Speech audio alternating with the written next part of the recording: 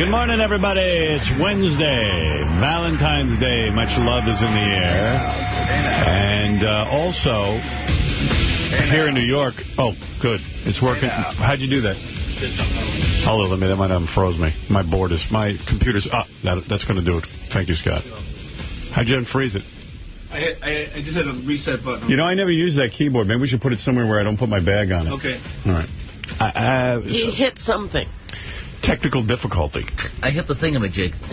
I hit the thingamajig and it worked. And I wiggled it and fuck you. There it was. It was an accident. And you say you don't need me. And you said I wasn't worth $1 million. I need a renegotiation. Quick, get my agent on the phone. Even my mistakes are right. How come you didn't call me back last night? Who, you? What? Yeah, you don't know. I knew you don't know how to work your phone. No. Don't be ridiculous. I was ill, so I was sleeping yesterday. I didn't get any call. All right. Whenever I call her, like on a personal thing, I'm like, I know she fucking doesn't know anything. And when she calls me back, I'm shocked. Well, she got a special phone. And I just couldn't get out of bed. Boo! Oh, no, well, leave me alone. What do you want? Do you think she doesn't know how to use her phone? What do you think? He has this. He says to me the other day, do you look at your email? And I said, she doesn't. Course. Who knows? Oh, I'm telling you, because like, for years you would call and she'd be like, you know, you were very confused. Please, you were. I'm confused. I don't know. I just feel like you don't know how to work your equipment. I don't know how to why. work a phone. Maybe I'm completely wrong, but... Yeah, but of all the things, a phone. I heard it ringing, Howard. No. I didn't know what to do. But I didn't even get up to look at who was calling or anything. I was just out of it. Yeah, you sound a little like a cold or something. Little stuffy. I was calling you to tell you that I had given Beth a gift for Valentine's Day. I wanted to tell you what it was. Oh, wait a minute. So you could laugh at me. Oh, my God. You mean I missed that call? Yeah. Oh, Go back and but don't you check your messages? No, I Even told in the you morning? I was sleeping all night. What about this morning? No, I got to get up and go to work. You know what? I don't know what you're about to say for sure. Well, I told you probably on the money. Oh, my God. I got to go home and check my messages. You got to go home and laugh. I told my driver, I said, I don't know why. You know what? I told my driver, I said, there's a rumor going around that this might happen. There's a rumor? Yeah, well, I started the rumor. Yeah. So what happened? Tell me now. I gave her a pajamagram. She flipped. The advertising we do is 100% right. With the origami box? She loved the organza box. Well, I did buy... this is what happened. I decided around Christmas... Fuck you, Artie. Wait a minute, everybody. Let's calm down. I said, well, I'm going to have to go in and take my lumps today. Before we start carrying on, we don't know what the announcement is. Yeah, but this really is unbelievable. The tape we have to pull. Of your Wait, I'm going to play the tape right now. You got it all? You got it all? I would never get married again. I'm telling you, Robin. I am never getting married again. Okay, there's the tape. No. It was much more adamant and angry. Fuck marriage. It was much more adamant and angry. We need the real first of all, it's not that I'm getting married. I'm just engaged. And I plan to be engaged for like 10 years. Yeah. Right, I told that to Beth because she wanted to, you know, she likes the ring more than the actual. You are engaged. Who wants engagement rings? Who? Women who want to get married. Yeah, I know. So you are she never asked me. Officially engaged. Yeah, I guess. Say it loud. Say it loud. I'm black and I'm proud. Say it loud. I'm engaged and I'm proud. Tell us now. Robin, Artie, Fred, what? I am engaged. Oh, my God. Well, here's what happened. You want to hear the story or you want to goof on me? I have one question. You want 10 minutes to goof on me? I have one question. Go ahead. You don't have to get married to her, do you? No. No. I had to know that. No. Well, there's a couple of ways to look at this. One is it's an incredible compliment to Beth. I mean, you found a woman you'd be willing to marry. I mean, I did. Of course it's an incredible compliment. So mad Why do you think at her. a woman wants it? I'm so angry. I'm so angry with her. Why? For doing this to you? Yeah. Breaking your resolve? Because I had a nice life. I've been bamboozled. Yeah, but you had a nice life because of her. I do. I'm very lucky. She actually said yes. Wait a minute. Tell us how you did this. Well, I'm going to tell you. Oh, wait, she said yes? And we need to know this. We need to... Mary, as soon as we hung up last night, the first question... laughing. No, we need the specs on the ring. Oh. Need the specs. What is the spec? Carrot size, You cut. had already gotten the ring when you Size of Rhode asked Island. those questions. No, you know what? Here's what happened. Around Christmas, I was thinking, gee, that'd be pretty cool if I gave her a ring. And I know this guy, Richie Winnick, who has a jewelry place, and I said... Is that why he was up here last week? Yeah. I should have known. Your jeweler friend's here. I was so pissed at Doug Goodstein. Beth's never here. He tells her to come down to record something for a special just when Richie's coming. You're kidding. So you saw him? No, I said, Doug, don't reschedule her. A lot of juggling. He calls up because Howard wants you to be rescheduled. And I was like, oh, you fuck. What an ass. He's an ass. So anyway, way to cover, Doug. By the way, you made the classic error. What did I do? You gave her the ring for Valentine's Day. Right. Robin did the story about how now you it's can get hers. it back. You can never get it back. It's a gift. No, She can have it. Technically, he gave it before Valentine's I did. Day. I'll tell you what happened. Well, this is true. She skates. It was yesterday, I'll right? tell you what happened. Take that one to court so we can all laugh. I can't wait for the John Hine end of the show when he goes, well, the engagement chicken must have worked. Yeah. That's what I said to Beth. I go, the engagement chicken worked here. 6 One years of my to work. favorite stories is the engagement chicken It is good. story. Well, anyway, if you want to know the details. Yes, give us blow by blow. First of all, in December, what was going through your head? Well, in December, I was thinking, well, it's time. We've been together 7 years, and I really do love Beth. And,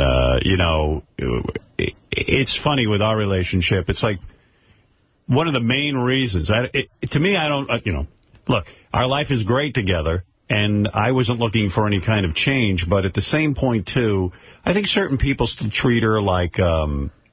she's my, floozy. You know what? I can give you a perfect. No, I can give you a perfect example. Yeah. Remember how David Brenner had that girlfriend, and even though they lived together, yeah, she was always the girl. She was like the girl. Yeah.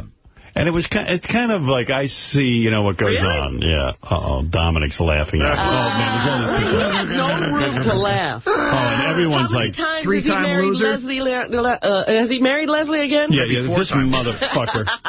All right, go ahead. Have your way with me. Congratulations. Shut up, asshole. Little I think contrite. it's wonderful. Thank you. I wish you both many, many years of happiness. Thank you. Here it comes. And I'm not going to make a joke. I think it's just great. Yeah.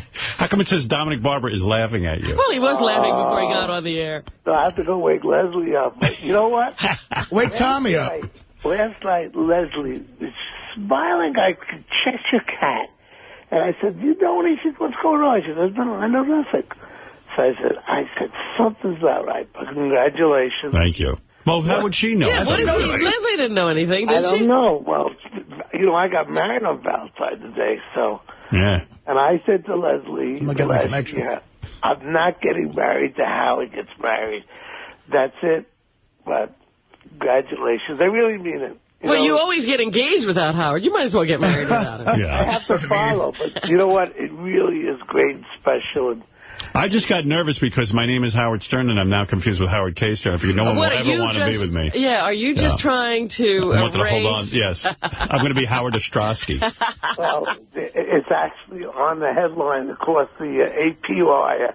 Howard K. Stern just got engaged. Yeah. Thank you, Dominic. Thank you for not laughing. Think about that. I'm laughing a little. All right. Congratulations. There probably are people who are going to have that story that Howard K. Stern is engaged. Yeah, what? Howard K. Stern is already engaged? Good. And Better he's him than me. not married yet. Chad, go ahead. You can laugh. Oh, fuck Dominic. I'm laughing at you. It's not the engagement chicken, brother. It's the engagement pussy. Well, that's true. Yeah, but... Does have something to do with Got it. the hand deeper in your wallet now, my friend. Whatever. Oh, you had to go there. Here he goes. You have to ruin my moment. Yeah, it was a romantic thing. We were about to hear a great story. I think it was the Bubba wedding. I think so. I told you I looked at the two of you. Yeah. I couldn't pay attention to Bubba getting married for watching the two of you. I tried to watch. I ruined it for you, did I? Yeah. I tried to watch. I couldn't. I was stuck in my chair. I couldn't fit in the fucking... When's the big date, Howard? Nah, we haven't gotten that far into it. Well, you know that's the next pressure. If you think that this will be less pressure... Well, it was weird. I gave Beth the ring, and then it was like, well, she goes, well, are we, I guess we're engaged. I go, no. Wait a minute. What did you say to her? No. It was very romantic. I'll tell you how it went down. Did she burst into tears? No.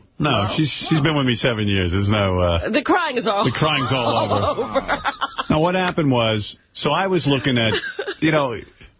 Hey, Chad, I'm going to hang up, okay? All right, man. All right, later. Right, bye.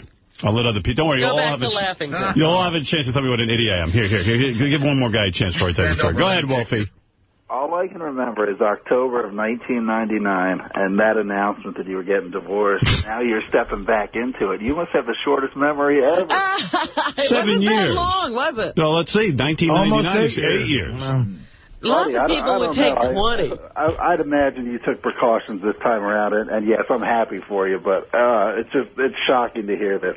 You've been slowly pushing this thing over and softening the blow. I told you. For the past few weeks, but congratulations. Actually, the softening has been going on for a couple of years. Yeah. Robin softened it. Somewhere in Manhattan. I would have done it sooner, but I had to wait for Robin to take away the bet. Look, I told you I would never stand in the way of your happiness. Thank you. Let me put it to you this way. Is there somewhere in Manhattan right now, is there a lawyer working very hard on a prenup? No, we're not that far into it yet. But I would only get married with a prenup. And Beth and I have discussed that. But we're stopping the story. I need details. All right. Yes, we'll get them. I just came in for a quick point. I just want to know if I could be the one to organize the bachelor party. Yes. You're in charge of that. You're officially in charge. Well, you know what? You're not the first one with that. Roy Zapin called me and said, listen, when is the bachelor party? I said, we can have it tonight if you want. Yeah, you can have, we could be partying for the next 10 years of your engagement. Now, are we going to do it here or are we going to do it in Vegas?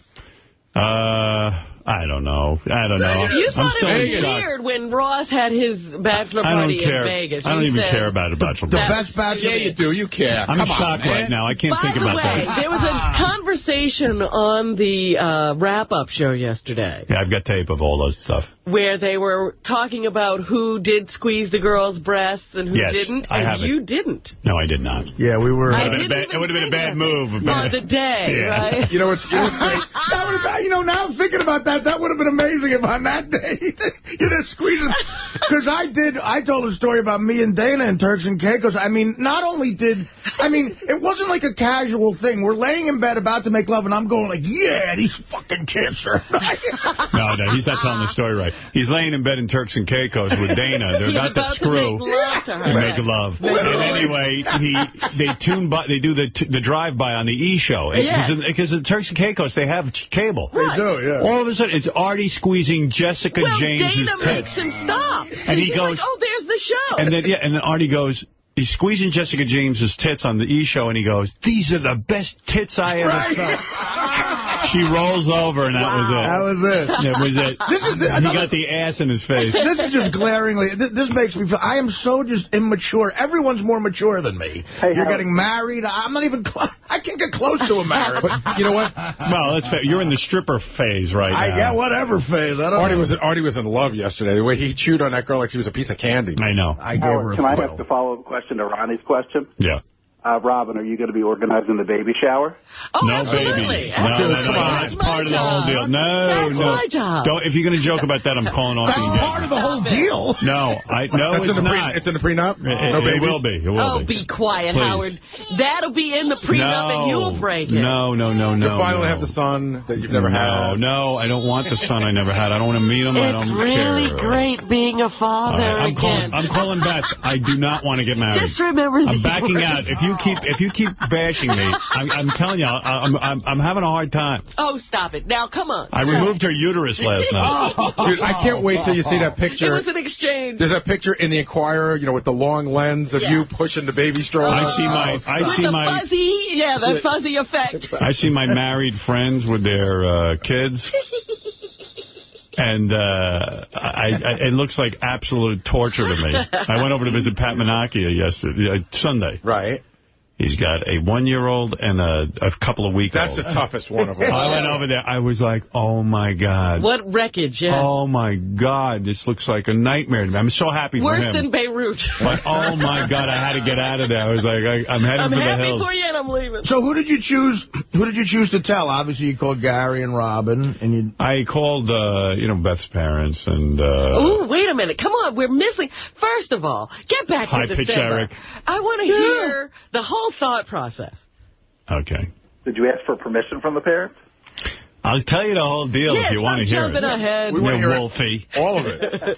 I just want to cut to Beth's mother hanging up when she said she's dating you. I brought that up. I said to her, after all, you did hang up. She goes, that was 7 years ago. Right. And by the way, Beth said something really funny last night. Howard and Beth She's been counting every day. Howard and Beth called me, and they were on speakerphone, and Howard said, we're engaged. And then Beth said, with such joy in her voice, she goes, I'm going to be Mrs. Stern. Yeah. That was very cool. Wow. All right, so go ahead now. Tell me. I can't believe I was sleeping through this. Well, yeah, I know. I was so sick yesterday. Well, you were too sick. You should check that phone. You never know what's going to happen. I guess so. Yeah, well, I figured I'd lessen my punishment by telling you ahead of time. Although she would have never gotten any sleep last night. Yeah. Oh, my goodness. I would have called Artie, but I didn't know how to call him. Well, see, at least he thinks I don't know how to work my phone. Artie really knows where to call me. Yeah, Artie, forget about it. Nobody knows how to work a phone. You know what? I was actually cursing him. I said, why is that phone continually ringing? Did you try more than once? Twice, I tried. Oh, I was like, why don't they leave me alone? I only called 2 times, because at first I wasn't sure it was you. He's never sure if he's got me. I called your cell. It sounded weird. I think I might have dialed the wrong number at first. But anyway. It did ring a couple of times. So let me get to the long and short of it. So around Christmas, I was thinking, well, maybe I'll look into the ring thing, And I thought, well, there's not enough time. Because you know what? I really wanted to. Oh, so you were thinking of doing it then, but it wasn't enough time. Right. Because I wanted to create this ring and do it the right way and put some thought and energy in. Because all these other guys seem to really put a lot of time and energy in. Now, look at him. He's judging and studying. I knew it. You know how Booker, thought of the moon and the stars and all that shit? Right, but I knew because you were doing all this research. Boy, am I going to take a beating. Look at this. Poland Joe, you're an asshole for getting married. He's not married yet. I'm not married. It's going to be a very long engagement. Dude, it's the beginning of the end. You did it. You put the ring on the finger. Dude, I was on your show for the Gary roast, and because of you, I got divorced because you said Lisa Lampanelli's waiting for you. You really think I'm an asshole? I mean, I have this beautiful girlfriend, 7 years. There's nobody else I'd rather be with. Well, why ruin it, though? It's not ruining. It's something that I felt was... Look, you guys have to understand, this is who Howard is. He's a traditionalist, even though he's this crazy guy on the air. There's nothing wrong with stability, but you got the stability. He's a traditionalist. He needs the marriage. I thought it would be a nice thing for us to share. But trust me, you want to do the whole thing.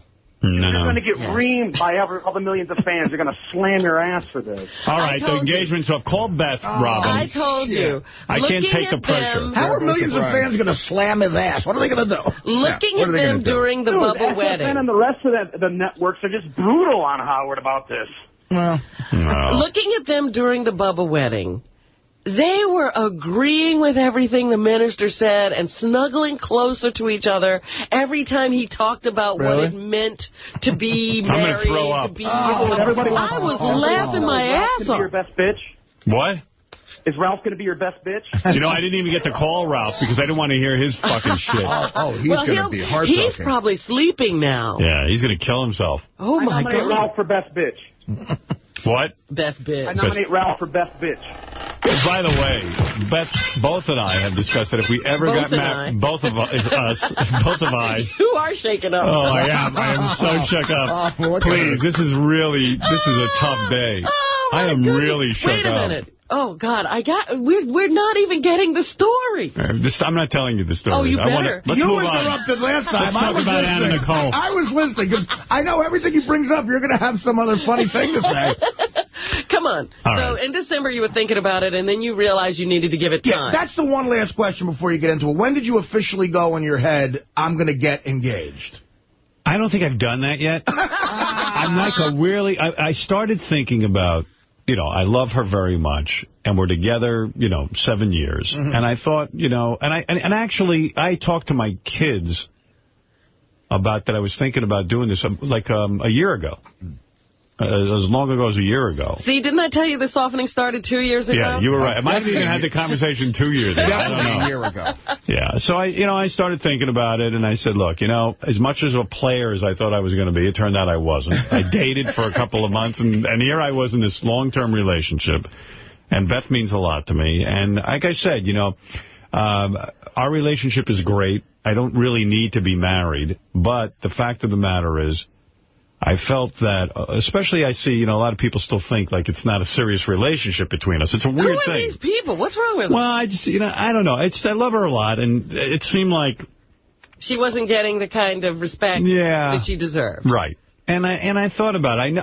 Even though she says to me she doesn't care about being married, she's not insecure that way, I thought that this would be a nice thing. This would be something that would bring us closer together. So, what the fuck? I said, you know what? I'm going to do it.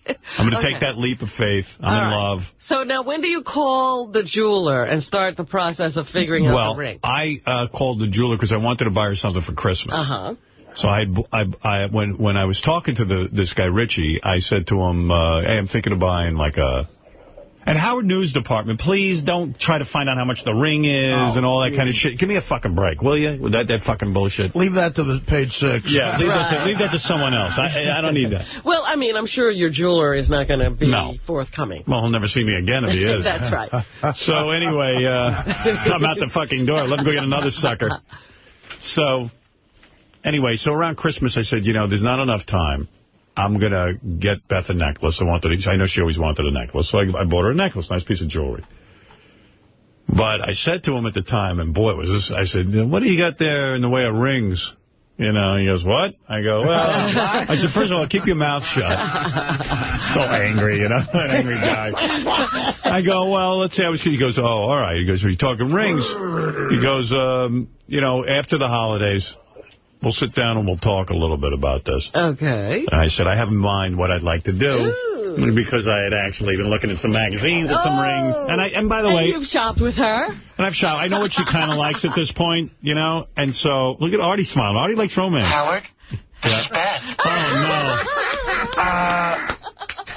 I'm knitting some baby booties. Oh, fuck it. That's it. It's off. Another day. Come on. It's off.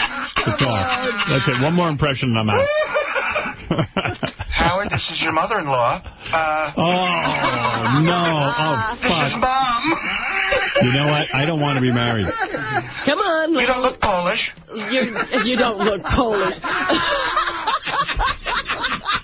I really don't want to be married. Beth will be converting. Call Beth. It's off. Beth has her Hanukkah classes. Since you didn't say you were getting married, nothing has to be called off. Right. Thank you. In fact, that's exactly what it is. Everything in steps. It's just an engagement. It's like a ring. It's a friendship ring. Jumping off the cliff, but there's no reason to think. It's a friendship ring. It's a friendship ring. It's such a weird dynamic. I had to sneak the megaphone down so he couldn't see me. Yeah, that was good. Good move. He caught me with a shit-eating grin because I had the megaphone. He's like, look at you smiling. I didn't see that either. You could be sure Grandma Caprio will be calling you. Grandma Caprio wants to congratulate you. Oh, wait, it's Grandma Caprio on the phone. Grandma Caprio, tell that idiot you work for. What the fuck is the problem with getting married? Grandma Caprio sounds like you. Yeah, exactly. Well, you know what she really does? I'm sorry. Yeah, that was a mature. Is she a smoker? Is that what it is? No, but she does. She's, deep voice. Got it. It's the Lang voice. She's not Audrey Hepburn. Put it that way. So go ahead. Let's. I'm sorry. Right. So now, what kind of ring? Do more impressions. I like that. What kind of ring did you decide on? Well, anyway, so all right. Well, here I'll tell you all the details. Broads like this stuff. Oh, I know. Oh yeah. So. I just want to. Anybody else want to come in and laugh at me? Do you need some oxygen? I didn't speak to Fred, but I spoke to Fred's wife about it. Yeah. I was in when my daughter last night. He was busy. He told me Mr. Busy. Well, yeah, he was doing what you'll be doing. No, he won't. I promise you. All right. I'll bet you on that. Wait. Right. This is the same guy who said he would never get married. That's true. That's true. Let's never say never. Never dig yourself a hole you can't get out of. No, betting you isn't a good idea. It's unlucky. Anyway, so... Should have bet me. Yeah. You never win. You think I'm nuts?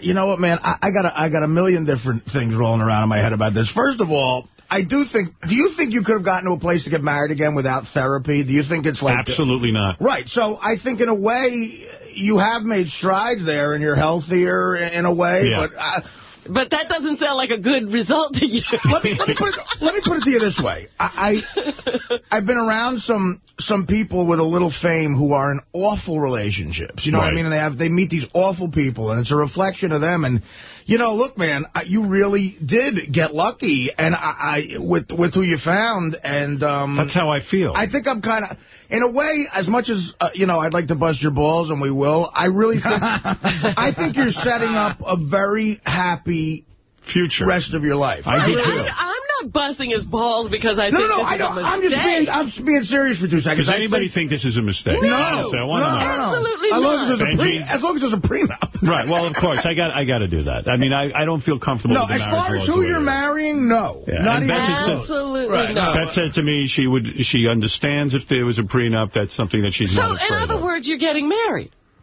Well, we haven't discussed any of that. We're engaged, and it means that when you give someone give someone an engagement ring, yes, it means you're getting married. That's right. I think at some point. People ask me all the time, do you think Howard after the 5 years is going to renew? And I go, I don't know. I don't think Howard knows that, but I think you are doing some things to set yourself up mentally for retirement, like fishing, chess, like enjoying a beach house in a way where you can get away and relax. And this is part of that. Yes. And, you know, I think it'll be a very happy time for you. Look, I'm realistic. I know that marriage is the dumbest thing on the planet when you look at it on paper. Oh, we're going to be together the rest of our lives. I have no guarantee. I have no crystal ball on that. But society has forced this on people. Like, it's just something it seems like you have to do. It's something I want to do. Women's head. Yeah. It's something I want to do. When I gave her the ring. He wants to.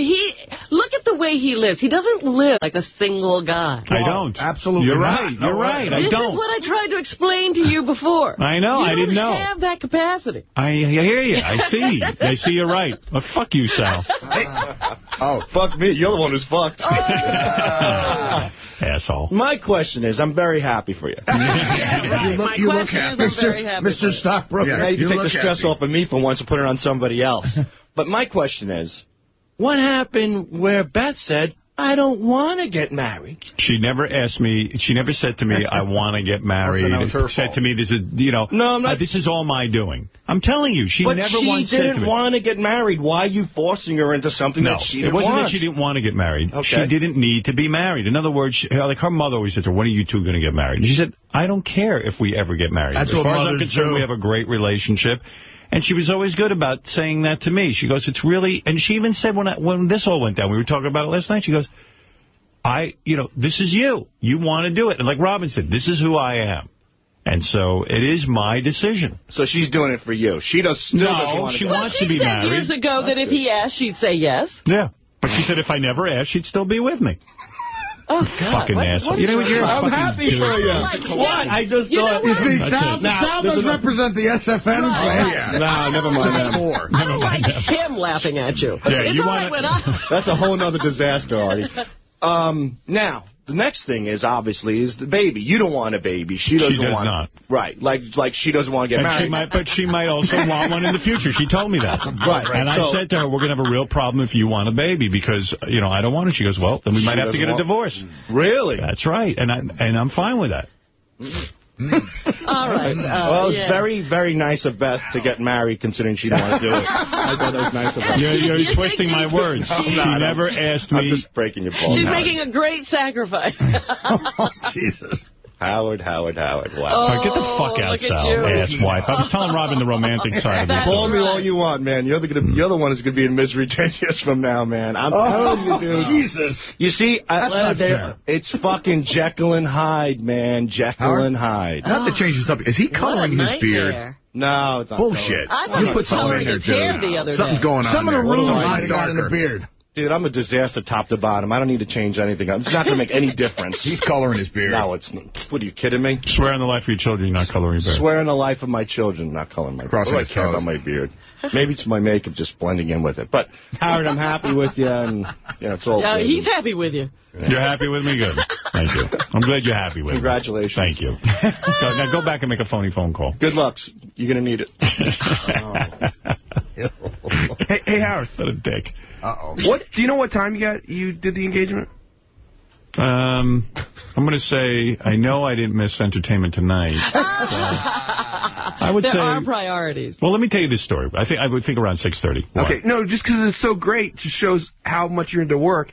At 7 o'clock, you were writing about Scott DePace on our internet thing. Then it was earlier. You know what? It might have been around 5. Okay. But that's like evening to him. Yeah, I don't remember what happened. That's like midnight. Yeah. Really? I know. When I sent that memo, you'd done the deed. Yeah, it was already. We were back to normal. You know what I mean? This reminds me of that classic Honeymooners episode where Ralph throws a bachelor party for the guy marrying Alice's sister. The whole bachelor party just telling him how much marriage sucks. He's like, "You will take my advice and get out of town tonight." So anyway, you want the story or not? Yeah.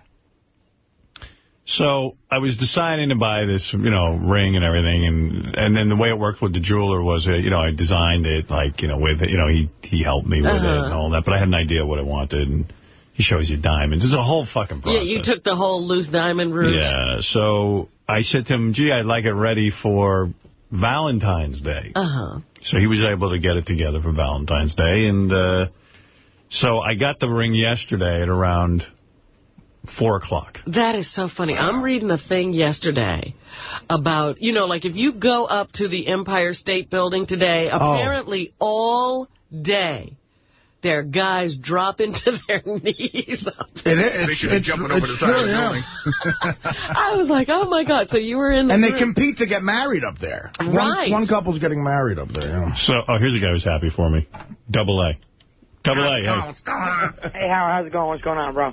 As a fan for over 20 years, and, you becoming, my bro, and, Beth is such a sweet person, man. Congratulations from the bottom of my heart. Couldn't happen Thank to you. two nicer people. Thank you, You're Double his A. bro? Yes, I am. No, really. And you know what? Don't let everybody make a mock out of it, because Beth is really special. Don't make a mock out of this. Seriously, bro. Don't listen. This is special, man. I agree with you, Double A. Are you going to now go down the same path, Double A? No.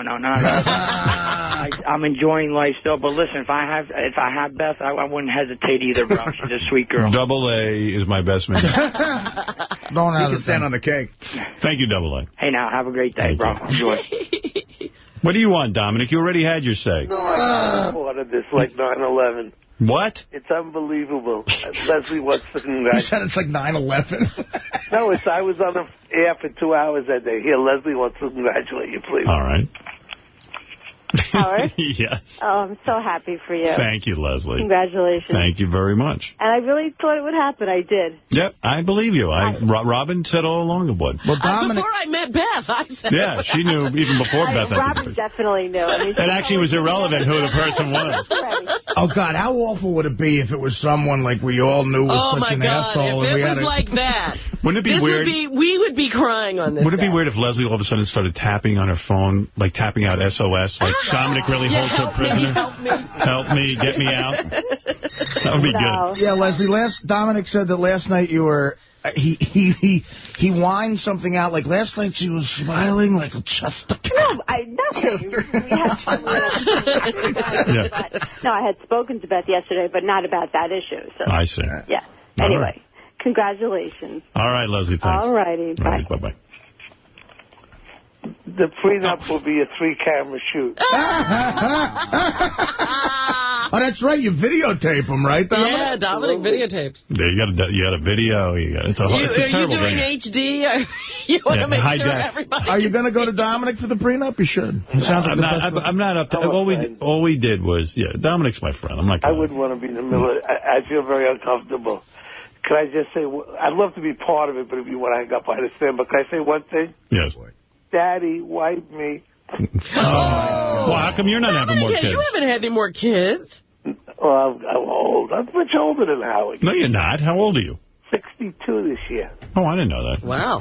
Yeah. No. Howard, it's Beth. Little League practice starts in an hour. Oh, fuck off. Howard needs a coach for all right, you want to know something, team. man? I'm so not getting married. It's over. Howie wants you to hit him grounders. I can't take the abuse.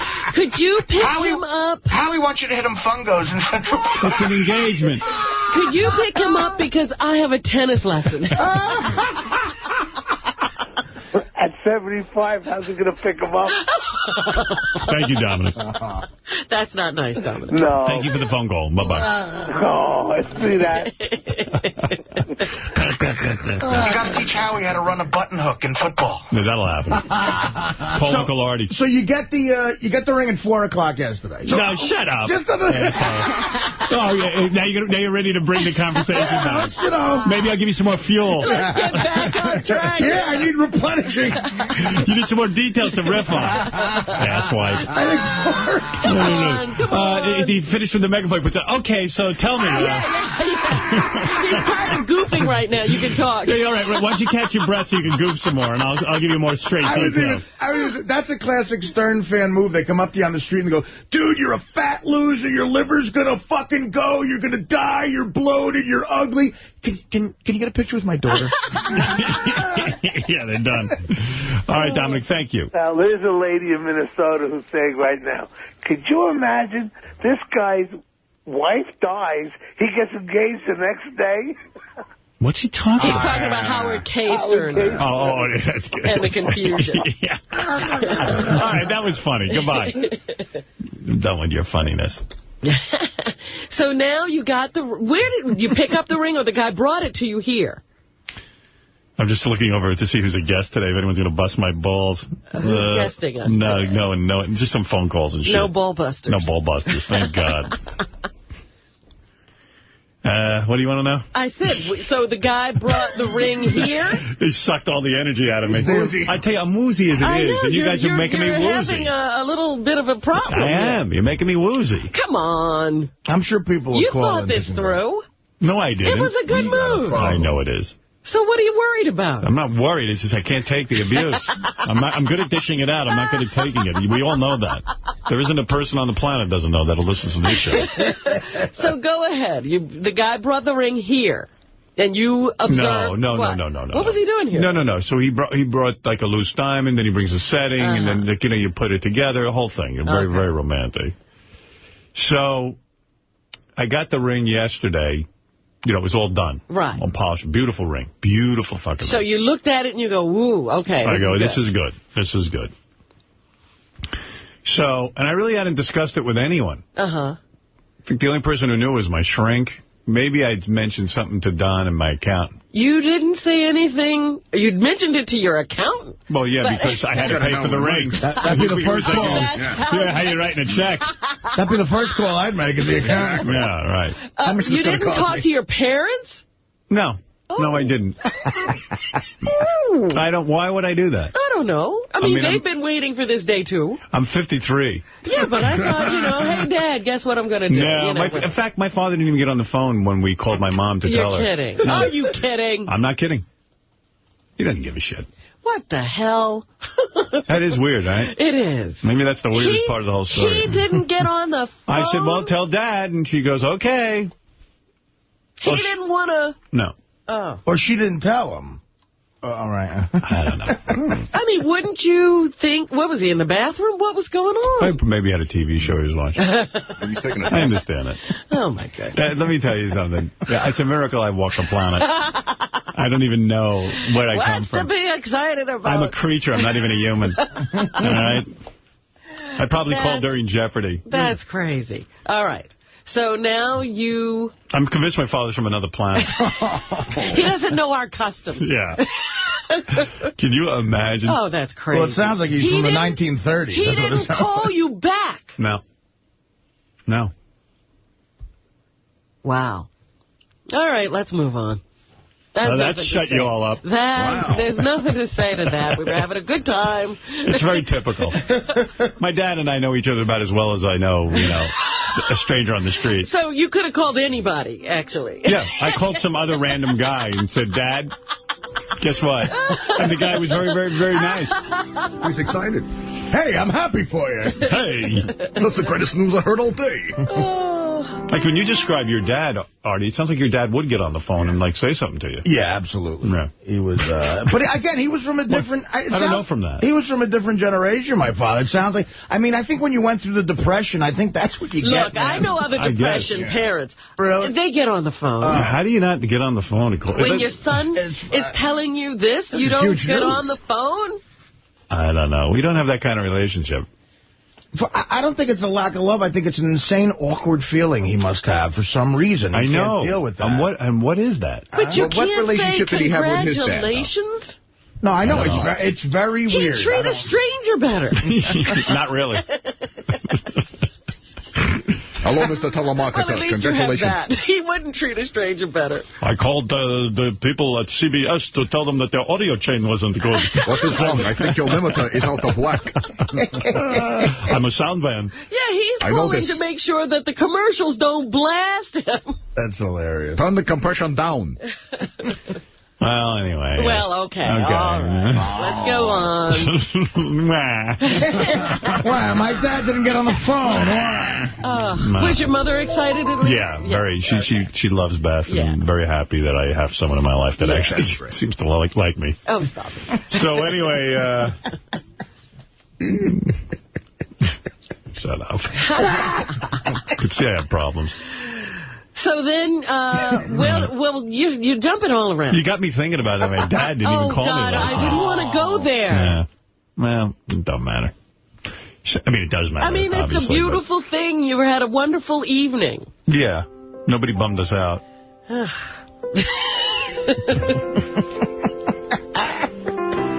is in the air. Yeah, here's my mother. Hi, Mom. Mom? This is Mom. Yes. This is dreadful. What's dreadful? Are you crazy? All right, so I'm engaged. Why? Last night you seemed happy. I'm very upset about it. Is that why his father didn't get on the phone? It's just too dreadful for words. Oh my. Too dreadful for words. Well, Ma, I didn't know you'd have such a reaction. You know, I never would have asked her if I knew you felt this way. Are you crazy? Maybe I'm nuts. Okay, I'll take it all back. This is when, you know, Sal is working mom today. Sal's having pleasure. He can't afford a therapist, so Sal's he's working beating it out. off. I'm very upset about it. Yes, all right. Well, thank you, Mom. I'm not going to let you spoil the moment. Okay, laugh at me all you want. What's this? Thank you. What is this? News. Is that the AP? Oh, no. What does it say? No. Boy, that was quick. Shock jock Howard Stern says he's engaged. Well, this was all a lie. I just wanted to see if they put it in the paper. That's it. Howard Stern is engaged to Beth Ostrowski. The veteran shock jock announced on his radio program this morning. Stern, who divorced his first wife in 1999 after some 20 years of marriage, has repeatedly said he would never get married again. He denied rumors of marriage as recently as last week. Stern left commercial radio in 2005, joined Sirius Satellite Radio, where his morning radio show was aired uncensored. He starred in the 1997 motion picture Private Parts, based on his career, which launched in Hartford. Much of the film focused on his relationship with his first wife. Oh, dear. Wow. In typical Stern fashion, he joked today that he removed Ostrowski's uterus to guarantee the couple will not have children. I see my married friends with children. It seems like absolute torture to me, Stern said this morning. Callers to the Stern Show are ridiculing the shock jock because of the announcement. Nice announcement. Right, your fans are really behind you. How romantic. People are ridiculing me. You know, that isn't nice. I'll tell you, we're not even halfway through year 2 here, and this announcement, this took balls, man. It's constant ammunition. He could have waited until he was almost done. Yeah, I should have waited. What the fuck is wrong with me? I should have waited till we were almost done here. Stop it. Robin's right. Stop. I should have called you before all this. For guidance. Oh, good. Here's a woman who will blow me before I get married. Then book her for the bachelor party. Hi, honey.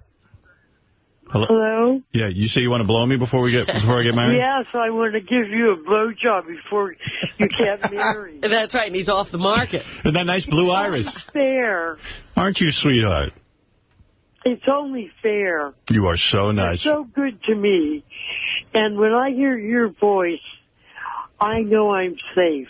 Are you any good at blowjobs?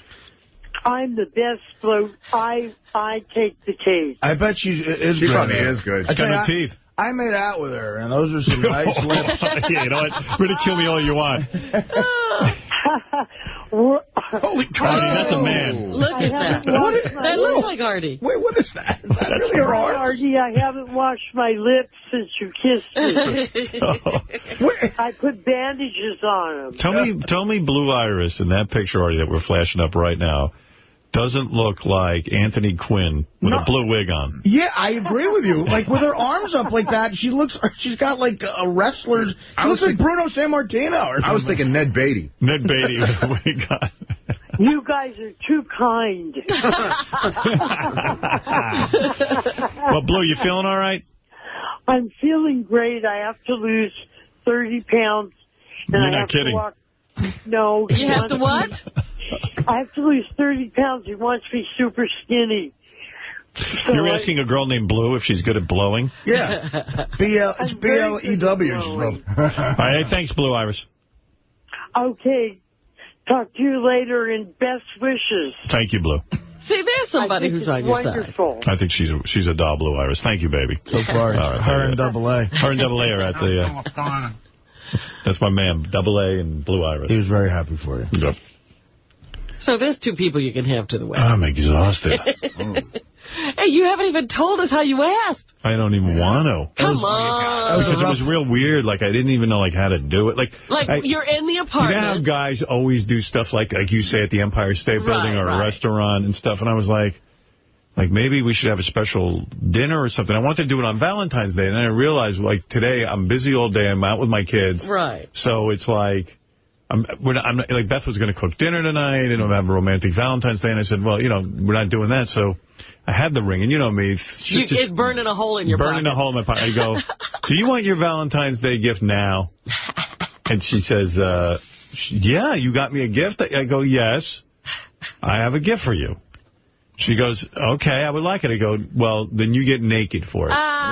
Really? Yeah. Okay. So that's sick. So she goes, well, I haven't showered. I go, you smell great. I go, no, she goes, and you know what? I just ate. I'm fat. I don't want to be naked in front. I go, you don't want to be naked? I've seen you naked a million times. What are you talking about? She's fat. Yeah, fat. So that's why I got engaged. Any girl thinks who looks like that, at least she's fat. I think I guess stand a chance. That's perfect. So anyway, I'm like, no. I said, here's your choice. You can have your Valentine's Day gift now if you get naked in front of me.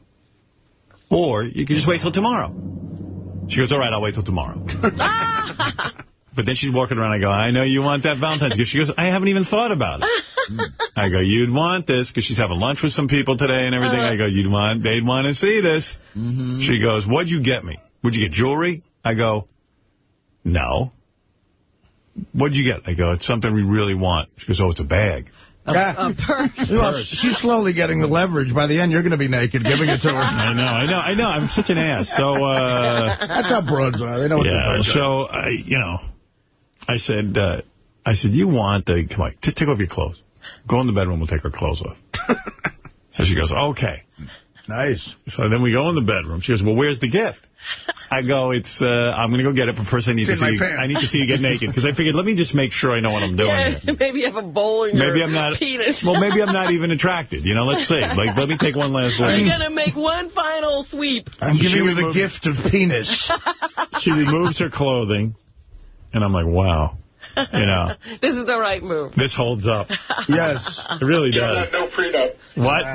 At that point, you would have yelled out, no prenup. I'm not crazy. Yeah, tell her to wear a turtleneck to the prenup. Right. So I was like, wow. That's right. I go, you look really good. I said, wait right here. Now, I'm nude as well. Oh, you took off your clothes, too. And I had a boner. Right. Beautiful. Which is like, another good sign. Right. So I go in the other room where I have it all locked up and hidden. It's a little ring box, So You're both naked. Around naked going to retrieve the ring. And, of course, the dog is smelling my balls and ass. As soon as I get naked, I must give off an odor like an animal. The dog loves your smell. Oh, my God. It never follows me around until I'm nude. It just wants to get near my penis. Forget it. I told you, I guarantee I technically had a three-way with Dana and her dog. I believe it. I'm telling you, these dogs are annoying. So anyway, they are. Awful. So everything, and I'm like just a nervous wreck. Because, thank God you stayed home, because that wouldn't have flown at the Empire State Building. The naked part. No, and even Beth agreed this was a much better way of doing it, because if I do it in a restaurant, it becomes a whole fucking deal. You know what I mean? And right. The next thing you know, the paparazzi are there. Or not there. And then I'm like, where the fuck are the paparazzi? So anyway, I'm like, what a mess. It's all a mess. What a mess. Oh, paparazzi. Where are the paparazzi? I was nervous about it because I was like, why can't it just be like a piece of jewelry and we go like, you know, hey, we're. What? I didn't realize like you're really saying to someone, will you marry me? You got to make a speech, right? What's wrong with you? So I didn't make a speech prepared. This ring means we're really, really dating. Yeah. I think we're going steady. I hadn't prepared a speech. So you didn't even think about it? And then, you know me, I'm thinking like, ooh, if I put this ring box up my ass and make her dig for it. You're already thinking of jokes. Because you know how people have a whole story, you know? Right. But anyway, so I'm nude. And she's nude, and she's sitting there on the bed waiting, and I palm the thing so she can't see it, and I put it behind my back. And we get on the bed, and we're naked. I'm looking into her eyes, she's looking into mine. She didn't throw up, that was a very good sign. And then I just said to her, you know, I said, I love you, and you are everything to me. And, you know, it's so gay. I go... What the fuck did I say? I don't even remember. I said, you know, just spontaneous. I didn't rehearse it. Right, right. I just said, you know, we'll, what did I say? Go on, we're waiting. And then I said, this is the money. I don't even know what I said. I said something like, oh, you motherfucker. I said... The Gilbert laugh is perfect. I'm asking you to spend the rest of your life with me. Whoa!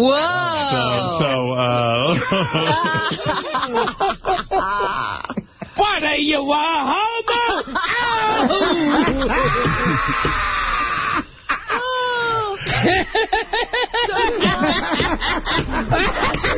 That's what's here in your head.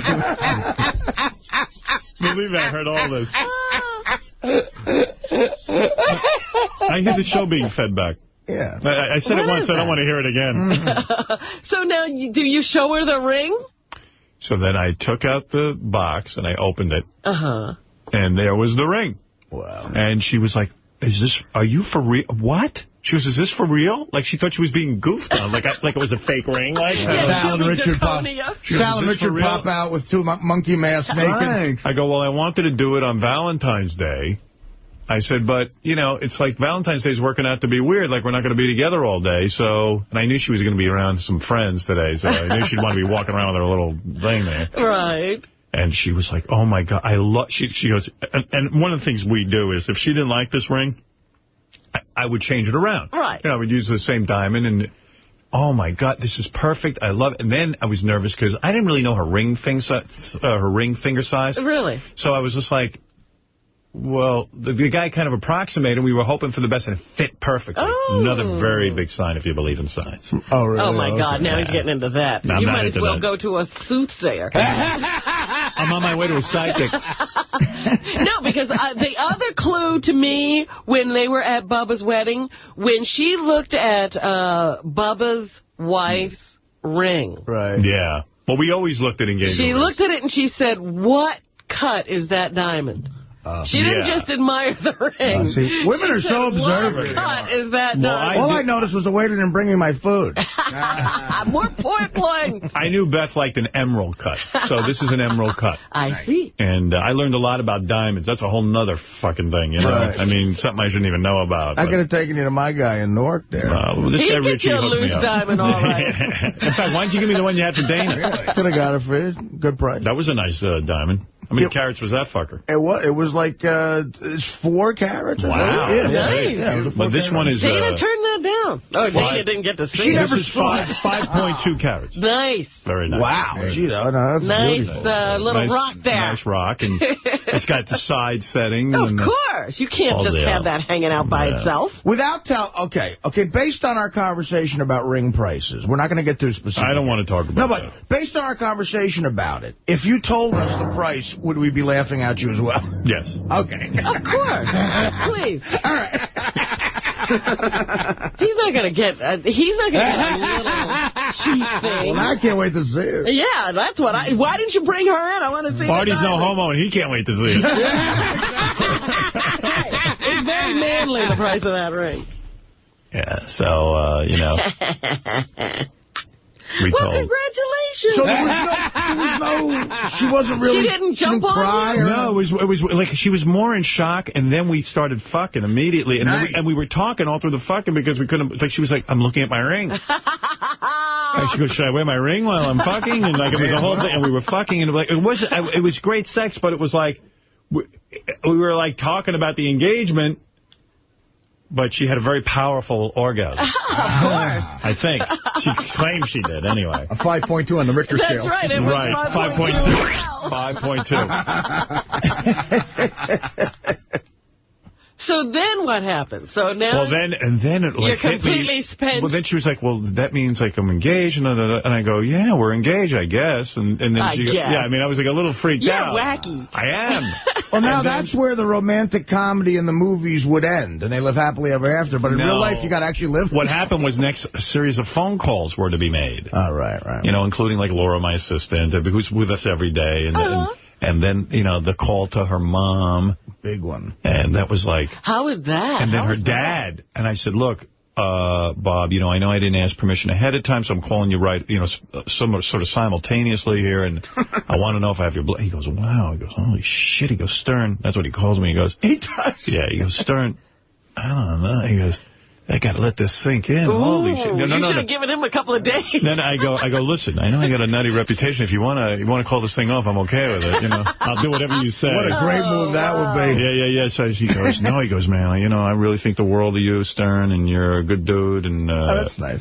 Yeah, so he says, I'm really happy for you guys. You're a great couple. And he was like, you know, I gave the blessing. The mom gave the blessing. Because I hate when guys... Did the mom cry?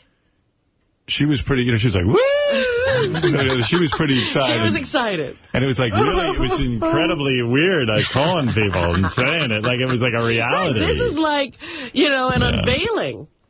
Because now you're different. You're engaged. I mean, it's like weird. It's like, I don't want any, like, I don't want any carrying on about this. You're engaged. You're no longer a single guy. I thought it was weird when I saw a price That's right. I saw a price tag on the Sybian coming in there. Yeah, we're selling the Sybian. We're selling the Sybian. We've got to clean up the studio. That's funny, though, that you didn't think, you thought of not squeezing the girl's breasts yesterday. Yeah, well, come on. I was popping the question. I didn't know. So, you know, like later in the day when they were talking about it, I was like, yeah, Howard said he was going to, and then he didn't. Yeah.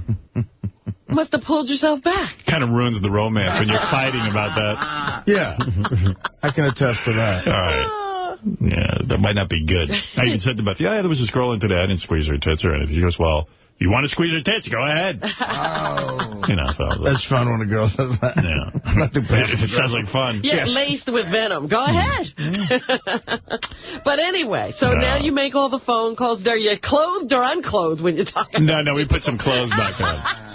And meanwhile, I'm staring at Beth's body going, let me make sure of what I'm buying into here. Yeah, everything looks good. Right. I'm doing a body check. A final inspection. You're kicking the tires? Checking the tires, making sure I bought good. I think I'll take it off the lot. Final walkthrough.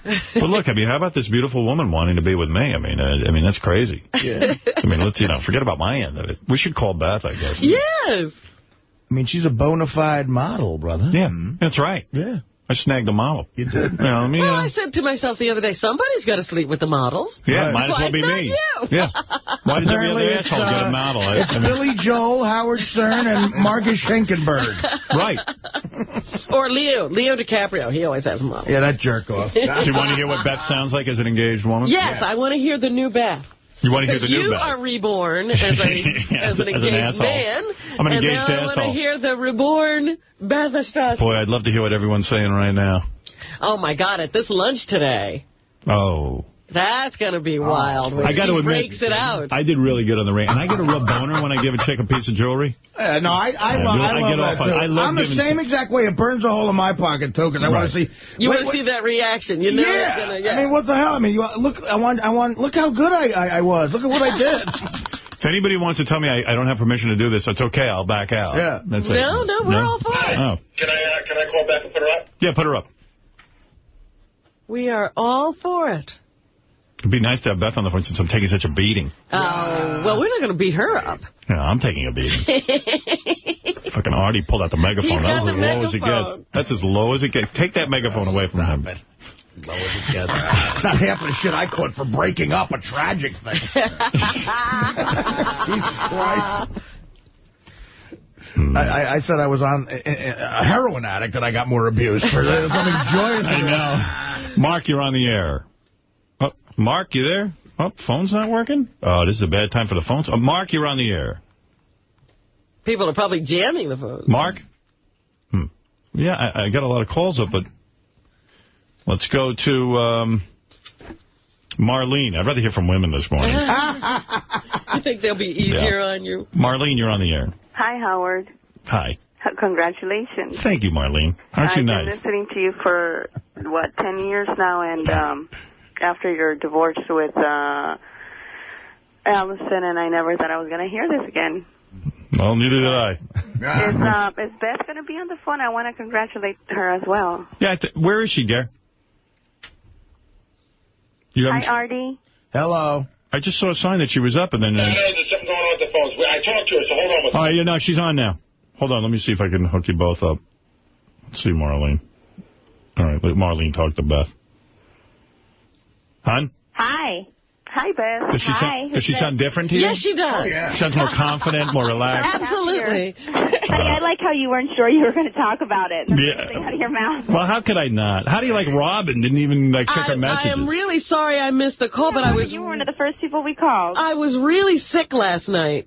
You feeling better? Not really. Now she is. She had a recovery. I did get excited when I heard the news. Well, this is hard for Robin. She's in love with me secretly. Oh, here we go. This is a tough day for her. But if I have to lose him to someone. Yeah. Marlene, go ahead. Say what you want to say so I can talk to Beth. Hi, Beth. Hi. I'm calling from California. I've been awake this whole time just waiting to talk to you guys. It's so exciting. Thank you. Thank you. I'm happy for you guys. I wish you the best. That's a nice call. Thank you, Marlene. How could you not have talked about it, Howard? Oh, I was going to kill... Like Beth walked around. If someone noticed the ring, they noticed it. Oh, that kind of thing. You know what? How the hell am I not He's so excited. Howard.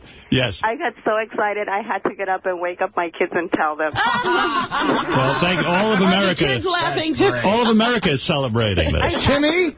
They're like, he goes, Mom, you're crazy. I'm like, I know. I go, I love this. This is like the best, Valentine's Day gift we can get. It is? Listeners. Wow. This is so exciting. No wonder the 11-year-old thinks you're nuts. Really? I am. I listen to the radio all freaking day when I come home because I can't listen to it at work because my boss hates talk radio. Well, thank you, Marlene. Let me talk to Beth now, all right? Thank you, Marlene. All right. You're welcome. Hold Bye. on. Let me hang up on the... Hold on. You there, Beth? Yes. All right. So were you shocked? I was. I really was. I mean, I knew it was going to happen eventually, but I didn't know what he was up to these past couple months. I mean, the ring is so beautiful. I can't wait to see it. It's just beautiful. Now, what did you think about my words, my spontaneous words? What did you think about my nude... Your nude proposal? My nude proposal. I thought that made it very special. Thank you. Well, how are you going to tell the kids? He never There's really no kids. asked me, though. Honey, we got to work out the kid thing. And I want to put this, I don't want more children. I don't want to have children. And she doesn't either. And even Beth says to me, if she changes her mind, we'll get divorced. You know what you should do? Yeah. Adopt a black child. She's talked about that. I would in a second. She'd adopt a black or a Chinese. Let's all go to Africa on our next trip. No.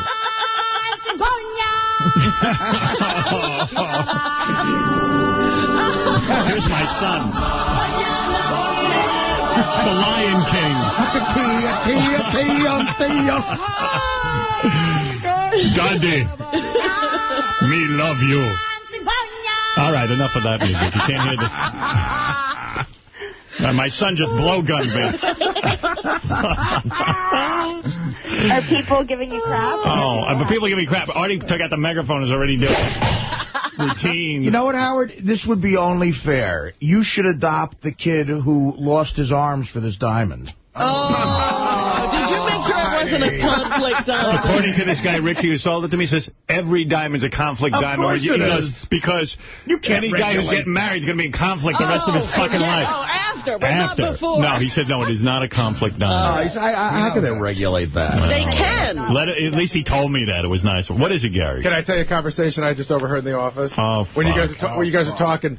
I'm taking a beating on this. And you go something like, no, Beth, we're not going to have kids. And Beth goes, I don't want kids. And I heard somebody go, yeah, and you didn't want to get married either. Oh, that's Sal. She didn't say she didn't want to get married. She said that it wasn't that important, essential to the relationship. Never brought it up. Never brought it up. It's something I brought up. I can already hear Sal's wheels turning right now. Fuck Sal now. Fire Sal. Go out, Gary. You played it just right. You know, that sounds like... Oh, my God, the wrap-up show today. No wrap-up show today. We wanted to know... I canceled it. I can do what I want around here. No superfan roundtable. No more. If they bring it up, they're all fired. You better have a blackout. John Hine wants to know, would you be kind enough to drop by the wrap-up show today? No, I will not drop by the wrap-up show You today. should, because well, I don't care. It's going to be a whole hour. I'm going to wrap his head around a chair if he brings this up. Yeah, we'll do a wrap-up show and not talk about this. Talk about it all you want now. Do it in front of my face, Look, you pussy. I've had the conversation You're all ongoing Talk about it. Whether you're going to do this or not. Listen, now they got I'm a happy man. I love Beth O.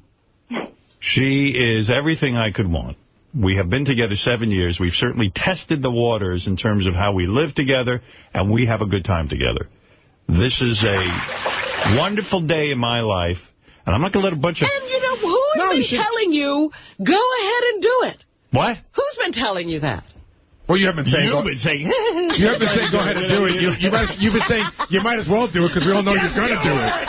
But I knew. I said You're not even asking Beth any questions. Now, when you were nude and the ring came out, you thought it was a joke at first.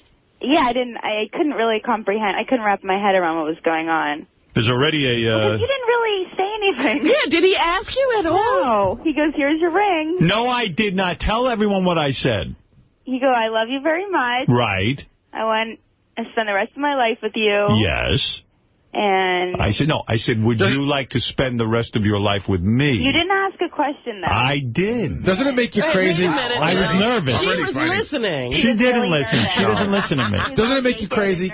I was naked and nervous, and you know how I look naked. I mean, you've seen me with my shirt off. You rehearsed. This is Dad. Listen, my grandkid better be a Steelers fan. Meanwhile, everyone's in shock that my father didn't get on the phone. Oh, but we were so casual about telling your mom. But do you think my dad would have called me back and said, hey, I heard the good news? Yeah.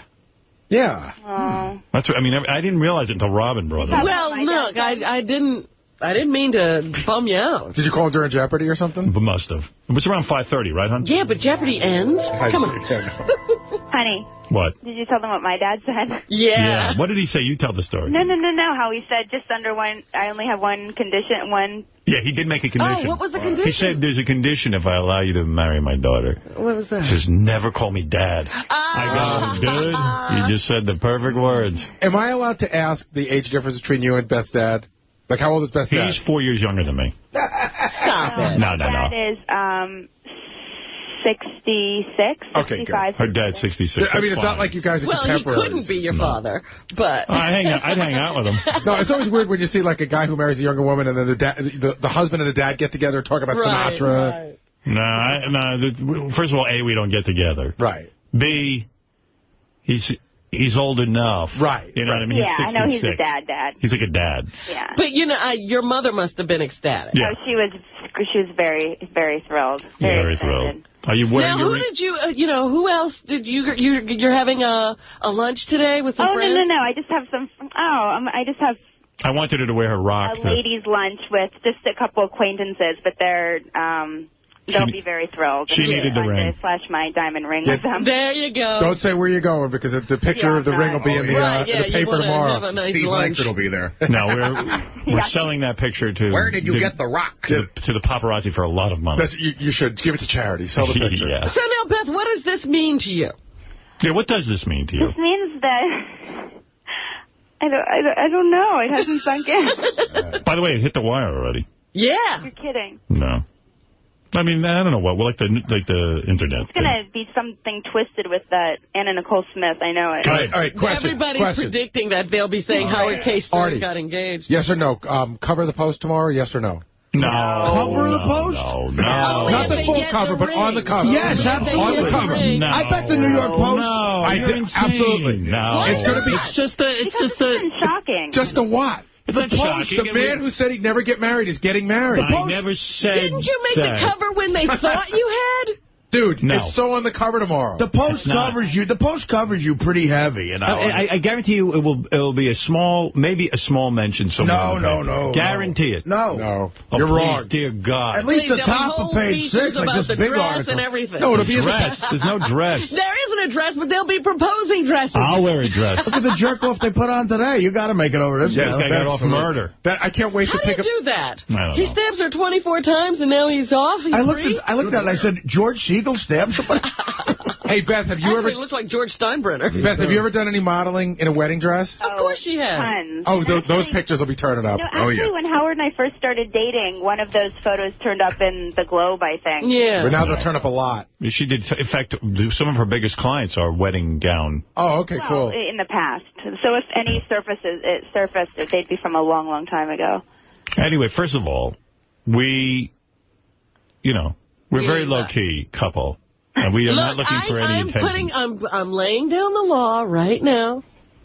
There will be no jokes. Quiet ceremony. Well, that's a question. Then there'll be no ceremony. That's a whole other thing. No. I don't want people asking when the date is. There's no date. That's not my point. If let her talk. If you ever decide... No, because she said this, that you guys are going to sneak off somewhere. We would never get married in front of do that. We would never get married in Here's front of something that it's off. Honey, let's call it off. It's not right for me or your mother. Howard, here's something that you broke everybody's balls about, or some of your friends. I don't give a shit. Will there be a destination wedding?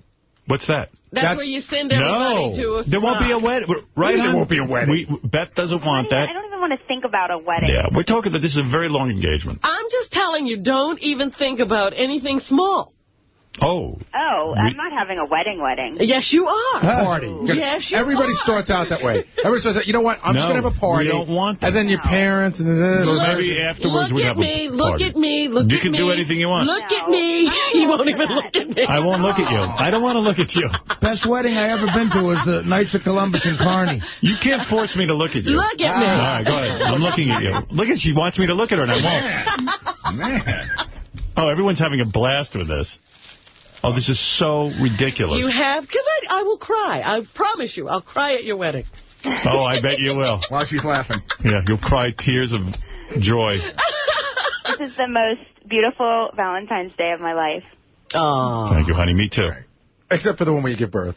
There you go. It ain't going to happen. No. That's nice, guys. It's my saddest, but whatever. Let's move on. It's not what this means. Honey, are you feeling good about it now? I feel real good, but, everyone's just being very mean. He was really funny. He had a little trouble talking this morning. I did. I mean, it's like I'm really getting my balls busted, and I expected it, but I didn't expect it to be as bad as this. I said to Howard this morning before the show, I was like, yeah, we're going to make fun of you. You get to spend the rest of your life with Beth. You showed us. Yeah, what's not to, we have to have some fun. Exactly. I'll tell you something. If you saw Beth stripping down last night. Dude, just thinking about it. For the proposal, you wouldn't have had a second thought. See, I'm jealous of the fact that you tell her to get naked and she just does it. She didn't just do it. It took a half hour. Okay, fine. It took a while. I went to bathe and get all clean, but...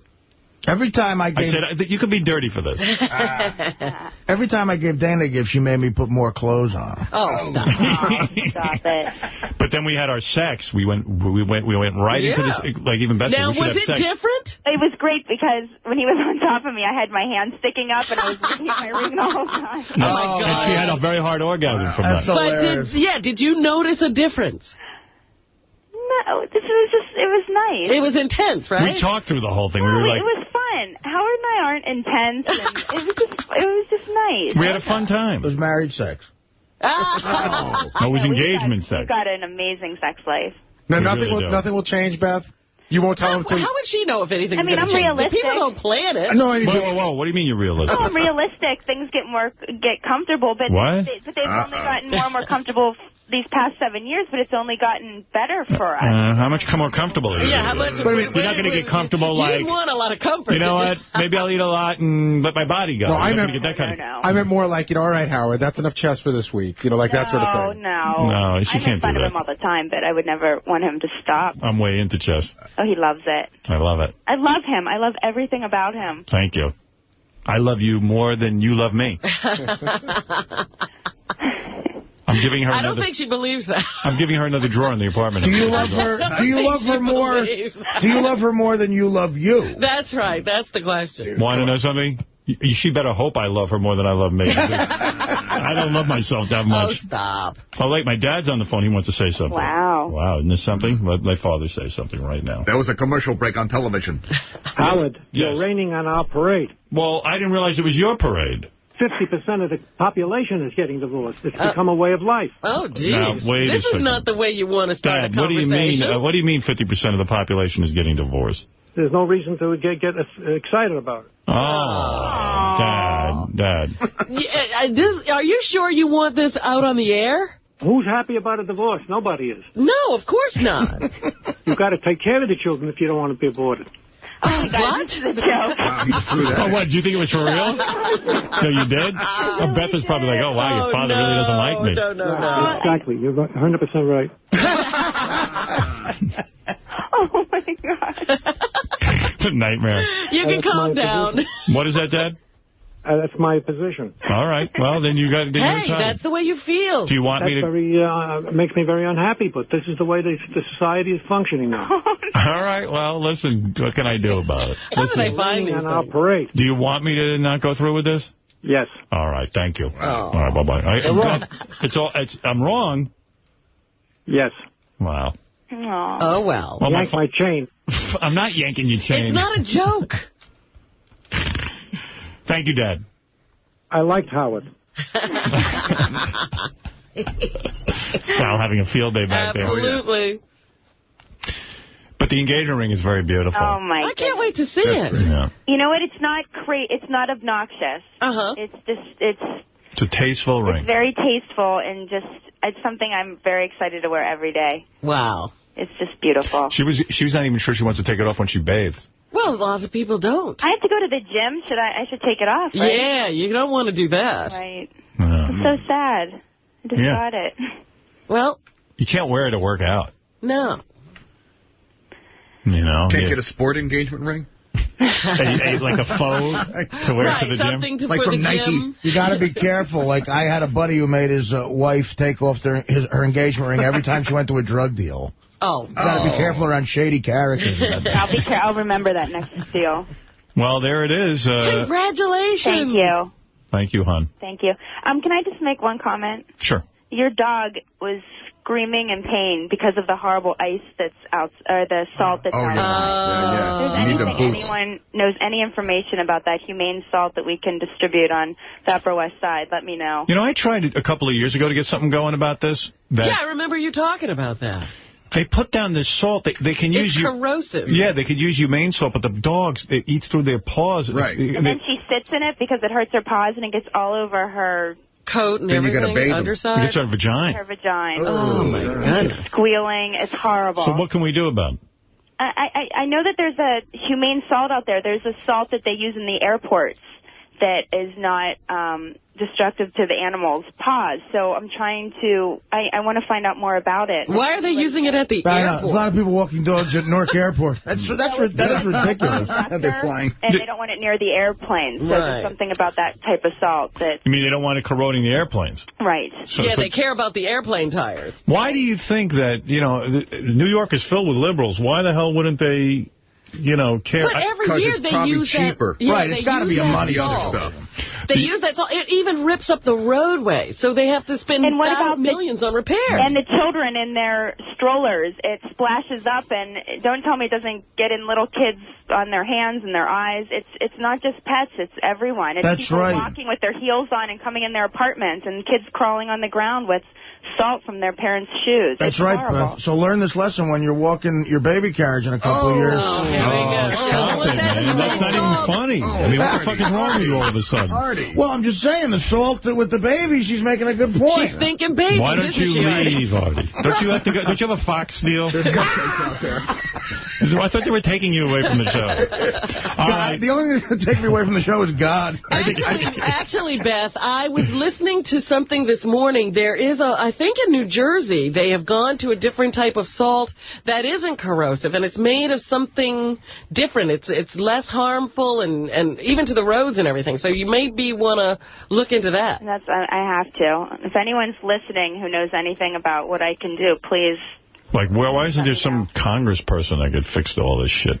It's horrible. Any pet owner would be so for it. I mean, it's just... Yeah, because this has been going on for years. Everybody's pet. All those loudmouths that live near us should be screaming about it. They're not screaming about this? No, they scream about everything else. Well, Fred hit it on the money. It's got to be substantially cheaper. Yeah, it is. That's the only reason. This There's new no other reason salt for that I was talking about, they say it is cheaper. You're kidding? No. Then what the heck? All right, hon. All right. Bye, everybody. Hey, Beth. Congratulations again. Yeah, Beth, seriously, congratulations. Thank you. I'll have to come in soon to show. Yeah. Yeah, I'm very happy for you. I love you, sweetheart. I love you, darling. Bye. Goodbye. See how romantic I am? All right, well, we're done with that. Never bring it up again. No, we have not done with that. I feel we are done with it. That'll Did we get the phone all day. Where's those funny phone calls we love? Richard's prank call yesterday was hilarious. Maybe I'll go into the break with that. Which one was that? Because he's been hitting the guy them out of the park. The orgasm dude is that good. was great. And then the other one, too, I thought was good, too, where he... What the hell was it? He called not the pharmacy. He called some show or something. Richard, what am I thinking about? Oh, I know which one. The Jack and Rod one. Oh, yeah. With the guy and the wife, and they were talking about... what were they talking about? I just remember the orgasm guy. No, remember the Jack and Rod show where this couple Crackhead Bob, and then he's Kirk Douglas? Right, yeah. And Pussy? That was great. Pussy. Crackhead Bob's the best. Hey, Tom, which one do you like? Do you like the Crackhead Bob one or the pharmacy one? What's with the phones? I like the one where Beth called in and said you guys are going to get married. That wasn't Beth.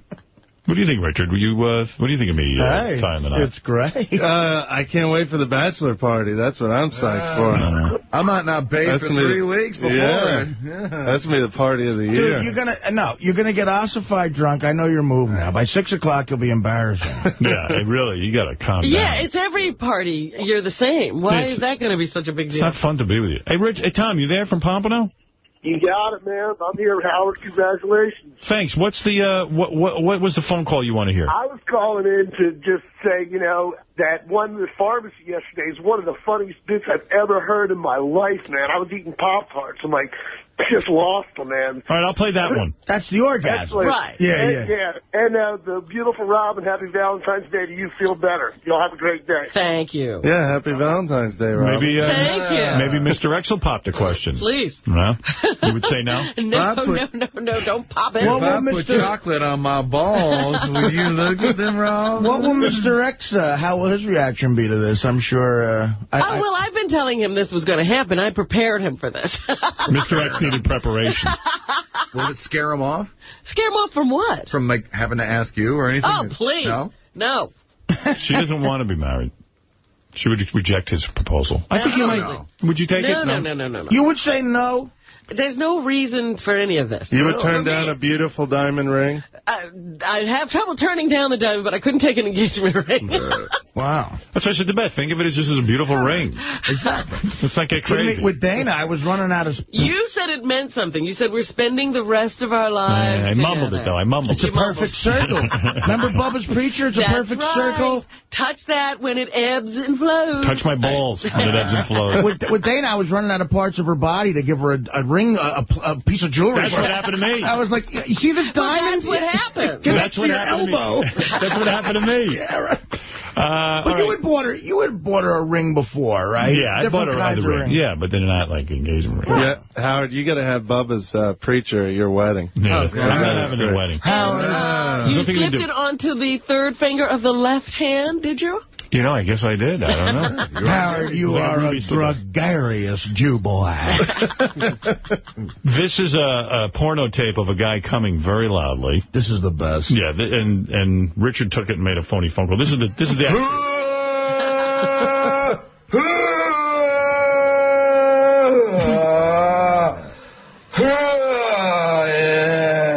That's the one. Yeah, that's the one. Did you see the video? I sent it to you. Oh, really? Can I see it? Please give that. Well, it was sent to you, but you don't know how to work your computer. Oh, give me the DVD. You sent it to me. I would love to see it. Okay. You're a lady. Well, I mean, just this part. I don't need the whole thing. That's great for Valentine's Day. Anyway, so here it is for your listening pleasure. Here's Richard calling a pharmacy with the porno tape. Pharmacy, may I help you? Hi, sir. Hello. Hi, I'm not feeling very well. I think I have a stomach thing going on. Mm-hmm. And I want to send my grandson up to pick something up for me, but I'm just wondering what to tell him to pick up for me. Okay, what's going on? Well, I'm dry heaving a lot. Okay. Actually, could you hold on 1 second? Sure.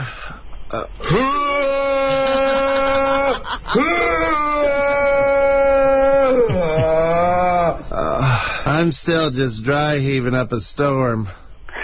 Well, there's a product called I'm sorry, what was that? There's a product called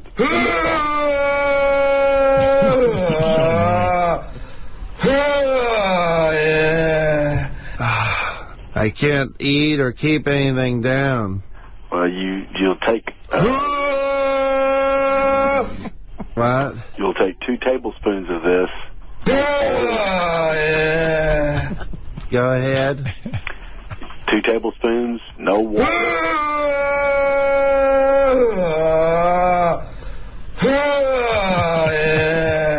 Oh, God. And then just try and sit quietly for about 15 minutes. And what? So it should help kick that out. And what's it called again? It's called Habitrol? What was that? Okay. What's your name, and we'll have it ready for you. Ethel Mertz. Gotcha, Ms. Mertz. Thank you. Sure. Pharmacy.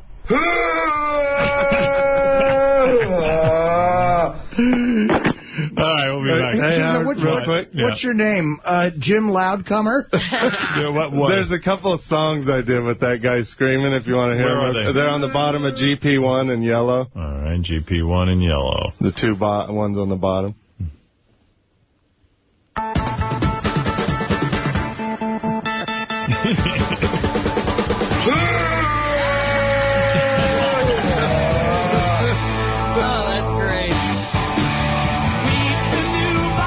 That's a good one.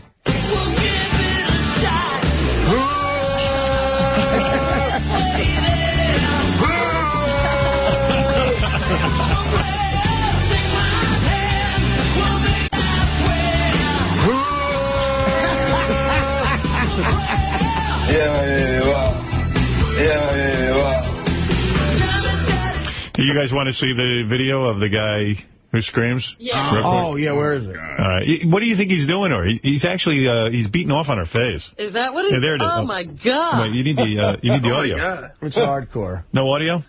I got it up. It's in her eyebrows. I know. That's my favorite part of the porno. It's in her eyebrows. Really? I hate watching a guy come. And he's making the noise right now? Yes. Why?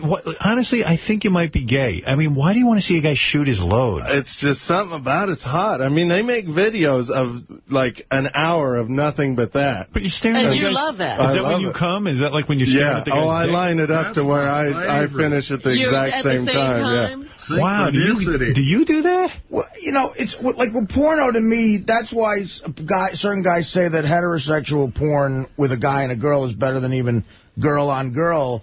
Because you have something, like, you relate to the guy, you know what I mean? I get that, but that frame, you're staring more at a guy's dick than you are a girl. At that moment, it's like it's on the business of the guy, and I don't want to see that. I want to see... Like, it's about you imagining, I think, you doing that to a chick. But can you continue to... pleasure yourself. I usually get a little. Shall we say? I usually get a little grossed out by that. Me too. I drop his load. I do. I picture that I'm the guy. That's why I like Even that. seeing a load.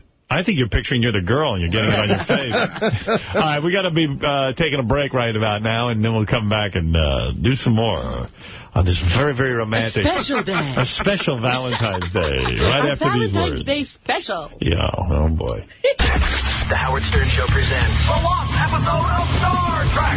Meanwhile, alone at the bridge, Sulu begins to receive an odd transmission. Terrestrial into the sky. It's going to beam down and shoot all over the world. At a loss for words. Nice tits. Sulu beams aboard a visitor who has also traveled through the final frontier.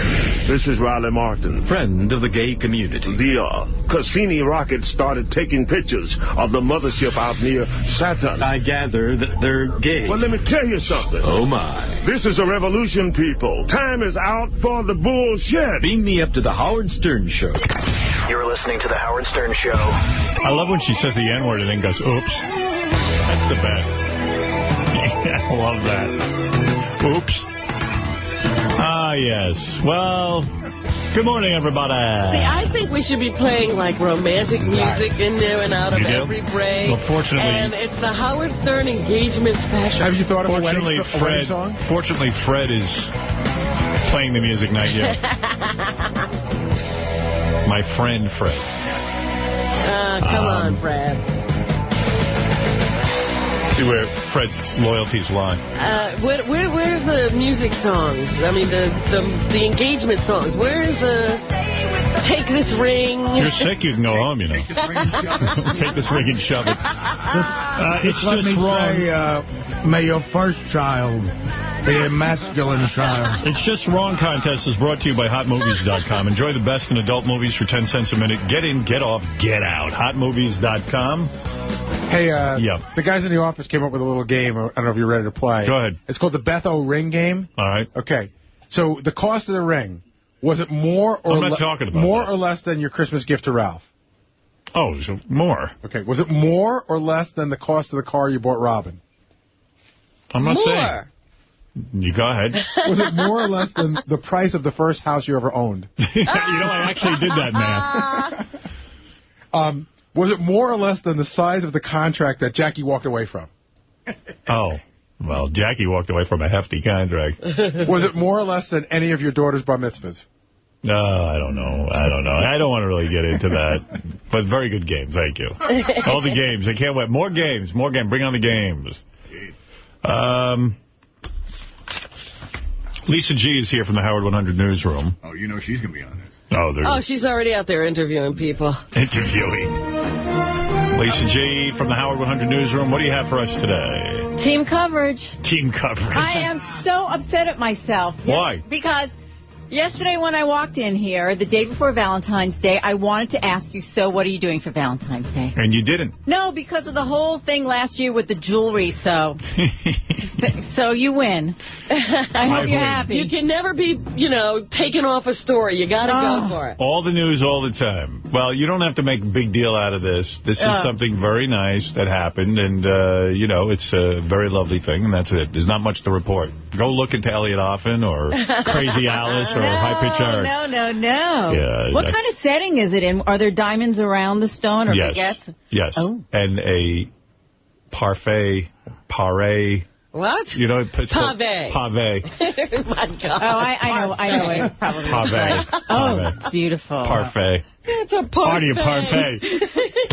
Stop eating for a minute. What do you have in the middle of an engagement story? It's actually shaped. You know how Booker did Moon and the Stars? Mine's shaped as my face. It's a Howard cut. Oh, my. Emerald cut. I have a lot of mixed emotions. Why? What are you thinking? What are you feeling? What, you thought there was a thing between you and me or something? Is that what you're trying to say? Speak up, anyone who wants... Did you have a... Can I still flirt? Yes. Okay. Well, because it's not the Howard that I've been listening to, and I'm having a hard time just adjust... What? Go ahead. You've changed, so I have to change. When did he change? I changed. She's right. Because I've been listening for a while now. You believe that BS he was selling? Yeah, I guess so. What bullshit did you buy? You didn't want to get married. First of all, I fed you the bullshit that my first marriage was never going to end. Then I fed you the bullshit that I would never get married again. That you'd never live with someone again, you'd never date someone again, you'd never have a girlfriend. So what have you learned? I'm full of shit. Yeah. I told you that. Robin told you that. Listen to Robin. She hasn't changed. She's already planning the wedding. So we'll have full team coverage. Congratulations. Thank you very much. Exciting. And tell the team to keep covering. Thank you. Okay, we'll see you later. That's the beautiful Lisa G, who is Look at shook there's up. nothing else on the news today. It's all wedding all the time. She's shook up. She shook up. She really is shook up. A lot of people are shook up by this. She's flustered. You know, it's not. Nothing has changed, Fred. I know change throws Fred. Yeah, Fred is really nervous. I've been trying to calm him down. I'm happy for you. If you're a Thank happy you. man, I'm happy. Thank you. Well, that's the way it should be. Hey, Howard. Yeah. Can you Now I'm not happy for you. guarantee that there won't be a third marriage? No, I can't guarantee anything, obviously. Okay. Robin's the only one who seems to know what's going on. Robin? Bring out your crystal ball. Yeah, Robin, is there going to be a third marriage? This could make the long haul. It could. Yeah. Why do you say that? Because you said that the last time. No. Right. As you were keeping a lot from me the last time. I'm trying to be more open. You have gone through a lot of therapy, and you're changing in terms of your bonding to people and your relationships. She's right. So I think that this time you might make it. So your prediction is it could last? It could last. Why do you really, I mean, you really seem to care that everyone's, like, jabbing about it. What, do you really give a fuck about that? Yes. Why? Because who the hell wants to be the brunt of laughter? Look at what he's done. But, I mean you're used to it, Benji. That's true. But if it makes it makes you happy, right? I'm very happy. And you're excited about it? I'm excited about it. I'm nervous about it, too. What aspect are you nervous about? I have a lot of trepidation in terms of, I mean, I went through a marriage. I had a long marriage, and, you know, things are so great between me and Beth. I don't want things to ever get bad. I'll tell you, what he's nervous about is basically, you know, you said it all the time for the last 5 years. Why would we ruin a great thing? Right. So you're afraid you're going to ruin a great thing? Ready things are going to change every day anyway. What? Things are going to change every day anyway. They are, but this is like sort of like sharing my personal life with a lot of people and like sort of making a big statement. He's making a very personal decision that, you know, it's very few people have to lay it open to the entire world. And you know what, when you're me and then you make dumb statements like I'm never getting married again, and then all of a sudden you go, well, I'm making a statement to everyone, you know, hey, I'm trying this again, and keep everything vague.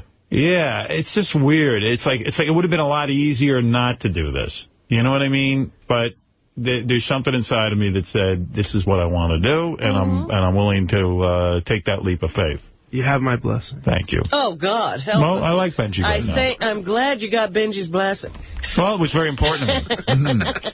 I hope I don't have to get a bigger suit. No, you won't have to get any suit. You think you'll be bigger by the time he gets married? He'll be enormous. Oh, God. Can you imagine, like, Artie has to be wheeled in? He's like I got those oxygen things on my nose, like the old mafia guy. Yes, is Artie's cannula working?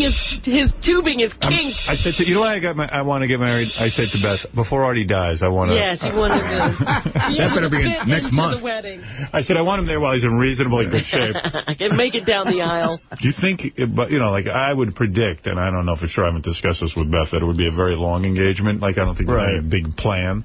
So. Do you think you'll gain weight by then? Could you be over 350 by the time I thought you were ready to turn the corner. Could I be over 350? Of course, I could. I mean, don't even say that. But I have willpower. Right. I said, what are you eating right now, by the way? Another cupcake? Tell you, man, these Cupcake Wednesdays are killing me. Now I heard yesterday, Ross runs up to me in the hallway yesterday, all happy. He goes, Crumbs wants to name a cupcake after you. I said, all right, as long as I get a piece of the action. Okay. Hey, this guy, Mel, I'm just changing the topic for a minute. Mel Fight is on the phone. Who's he? All right, here's the question. He's some guy from... Who did? He wants to discuss a rape issue. Oh. Let's say you're screwing abroad, and in the middle of it, I've already worked this out in my mind, my answer, and I want your answer, and I'll go around the room. Let me get Mel on the phone. Hey, Mel, how you doing? Hi, morning. Hey. On a most romantic day, we have to talk about rape? Yeah, that's the thing. Valentine's Day, you get engaged, and we're talking about rape. First of all, let me say congratulations. Thanks, Mel. You think I'm nuts? And listen, you know, what I do for a living mostly is I counsel men who are going through difficult divorces, so if you won't mind, I'll send you my business card. Okay? Well, Mel, you recommend a very tight prenup, right? I think any man, I think prenups are kind of ridiculous, but any man in New York who's going to get married needs to have a prenup. If you don't, you have to have your head examined. And why do you think they're ridiculous? I think you should go into a marriage with the expectation that it's going to last forever, but the reality is that you've got to protect yourself. You do? Yeah. Yeah. No, I've already just had that discussion with Beth. We've said if we ever did this, I said, how are you going to feel about that? But would you have like a statute of limitations? No. No, because just when you think it's so really perfect, that's when it gets, bad. So. That's crazy. What gets awkward, though, with that must be, is the woman involved in the negotiation? Like you just... Yeah, she has to have her own lawyer look over the paper. Yeah, you got to do all. You got to do disclosure. You got to do everything. So then it's like you make an offer and she makes a counter offer. You mean you have to tell everything you have? I don't know. Whatever I have to do, I'll do. That's it. And if it gets ridiculous, I'll back out. Yeah, you've got to think this is going to last forever. So that's what you think. I'm not going to be subjected to a rape myself. You know what I mean? You know what? I was reading in the paper the other day. That disclosure thing is kind of crazy. Why do you have to disclose anything? I heard that on the news. That's why I was saying it. You brought it up. Yeah, but that's crazy. It's just whatever I make in the marriage, that's what we're dealing with. Well, I'm not even dealing with that. Oh, no? Oh, don't do that. I know what I have in mind for a prenup. But I'm just saying, you can't think about what I have now. Right. Yeah. Let's think about going forward. Whatever I earn when I'm retired, you can have half of. Yeah. So can we talk about rape now? Yes, go ahead. All right, so here's the question I got for you. And Mel's on the phone because he's some sort of expert on this. And Mel, why is it even a question? Hey, Mel, where are you from? Where am I from? Yeah. I'm talking to you now from Long Island, New York. What's your organization? It's the National Center for Men. It's been around for 20 years. And you're that guy. Yeah, that's Mel. I knew that name. All right, so here's the question. Yeah. Here's what Mel's dealing with now. And Mel, by the way, is Executive Director of the National Center for Men. And he has got a website, nationalcenterformen.org. That's right. I'm going to probably need this. Right, you're going to be sitting there with Mel. I'll be there with Mel in a room. Anyway, banging my head into the wall. Your eyes open. Anyway, here's the deal. You're having sex with a broad. Yes. You're banging away. She turns to you in the middle of sex. I don't know if you've ever had this, Artie. Probably. And he gave her a 20 and she shut up. She turns to you in the middle of sex and says, I don't want to have sex with you. Mm-hmm. Now, in the middle? In the middle of it. And then you do a couple extra pumps, you finish, and you pull out. If you do a couple of extra pumps, is it a rape? Now, you know what? The woman has the right to say no at any point. So what is your answer? My point is that rape? If a woman says to you in the middle of it, pull out, I don't want you inside of me, do you have to pull out? Yes. Your answer is yes. Yes. Fred, what is your answer? How many strokes are you allowed? I'm saying 0 strokes. Like, you got to pull out. Ooh. I mean, you should, by law, pull out immediately, but damn, I mean, it's like you're in the middle of it. I mean, I know you should pull out, but damn, how can you stop? I know they say there's a point of no return, but I'm sorry, you gotta. All right, Artie, what do you think? Although it might be a good idea for one reason and one reason only. Maybe it's a health thing or something like that, and you might want to pull out. Well, yeah, but the scenario you just gave us, Howard, I do not think is rape. Oh. I really don't. I mean, 2 more pumps after she said it? I mean, what do you... I mean, 1.5. Let me say this to you, Artie. If a woman in the midst of sex all of a sudden comes to her senses and is repulsed and just wants to stop. But that happens all the time. You have to stop. Is this me in the scenario? A woman Here is the answer. Comes to her senses. Here is the answer. Repulsed. The answer is, when a woman says no, you've got to pull out no matter what. You know what? And I agree with you. You should stop immediately. And once she says no, that's it. All sex should stop. Here's the thing. Here's what I want to do. Where do you drop the load? On a knee? Hold on. We did. There's an article in Time magazine that was just last week about a case in Maryland, and this is very interesting. 16-year-old boy with a 18-year-old young woman in the backseat of a car. Right. She says, yes, you can have sex with me, and in the middle she changes her mind. Okay? Right. She says, pull out. Now, this is what's interesting. At the trial, her testimony is interesting. She's asked about what happens after she says stop. And I'm going to just read you the questions and her answers. Questions. You were on your back and he was on top of you? Answer, yes. Question. Did he stop pushing his penis into your vagina? Answer, not right away. Question. About how long did he continue to put his penis into your vagina? Answer, about 5 or so seconds. About 5 seconds. This kid was convicted of first-degree rape and sentenced to 15 15 years Oh, my God. in prison, of which he has to serve 5 years for. See? That's wrong. Look, No, I that have is wrong. told you a million times, you guys have to be careful where you put your dicks. That's why I'm getting married. I'm sorry, that ain't rape. This kid. That is, under the law, that's rape. Look up rape. Look up rape. Look it up. Hey, Howard. So, Mel, your point is that this kid should not be in jail for 15 years, and I think I got to believe it. You know what? Is there any way that a judge can mitigate or reduce the sentence? Because that's an excessive punishment. He's convicted of the same crime as if a man dragged a woman off into an alley in the middle of the night and violently attacked her because he waited 4.5 seconds too long. What do you say, Fred? I have one question, just for my clarity. It's like, how old was the girl and how old was the guy again? 18 was the girl. 18, he was 16. Oh, come on, wait a minute. Wait, isn't that rape? Isn't either one that's being raped? It's 16. I don't think it was statutory rape. And you have two kids having sex in the backseat of a car. It's not statutory rape. She changed her mind, and he waited a few seconds too long. Look at all the time a woman has to make this decision during dinner. Right. You get home, you're making out, you're heavy petting, you're watching sports. You know what? When Mel puts it that way, I was pretty clear on this. And this is the intent of the law is true. And I agree with it. When a woman says pull out, you pull out, and that's it. And you know, as hard as that is to do, you do it. But what Mel just described to me is the same thing what you said. Yes. You see, that interpretation of the law is a little too strict. At 5 seconds? Come on. That was 2 bumps to me. Time out. What's going to happen now is the woman's going to come into court. She's going to say, Your Honor, I told him to stop, and then I started counting. 1, 1,000, 2, and I got all the way to 5, 1,000. I want him sent to prison. Now, let me ask Dominic. He's on the phone. He's a lawyer, so let me find out what he... Hey, Dominic, what do you think of this real quick? All right. First of all, real quick, number one, you don't have to put your net worth down. You only have to say, I am a wealthy man in the net worth. But on the rape case, it's absolutely wrong. Oh, so you don't need disclosure on the prenup? Good. No, not total. You just have to say the other side knows I'm a wealthy man. My net worth is $40 million, $20 million.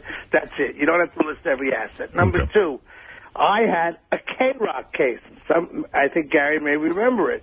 An employee there or someone who's with an employee goes into a hotel. She's in the hotel. He's in the hotel with the woman. They have voluntary sex. And she then goes into the bathroom and calls the police and says, I've been raped. They break the door down. Oh. They break the door down. Oh. Put them out in handcuffs.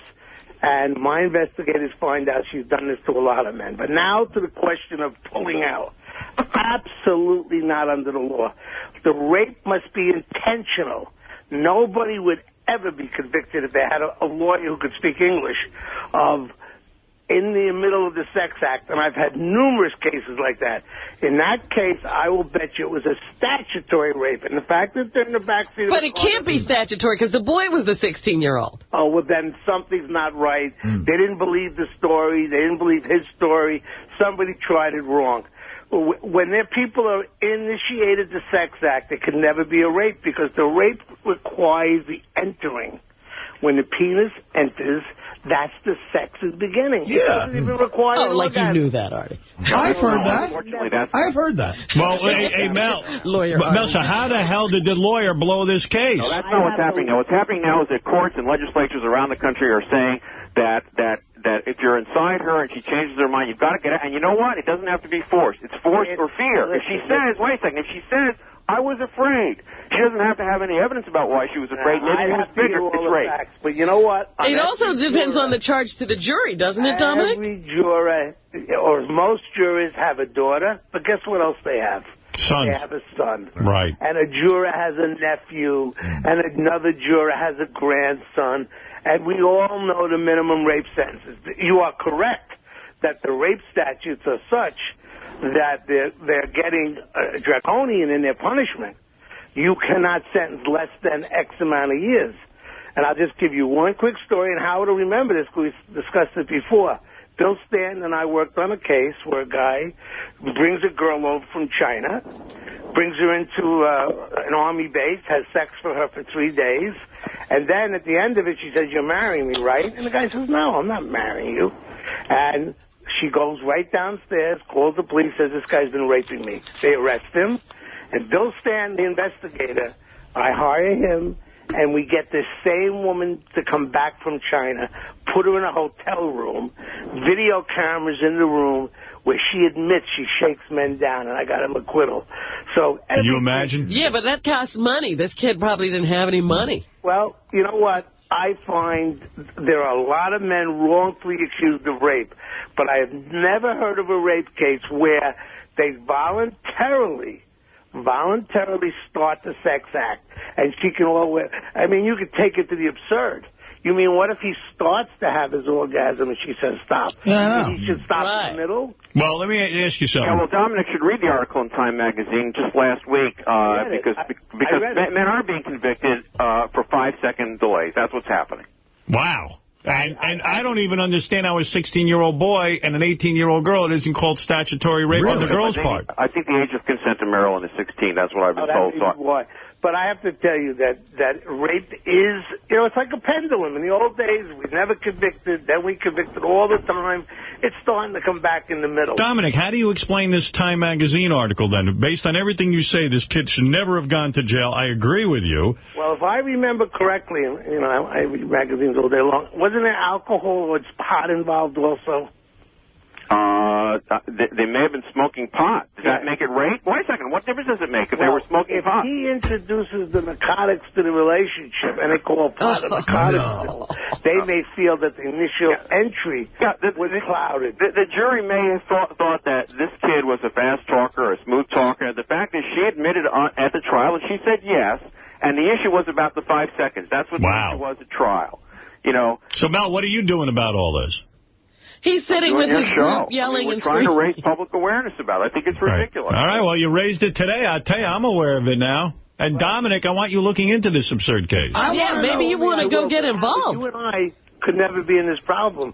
We wouldn't be lasting the 5 seconds. And let me say, I could never hold out that long, especially with a new chick, and she's high on pot. You never get a chance to say no. I got a nice girl in the backseat of a car high on pot, man. I don't think I can last 3 seconds. Yesterday I went in front of a judge, and I walked in and he said, "Oh, Dominic Dangerfield. Now it's the new name." All right. Well, thank you. I want to know why. I want to know what made you change your opinion from I'll tell you initially to what the... What's the difference between 2 pumps and 5 seconds? Well, here's the difference.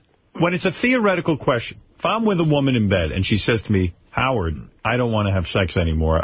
For whatever reason, I've changed my mind. You ugly fuck," she says to me. While you're inside While I'm inside of her, I would withdraw my penis. Now, if the law is going to say I took 5 seconds, first of all, the discussion is you startling. Can't go back in. Right. You're withdrawing? Right. Just keep withdrawing. I would withdraw. I would not, I would even suggest, wow, at first I think maybe she was kidding, so I don't know that I withdraw immediately. See, but to me, how do you... Or you think maybe she's in a bad position, is like, stop. Yeah, but how do you make all that theoretical? I mean, to me, the only way to answer a question like that is to apply it to a real situation. You're right. And now that I'm hearing what the court interpreted in this particular boy's case, and Dominic is even saying it's absurd, that sounds crazy. He did withdraw. I'll give you the perfect... He did the right thing this No, kid. I know, but is there... I didn't know there was a 5 second... 5 seconds sounds reasonable to me. He's thrust in for 5 seconds. Is there something that's actually like codified into law, like an amount of seconds that you... No. That's ridiculous. It depends on the situation. Facts and circumstances. But wait a minute. I've got 5 jurors right in that room now. Every one of you, I'll give you the facts and tell me how you vote. They get in the car, they start to kiss, he gets undressed, she gets undressed, there's passion, maybe there's some oral sex, he enters her, he starts to move, and in it she says, "Stop." Maybe he never heard it, maybe he thought she said, "Stop, you're hurting my back, stop." How would each one of you vote knowing that the minimum statute in that state is... I would find him innocent, because I know that a 5-second time limit is a little quick. I don't care if it was 20 minutes. If she said no... No, 20 minutes I would convict. Because if he kept pumping away... 2 things I'd want to know, though. Knowing that it's did he climax, and if it's even admissible, what's her sexual history? If she's like a virgin her history has nothing to do with it. I know, but you know something? It's like if we don't know her sexual history. You're not allowed to bring that up, probably. See, that sucks. Actually, you can. That's not true at all. You can. See, because if she's like experienced or whatnot, I mean, then Fred never into me. What's that got to do with her not necessarily wanting to be with that guy? But 5 seconds as opposed to, let's say, someone who's never done it before and she's like freaked out of her mind. Now, isn't it, hey, Mel, isn't it true that she was in a three-way with this guy? What happened was there were four kids. There were 2 women and 2 men. And wait a second, hold on a second. The one woman said, "No, I don't want any part of it." She left. This woman voluntarily got into the back seat of a car with 2 guys, and she chose to do that, and then accused one of them of. All right, now she only accused one. You added new information, though. That's different. Dominic, now what do we? The article. I wasn't going to say anything to the end. Let me tell you what the article said. She's a hussy. Let's hear this. 2 men in the car. She felt intimidated by the other man being there. I remember, and I wasn't going to say anything to the end. But that's not what the case was about, Dominic. The case was about 5 seconds. Excuse me. Yeah. 2 couples. One girl says, "I'm not interested." Yeah, she left. The other one says, while the other guy's there. That's not 2 people in a bedroom or alone, and there's a question of what is going on. And also in that case, if I remember correctly, because I did read it, the other boy is a witness against him also. Oh. She says he says she wanted to stop. You got to add that factor. That's a big factor. That's a big factor. Not being open and honest with us. That's a big factor. The boy becomes a witness against him. Right. He says because the other boy was facing an accusation, and he was but that's the fact is the issue was 5 seconds. Couldn't the girl? But wait a second. Couldn't the girl just squeeze his nuts and then he'd jerk him off? Look, the 5 seconds though was not the issue, Mel. It was the issue. The issue was that she was frightened of 2 males. That's what it sounds like. Why she chose to in the backseat of the car? We would have killed the guy. Because the other woman said, "I don't want any part of it," and left. She got into the car voluntarily. This girl was partially inebriated, had smoked pot, and there are 2 boys in there, and she had a right to say.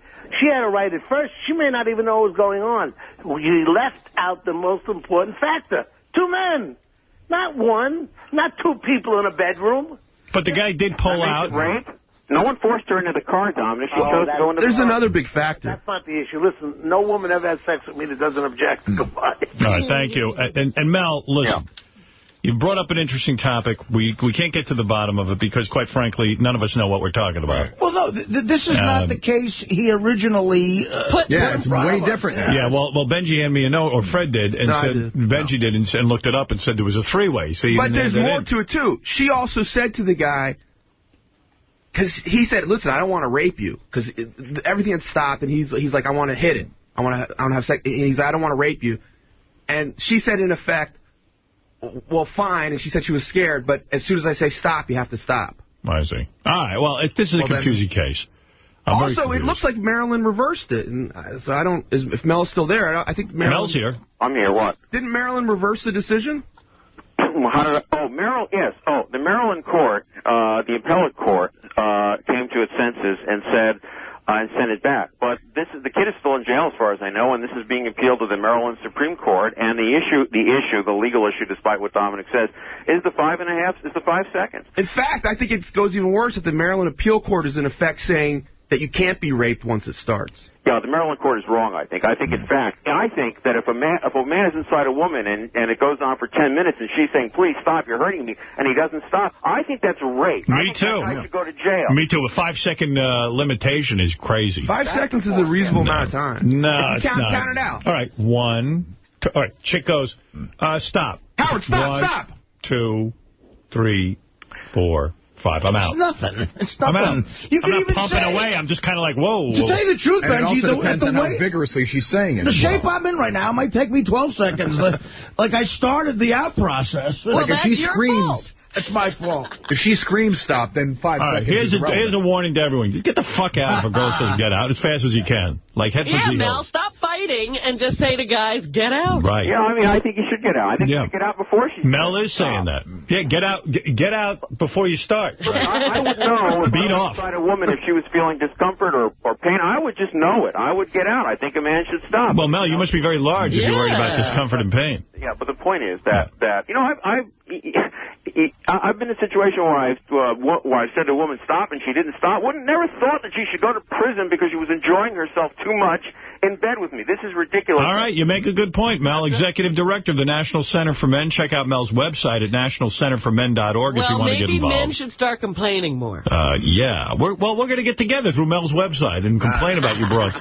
nationalcenterformen.org. Hey, thanks, Mel. It was a good discussion. Thanks. Congratulations again. Thank you. Have a great day. Coming from him, it really means something. Well, Mel's the man. I tell you, I like Mel. He's a common-sense guy. Yeah, but that's not a common-sense situation. No.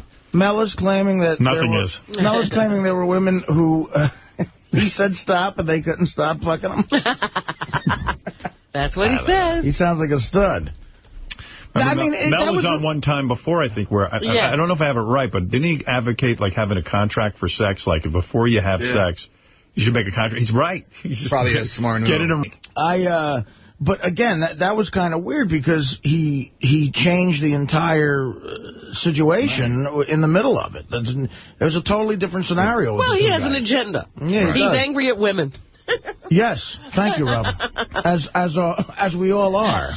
Anyway, there's your discussion for the day. Aside from my I don't know why we should be talking about rape on such a beautiful, I had the guy booked. Romantic day. I didn't know we'd be discussing on Valentine's Day, you book a rape dude. No, got to think about every aspect of love and hate. Imagine me and you. See, I knew there were some songs. I think about you day and night. It's only right to think about the girl you love and hold her tight. So happy together. I should call you up. Invest a dime.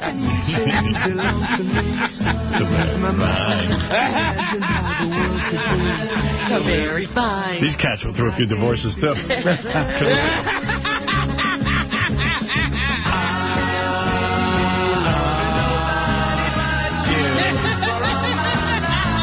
Flo and Eddie, the Turtles. Good dudes. Flo and Eddie. Flo's a good dude. Good song.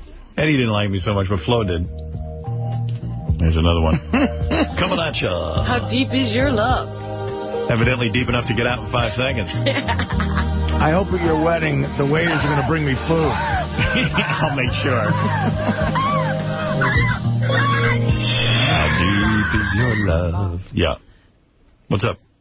One of the magazines a couple of years ago did this great bit. They did the greatest love songs ever written in the history of rock and roll. Yeah. Who they were written for, and then how much the divorce settlement was. I Love You Just the Way You Are was written for Billy Joel's first wife. Right. Yeah. That cost him like $30 million. Yeah. Wonderful Tonight, Eric Clapton wrote for, Patty. Yeah. That cost him like $70 million. It was just great. That's funny. Hey, Bobby Trendy's on the phone.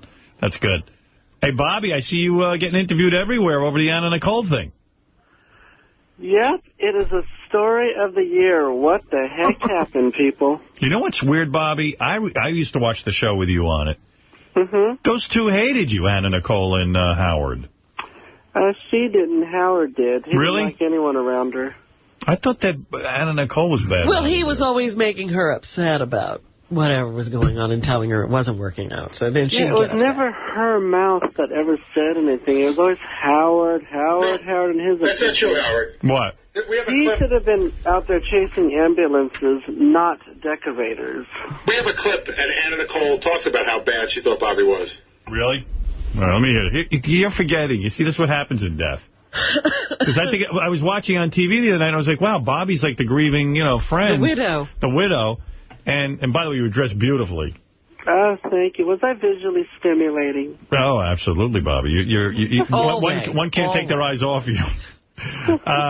Here's Bobby. Well, here's Anna Nicole. Let me refresh your memory. Which clip is this? It's Gary preview page, upper right-hand corner in green. Oh, Gary preview page. 2. Hold on, Bobby. I got preview pages up my ass, if you know what I mean. He knows. All right, he knows. I had just completely had it with Bobby Trendy to the fact that I just wanted everything about him and everything that I saw about him just away from me and gone. Trendy's bed was just a piece of I mean, the bed looked like his skin. It had holes all over the place. And I had just completely had it with Bobby. I had it with Bobby. Oh, that? I don't remember that small conversation. It was overshadowed by the fame that I had received on that show. Had you been in touch with her at all? Not lately. You know, the thing is with her death and everything, I forgot about that little conversation because of the fame that they gave me on that show. But Howard was such a jerk to me the whole time and everything. And I can't stand it. Running my mouth. I can't stand that his name is Howard K. Stern. Like, it's fucking me up. Can you imagine what a coattail rider? He is even riding your own coattail. Yeah, he's riding my coattails. Yeah. I mean, what am I supposed to do now with the name Howard You Stern? can't even do anything about it. Bobby, do you know, I mean, imagine if some guy, you know, was a real jerk and his name was Bobby Trendy. Oh, God. I would have a nervous breakdown, but like I said on that show, they either want to be me or fuck me. Were you aware that Anna Nicole was sleeping with all these dudes, like, who are now claiming to be the father? You know what? She didn't seem to be so promiscuous, but it seemed like that week of conception, she might have been a little promiscuous. I think that the father of the baby might be an unknown because of all of this activity. All these weirdos are coming out of nowhere. Do you think that Prince dude who's married to Zsa Gabor, do you think that he might be the dad? Oh, of course not. On the Nancy Grace show, he said, I don't want to upset my wife, and I don't want to talk about it, and I didn't say I slept with her. Well, if he didn't sleep with her, what did he do? What kind of affair? In a microwave? Yeah, right. What do you want, Gary? You know, I was looking on the internet last night, and I put in a Google search for Bobby Trendy and Anna Nicole. One of the websites claimed, are you the one who started the rumor that Anna Nicole killed herself because her son might have been the father of the daughter? That's a great rumor. It said on one of the websites that Bobby's the one who started that rumor. Do you think? Did you start that, Bobby? I didn't start that rumor, but you know what? In that world of theirs, anything is possible. I mean, now it could be the dead husband's son. Right, because they're saying that the sperm. I mean, they could have gotten the sperm from that old dude. Yeah, because I think Howard K. Stern was hoping that baby was going to be their next meal ticket forever. Anna wasn't the gold digger. It seemed like Howard was, and that could very well be his son. Let me ask you, did you ever see Anna's, son who died be amorous with Anna Nicole? No, I never saw him be amorous. He was so quiet. I don't think he could actually be anything. Yeah, so I don't believe that. Well, Bobby's saying he didn't start the rumor, but he could buy into repeated it. And Bobby, you've seen some weird shit go down in your life. Yeah, there's a lot of wild things that went on in that crazy house. Like what? Just their existence. But what did you see that we didn't see on the TV show? Give us an example. Yeah, tell us the craziest thing you saw. I saw Howard K. Stern many times, putting himself on, what do you call it, like lusting after Anna, pushing himself physically on her. She would always turn away. I don't know very many men, women, or transsexuals that would be turned on by Howard K. Stern. I don't think, visually stimulating. I'll tell you, Bobby, I don't think she ever was attracted to him. She was in my studio twice and said I could never have sex with him. Right. So, Bobby, then why did she, marry him or whatever? Why did she say that he's a father? Why did she marry him if she didn't like him? I think that he tried to marry her, and that union in the Bahamas is not legalized or looked at as being a legal union anyways. Right, but why would she tell everyone that Howard's the father of her child? Because she was trying to keep the real father from getting anywhere. She did it under his direction. It was his idea. The wedding was his idea. Here's my theory. The baby could have been on, maybe if she was, this is a total theory, just a guess. Let's say she was on methadone, which is a good, there's a good indication that she might have been. If that's the case, I don't think she had the willpower while she was pregnant to get off methadone. That would mean the baby had to be born addicted to methadone. Am I correct? Correct. Okay. That's why they say they were. So wait That's why they say the baby was born in the Bahamas. You got this guy, Larry Burkhead, who is probably the father, suing for some sort of custody. If it's proven that the baby was born addicted to methadone, in the United States, he would get custody of that kid. Right. Because she would be a danger to that child. Okay. Okay. So they go down to the Bahamas, and let's face it, Anna Nicole's no brain surgeon, despite the reinvention of her as a brilliant woman. Despite Greta Van Susteren saying she was a brilliant woman. So she's got a lawyer who's, I imagine Howard's gone to law school and stuff. He's a fairly bright guy. As long as they're down in the Bahamas, they can't be, no one can test Anna Nicole. Because she didn't want to lose custody of this kid. She was probably deathly afraid. If she marries him, declares him the father, down in the Bahamas, there's never going to be any paternity test. That's the end of the case in their, in Anna's, mind. It's one thing to go to the Bahamas to have your baby, but why are they desperate to become residents? Because they did not want the methadone thing. Who knows what was in the records? Were they sealed? Was the baby born addicted? If Burke, maybe she felt as long as she's in the Bahamas, she's safe. She's out of the United States, away from their jurisdiction. But I'm just saying, it's odd to want not to have your baby, or risk not having your baby be an American citizen. The baby had dual citizenship. I know, but I mean, it's ridiculous not to want to be an American citizen. But wait a second, if the baby has dual citizenship, then doesn't that bring jurisdiction back to the country? Yes, but it was very difficult. It's tangled. It's tangled. And the more time it takes, the more time the baby gets off the methadone. The more money the guy has to spend. That's right. And who knows? Yeah, I still see this taking... The kid will be 18 by the time they figure all this Bobby, out. what do you think of my theory? You know, Robin, you're so right about that, because that court hearing with the late husband's estate has been 11 years. Yeah. By the time she finds out whoever her father is, she'll probably be 55 years old. Hey, Bobby, when was the last time you actually spoke to Anna Nicole? How long ago was that? It's been a long time, because Howard is always, isolating everyone around her so he could keep her to himself, and it seems like everything in the reverse now. Anna was in charge. Now it seems like Howard was in charge, and look what happened. What's going on with you in your love life? You getting any? No, I was... Bobby... I don't date people because someone just ripped me off for the last 6 months, and he's going to get his today, people. Things went horribly. On Valentine's Day? Valentine's Day. I saw Bobby. Hey, Bobby, did you hear I gave Beth a ring? You gave Beth a ring? He's engaged. Congratulations. I want to come to the wedding and be the maid of honor. Good luck. Lord knows I have something to wear. Bobby was on all the TV shows, and I'm looking at him. He's all dialed up. He had makeup on. Yeah. He almost had he had fancy jewelry. He looked like a pretty girl. I'm the modern-day Liberace, everyone. Yeah, except you can't play the piano. Good. You know, I love being on your show. I mean, the other times you've had me on, you're always so fair to me. Yeah, why not? Well, I got no problem. People are homophobic with you. That's the problem. And the funny thing is... What's your deal? You like ass play? What's that? Ass play. I like all kinds of play. You'll let a guy put stuff in your ass? You know, I like play so much. As long as they play with me, I don't care what... Because I see you more like the girl type. I mean, I don't know a lot about it, but I would see, if I'm a dude and I'm with you, I'm putting lots of shit in your ass. You know, they all want to, you know? Yeah. And at least it gives them something to do. And you know what I like about your show, Howard? Is I love how you have these people on there, then you... No, well, you don't do it to me, but these other people, I love how you mock them.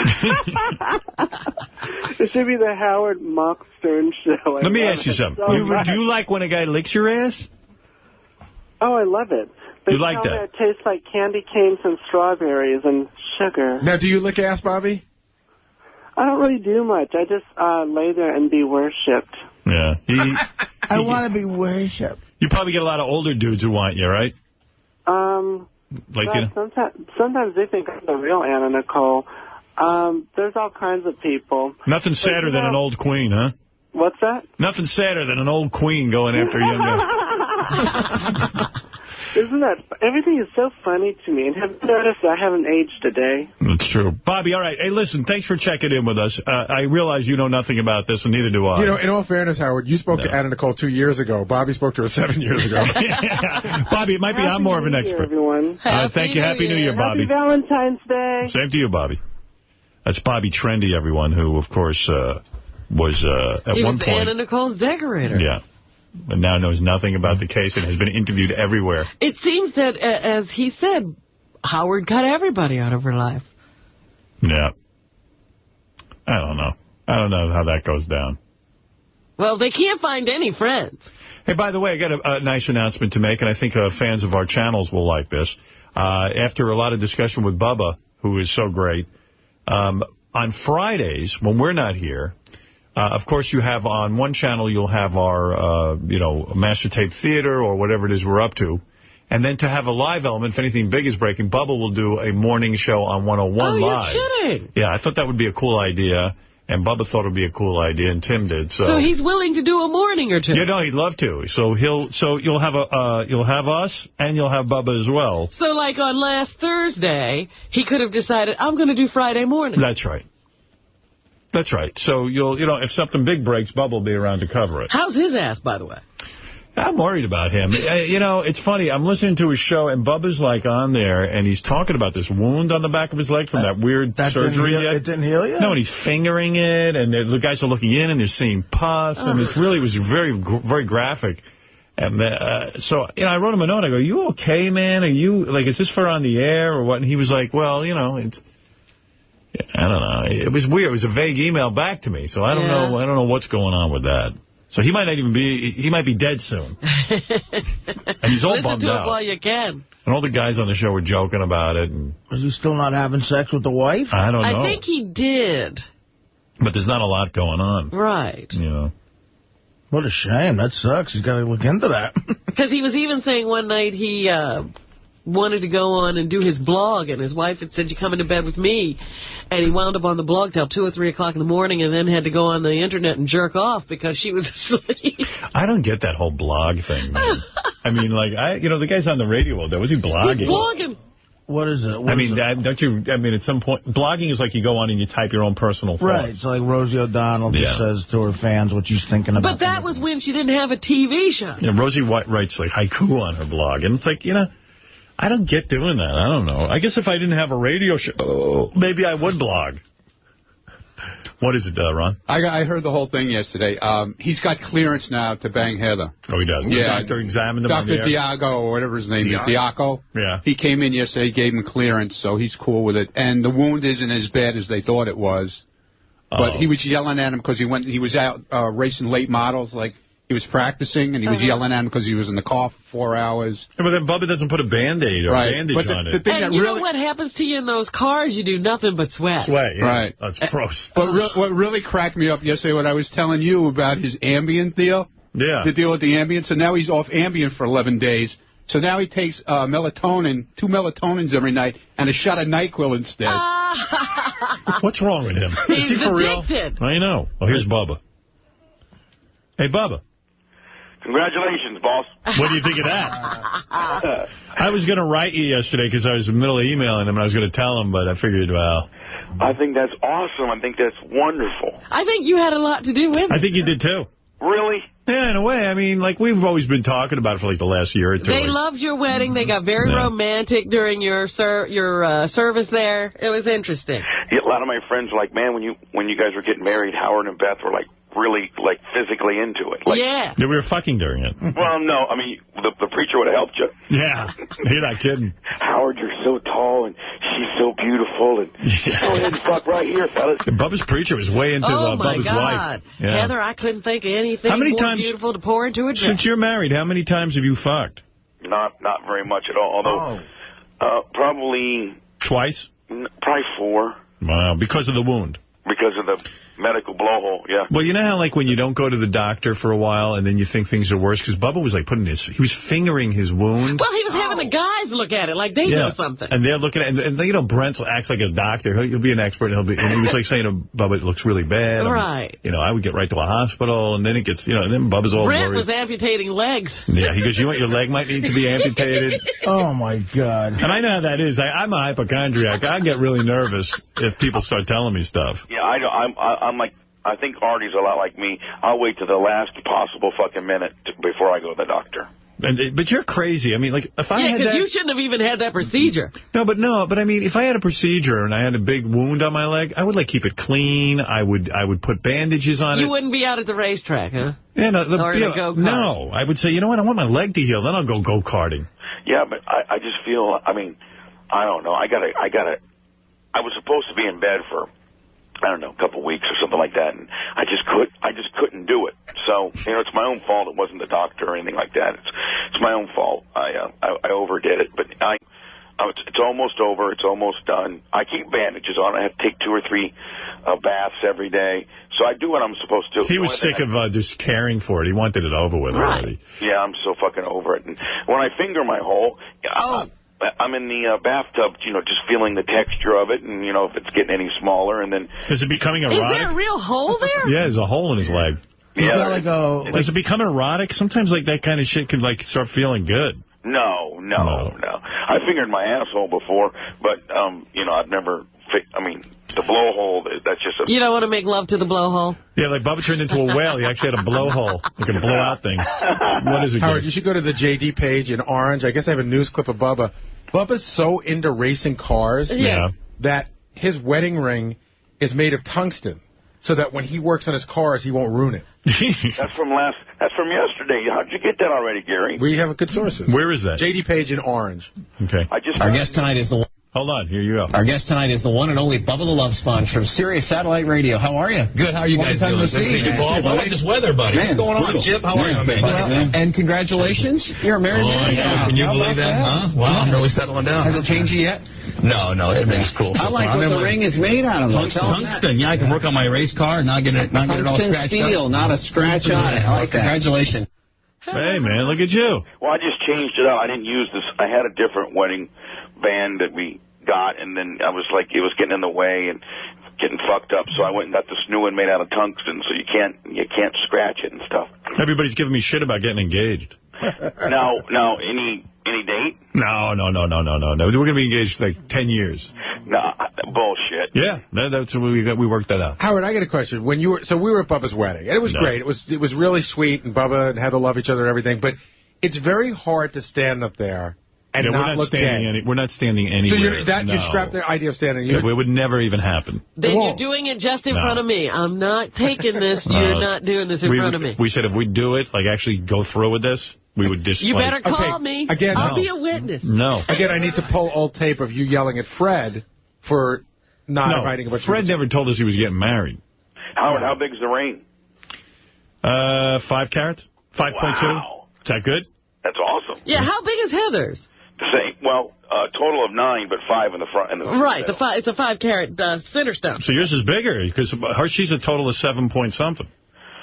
Well, it doesn't matter. But that's the extra diamonds that are around it. But my diamond could be a better diamond. I've learned about diamonds. Like just because hers is 5 point. It doesn't mean, What's it? Do you know the color and the clarity of the diamond? I know. You got V, whatever, G. V. It's got to be a D. Whatever's so great, I got it. You got to tell everyone it's a flawless D diamond. Yeah, there you go. VVS1, VVS2. Right. I got all the Vs. Around the way farm. You know how we do it. Yeah, I learned everything. Hey, Gary, how did your appearance go down to Philadelphia? Oh, Gary just walked out. I don't know. Hey, Gary, how'd your appearance go in Philly? We're good. Yeah? We're good, yeah. Because he was all nervous no one was going to show up. Yeah, Bubba was cool. Bubba helped me, promote it on his show and stuff, but it went well. Why don't you promote it here? I did. Oh, so?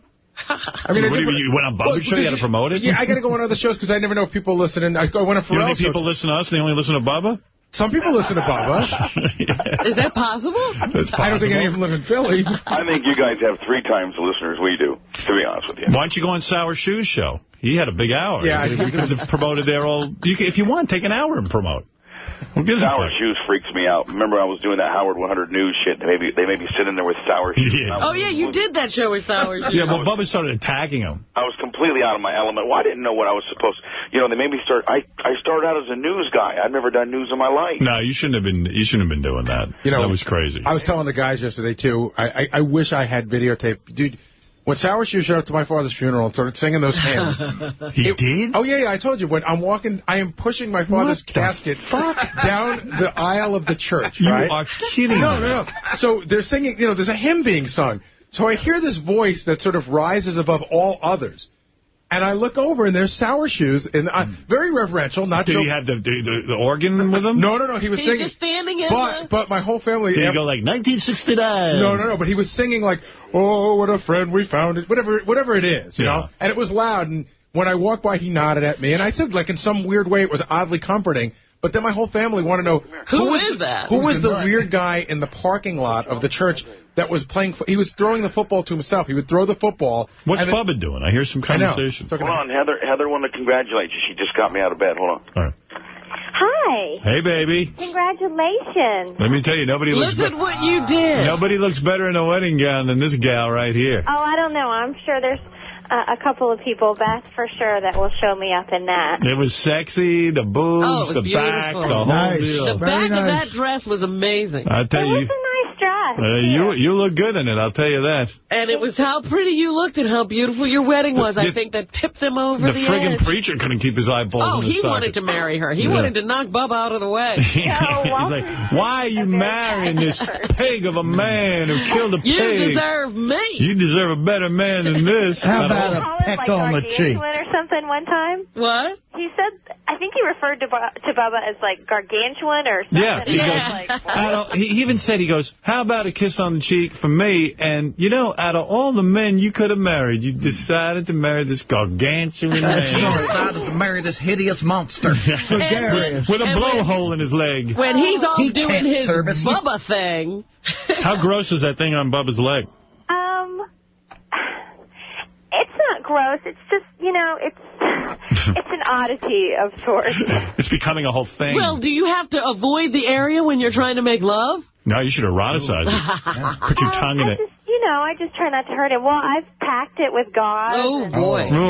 Done everything. Well, so, I know it's there. You're turning into his mother. That's the thing about Heather. She wants to pack his gauze. Hey, you know what? He's smart. He married Heather. She's packing the gauze. I took out a drain and packed his wow. wound with gauze and, the whole shebang. That's what you do when you love somebody. If you gave him oral during that, then I would say that's real love. Oh, yeah, and then he just reminded me that I blew him one time. So. By the blowhole. Or yay for me. Yeah, I love that man. You packed it with gauze while blowing him? No. That's above and beyond. You can't see it, so I'd have to, when you take his fast or whatever, I'd have to pack it and let, call the doctor and let him know the progress on it and make sure everything was cool. So. Well, the preacher's marrying him. He goes, I have no wounds. I don't see why you're marrying a man with a wound. I'm perfectly healthy. Well, anyway, yeah, I guess, it wasn't like entirely the Bubba Heather thing, but we did have a good time at their wedding. Oh, absolutely. To bring us close together. I'm sure you guys were pretty much already at that point. You just had to have a good experience to kind of just push you over the edge. Yeah, we were thinking about it for a long time. Okay, well, congratulations. Thank you. And I look forward to, hopefully next time we get up to New York, I can actually sit down and maybe have lunch with Beth or just get to know her a little bit. We're going to hang out. We're going to do a thing. You two couples ought to get together. Now the couples can get together. Okay, congratulations. Bye. That's Heather, everyone. Yeah. Mrs. Sponge. Mrs. Sponge. Hey, can we have lunch so we get to know each other a little bit better, Howard? You know what? Maybe that's dangerous. Lunch with Bubba. I'd like to have lunch with Bubba one day. Yeah. Hey, Bubba, so it's Good Fridays. Bubba will be here Friday mornings on 101. And even when we're not here and we're just on a tape show, you'll have both. You'll have a live show and a tape show, so it'll be cool. Hey, the Hillbillies are coming to the Hamptons. We're coming to the Hamptons. You are? In July. Yeah. Is that true? Yeah. Well, there's some kind of fundraiser, benefit, shopping kind of deal or something that Heather and her little friends down here found out. So we're coming up to the Hamptons. Oh, good. All right. Is that thing Beth likes to do every year where they take the designers? I tell you, for the girls, it's really something. You're going to love it. Am I going to? I'm not. She's got me going to that sumbitch, too. I'm not going to want to do that, am I, Howard? No. You'll be with me. Okay, we'll do something manly. We can go out dirt tracking. You know what I'll do? I'll pack your wound with gauze. Hey, Robin. What? I went out racing last Sunday, and I kicked ass. Did you? Oh, yeah. I tell them they have me off the track so long, I'm losing my skills. So is that officially not happening? No, it's happening. They keep talking about it, but now we're down to 2 tracks, and we'll see what happens. It's going to take you really throwing a fit, Robin, for it to, because they don't care. Really? No. That or Howard stepping in and say, hey, listen, I want to vagina 500. I'll do the step-in Jones, as you put it. Step in with a two-finger back door. Yeah, and when you come to New York, we'll kill something. Don't worry, we'll do something manly. Hey, Artie, how you been? I'm all right, Bubba. How you doing, man? I'm sorry to hear about your health situation. That sucks. You got to get that taken care of. Yeah. I'll be okay, kid. Right. He's going to be all right. Yeah, Artie's the guy to tell somebody to take care of. I mean, that is pathetic when that's that. But, March 23rd, I'll be down there, man. We're going to blow it out. And I'll be doing mornings that day, so that way I don't have to take any time off work, and we'll have you on, in the morning, and then we can go out and go jet skiing and on the boat and shit during the day. I already got it planned out. Yeah, hey, Gary, where's this from? I don't know. Somebody just handed it to me from another website. What's that? Howard Stern gets engaged to Beth Ostrowski. You don't know where it's from? The king of all media has scored himself a queen hot piece of ass. Well, this is not exactly AP. No, it's not AP. Not the New York Times? Doing something. Yeah, it seems to be out there now. Hey, get your shirts. Yeah, I got my shirt. Yeah, I got a big box of Bubba shirts. I might wear that thing. It looked kind of nice. Hey, Howard. It was a button-down Dickie Jones. It wasn't the standard Bubba Gaudy shit. It was actually... No, it was actually kind of nice. We were in the office trying to figure out, like, if it's on the cover of the poster, or not the full cover, but the little blurb thing, what would the headline be, and how are they going to differentiate you from Howard K. Stern? Because as Bubba said, I'm the real Howard Stern. No, I know that, but they'd have to put a picture up, and then like everyone was like, seriously engaged, or somebody said Howard's King of all media finds his queen. Howard's End. Like, we're trying to figure out what First of all, I don't think this is the kind of story that's going to be the front page of the Post. Are you kidding? No, I think it'll be... No, honestly, I think it's a story. You guys are getting a little too hopped up. Plus, it's Valentine's Day. Believe me, it's a story. Day, Howard, you creatively did it all this way. I really didn't. But it's a story. Did you get on your knee and get all crazy? No, we got naked. We got naked.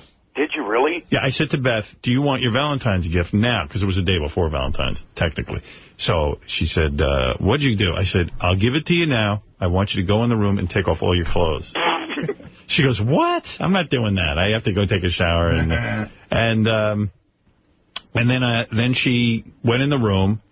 She got down to her panties. I said, no, everything. And then I took off all my clothes. And your wiener was hanging out? Yeah. I was boned up completely. And we got on the bed. And we sat there, and I was full boner. Imagine how gross that is for a girl. Do you think it's weird that you got engaged with a boner naked? Did you put the ring on the tip? No, seriously. Wait, hold up. No, I was going to put it in my ass. Seriously, do you find that sort of a little odd? It was, what? I don't know what. I think I was out of my mind. Because it's not a story you tell your kids. No, your next set of kids. But Beth liked it. She was like, wow, that's you know what? Everyone has their little story. Right. She goes, that's a pretty good fucking story. So I said, I didn't work it out that way. It just seemed to me we should be nude, like innocent in the Garden of Eden. I don't know. I wanted to do something. There will be problems with that story later on. And then we bang. Hey, the paper's going to pick that up, too, and say Howard Stern, King of all media, was completely nude and dead. People throwing up. I think the headline's going to be Howard gets engaged and father doesn't even call him. You want to hear what the guys are saying? Some of the headlines are going to be, right. Okay, Howard's End is one. Engaged, ... seriously, with the serious thing. Yeah. And then somebody said a good headline would be Howard K., and then a parentheses, Arrett, like Howard Carrot Stern. Oh, right. And then somebody wrote Howie the Hypocrite. Look at this. I just went on Wikipedia to look up Howard Stern. And just as because I wanted to see if it was updated, but what they do have is for the former personal attorney and partner of Anna Nicole Smith, C. Howard K. Stern. Right. That's right at the top of your page. Yeah, I know. He's ruined me. He's a fucking asshole. But he is an asshole, and I don't fucking need him having my name. Your marriage announcement was on Wikipedia by 6:40 this morning. Oh, was it? Yep, updated immediately. Well, that's wonderful. It is wonderful. Yeah, I'm very happy. Congratulations. Well, thank you, Bubba. Nothing's going to change. You're the man. Nothing's going to change. Bubba pussed out. You can. Yeah. I didn't puss out. The engagement's already on PerezHilton.com. Is it? Yes. What does he say? What does he say? Probably drew a circle around my penis. Go, no penis. He draws circles over everything. All right, Bubba. I'll talk to you later. Hey, you guys be careful. Bye, guys. Thanks. Later, and listen Bubba. for Bubba on Friday mornings, too. So that's a big announcement. Is that starting this week? I don't know if it's this week or next week, but, so you'll have the 23rd. Thank you, Timmy. Like a Tim in the Box. Wow. Tim in the Box just popped through. That's the worst picture of him. Look at that. The original Howard Stern makes news, it says, on this page. What website is that? Perez Hilton. Oh, that's Perez Hilton. Yeah, God, I got to do something about this Howard Stern thing. Howard K. Stern. I know. I couldn't believe that's at the top of Wikipedia, your Wikipedia page. Now, right now, he's the hot search, People are looking all over. But he's the hot search for being a leech. Yeah. God damn. Howard? Yeah. Oh, we're going to break soon because, you know what? Yeah, let's break. Because Ted Nugent's going to call in about 2 minutes. All right, yeah. Ted wants to talk to you about Hunt and Artie. We'll be back right after these words. Hey-oh, yes. What is this? It's you. Oh, it's me. Okay. Artie's asleep on the couch. He was sleeping in here. Didn't you hear him snoring again while we were talking to Bubba? We were just talking to him. We're like, what does he do the rest of the day that he's so tired? I mean... Sleeping. Look, there he goes. He can't get out of the bed.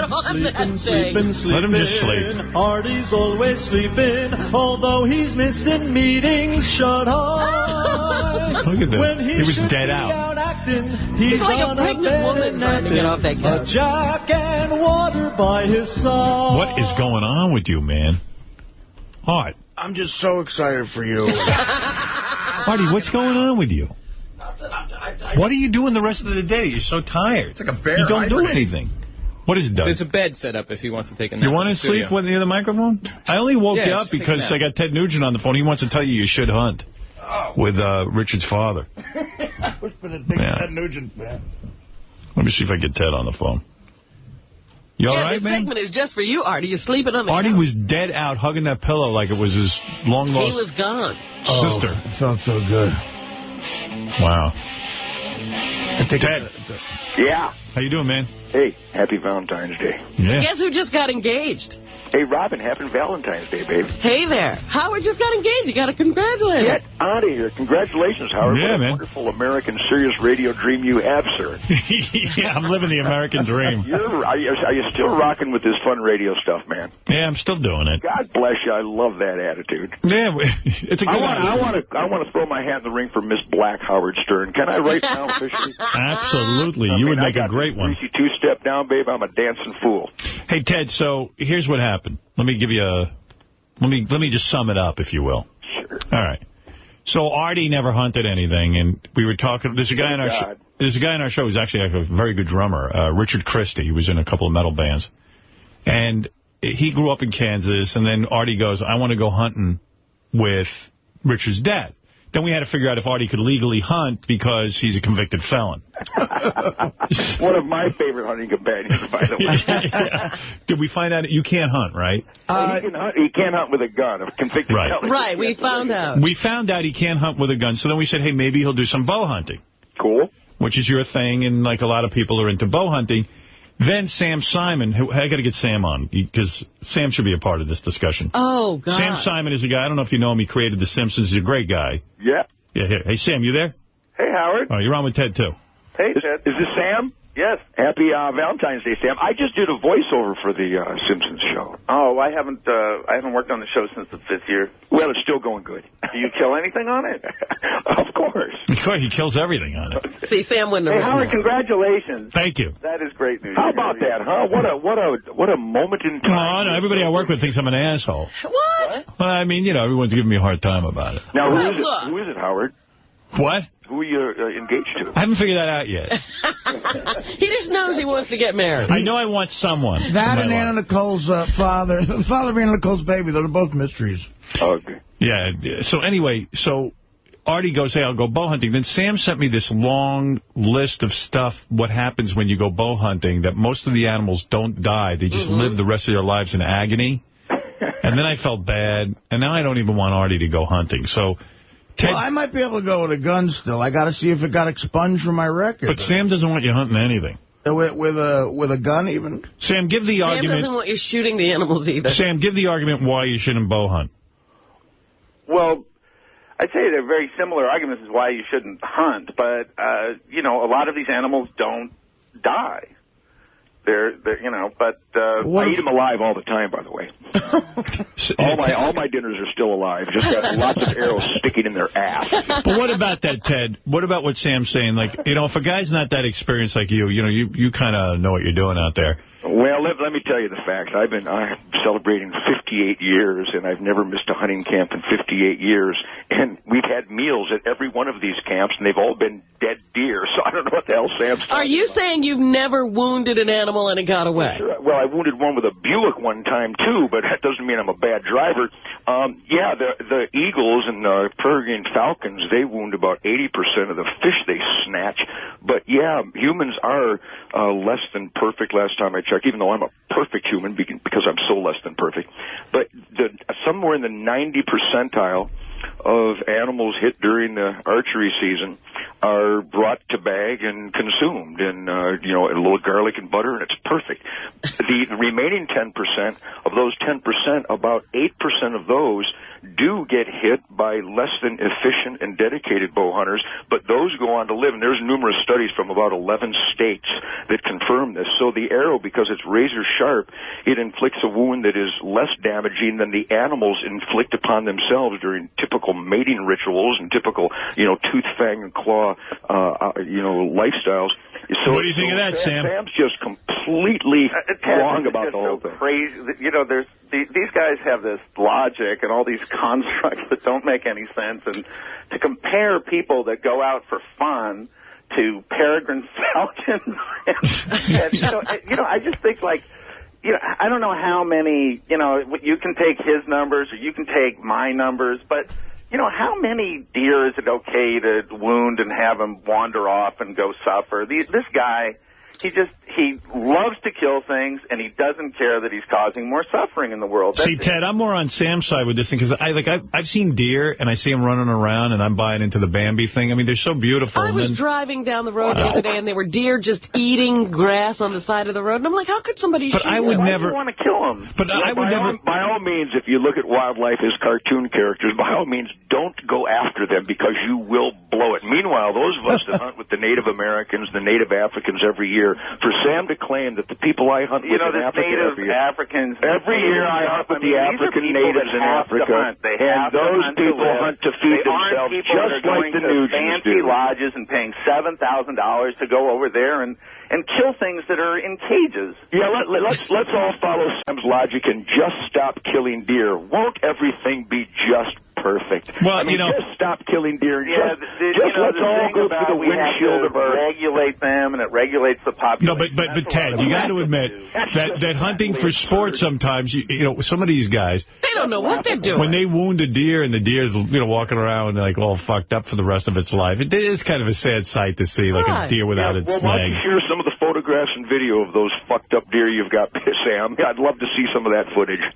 Why don't you go to your website, Ted, and look at, if you go to one of your big game African safaris, it says, they make, over and over, they make it clear that you have to pay your trophy fees for any game taken or wounded, so it must happen a lot. It doesn't happen a lot, but the thing is, all that meat is consumed, and you have to harvest the surplus. All that you didn't harvest the surplus when you kill every a year. leopard, do you eat it? Absolutely. You eat leopard? But Sam, maybe you can share with us your expertise on leopard hunting now, because you really have a lot of experience. Fact, I was at, I was a WWF liaison in their African programs, and I've been to Africa many times. I've actually bought leopards at wildlife auctions so they wouldn't go to these hunting ranches. And what happens at these places is they have a chain link run about 40 yards long. A hunter pays thousands of dollars to stand at one end of that run. Sam, they let a leopard loose at the other end. They've got two sharpshooters on either side just in case this terrified animal, magnificent animal,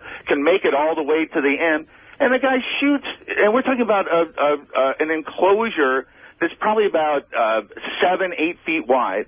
This thing runs down and gets blown away by some. Hey, Sam, you're so full of shit. Fuck you. You're just absolutely I'm not full of shit at all. These are facts. I've seen it with my own eyes. You're absolutely mentally deranged. Well, why do you think Sam's lying, Ted? I go to Africa every year. I run a camp over there with Safari Club International and a bunch of sporting organizations. How much does it cost to kill a leopard there? And we have a new program. $9,750. We have a program where all the monies and all the meat, all the bones, all the teeth, all the claws go back to the Aboriginal people. See, that is also part of these guys love to kill stuff so much. If I love to kill stuff, I'd start a chicken farm. What? If I love to kill stuff, I'd start a chicken farm. I wouldn't use a bow and arrow, numbnut. Ted, you never feel bad like killing like a rare tiger or some shit like that? Well, first of all, I've never killed a rare tiger or some shit like that, so no, I've never felt bad about that. What about when you killed your zebras? Well, that's delicious meat. Native Africans eat every speck of zebra. Have you killed an elephant? And they eat every speck of the elephant. You killed an elephant? Yeah, absolutely. You have? Sure. I thought they were rare, and I thought that, there's... Well, these guys... See, when I read about elephants, though, I could never... Hold on, Sam. Apply to them. That's it always turns into just a squawk and pissing match, and none of the facts come out. I go to Africa. I dearly, like all the hunters I hunt with, revere the balance that brings about every natural season of harvest. We utilize these animals, and all the revenues, all the products go to the native peoples, both here in America. We're celebrating, ready for this, 300 million meals again this year for the Hunters for the Hungry program. 300 meals every year. 300 million, Howard. I was going to say, 300 isn't a lot. 300. To the homeless shelters and soup kitchens across this country, and Sam would tell us that the hungry American families at the soup kitchens don't need venison. Well, that's not the point. The point is that started the program so you could kill more deer. We're in charge of the breeding program. That's my role. Actually, I'm looking at a picture on the website of this is Ted after he killed a zebra. Wow. Kissing his wife and. No, that's actually my wife killed that zebra. Oh, she did? Yeah, she may. We got a Spirit of the Wild TV show where we finally promoted and celebrated this natural hunting lifestyle. Look at that. This is another thing that people I don't think know about Ted is Ted makes an enormous amount of money from hunting. He's not just some rock and roll guy that has this hobby. He has merchandise, he has TV shows, he has DVDs, he has all these. You can go all over the world from and hunt with this guy and pay huge amounts of money for the privilege. Not true. So it's not true at all. That's not true. Go to the Not website. true at all. I happen to make sure that the fees that we charge go to the people we hunt with. I don't make a dime. Suck my dick, Sam. What is that, a yak? We're looking at a yak. Dime off a hunting Ted? That's a buffalo. Hey, Ted, I got a picture. You'll never find a check made out to Ted Nugent for any of this hunting activity. It goes right to the organization. We have a charity called Freedom's Angels. We have a charity called Ted Nugent Camp for Kids, and we employ all kinds of people around the country. And Ted Nugent doesn't make it out. I make my money off of rock and roll stuff too, right? I make my money off of rock and roll. Thank you very much. But wait a second, hey Ted. Again, it's so elaborately constructed. But certainly, maybe Ted gives away his money, but this is a huge industry. Of course, it's a huge industry because the deer have babies every year, and you got to eat them. Or else you're saying to be overpopulated. You think? Yeah, this isn't true either. They intentionally have overpopulation. So actually, my wife holds them down, and I make sure we artificially inseminate them just so we can have targets. Ted impregnates the deer. You finally caught us in the true deception. Now, I'm looking at a picture on the website here of Ted. This is after you killed a buffalo, I guess. Yeah, there's buffalo across this country. We hunt with the Apaches. Why do you want to do this? It's really crazy to me. Oh, you should see this picture, Sam. It's barbecue, baby. Oh, man, it is kind of gruesome. That's a huge buffalo. See, I could never bring myself to kill something because, and I know the argument, I eat chicken and stuff, so... Well, somebody's got to bring the cordon bleu to the table, baby. Yeah, there's a difference between, I'm certainly, hey, Ted, I'm a vegan. I haven't eaten meat in 35 years. That sounds But there's a difference between relishing going out and killing these things, which Ted does, and, kind of pretending that it doesn't happen so you can eat your chicken. Well, Artie, what is your decision now? Ted has made a compelling argument, and so has Sam. I don't even know it was going to go this deep. We were in a meeting one day. And do you want to go kill? Well, Sam's upset that you're going to go kill stuff. Hey, Artie, I'll take you bow hunting, man. You have the time of your life. Why would you, if you're concerned about like, animals, well, you're not, but if someone is concerned about animals being wounded and getting away, like, wouldn't you, like, this guy has never, I don't think Artie's even been outside. Have you ever been in a how about if Ted... He was at my place in Malibu. He saw a beetle and said, "Oh my God, a lizard." Your dog attacked me, Sam. Artie's guiding out. That's how he learns is by. What if Ted... bow and arrow? You're going to shoot it at a beautiful animal? That's how you're going to learn? Artie and I are only hunting ugly ones. Isn't that right, Artie? Yeah. Ted and Artie. How about Ted and Artie bow hunt Sam? We're just like, this idea, if you love nature or you love, animals, I just don't get. No, I love rock and roll. I'm against murder, but if Springsteen wanted me to go murder somebody with him, I would. I'd like to meet Ted Nugent. Let me tell you something. Yeah. Ted's a very passionate guy about this, and he makes some good arguments. About obviously. Good argument. But, he does. I mean, listen, we do eat, and he does eat. He manages to argue effectively. But I know what you mean, Sam. It's like, do you really need to go out and kill this shit for yourself? There's some sort of pleasure in killing these gorgeous animals. I mean, that zebra is heartbreaking laying there. See, look, I respect Sam for being a vegan, but there's a lot of, to me, if I'm willing to eat a piece of steak, why should I be against actually killing the meat? Because hunters take pleasure in killing these things. Oh. And that's the thing. Yeah, God forbid we should enjoy ourselves fishing. And the animal that is most killed in this country is a bird called a mourning dove. And people don't eat them, and there's no overpopulation. So why are they killing them? They eat hundreds of millions of doves a year. I go dove hunting every year, and we eat every one.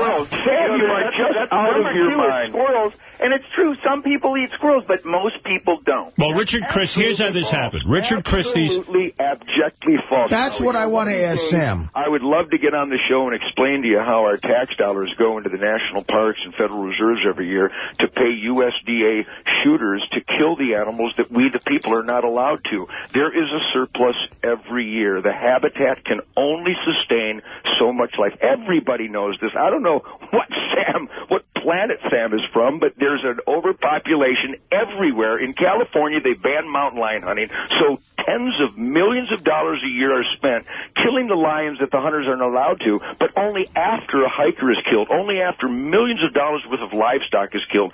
Sam is out of his ever-loving mind. Hey, Sam, well, I should say Sam's a fan of the show. I should say Sam is also... He's actually a very intelligent deer. He is not even... In all sincerity, Sam, if you came to the Nugent house, because I got a bunch of vegan friends, Michael Lutz, the great bass player, and Tommy Shaw, my blood brother. No, they're vegans. And this is your canned hunting camp that you live on? This is my home, and we have them over, and we cook these wonderful salads, these nice fruit and vegetable and tofu salads. But is this the one that was on the TV show? If you came to my house, I would cook you whatever you want. I would even keep the smoke from my barbecue away from your salad. If I came to your house, Sam, would you make me a steak? Of course. Well, that's a good step in the right direction. Yeah, anyhow. But most vegans are nutcases. My point is just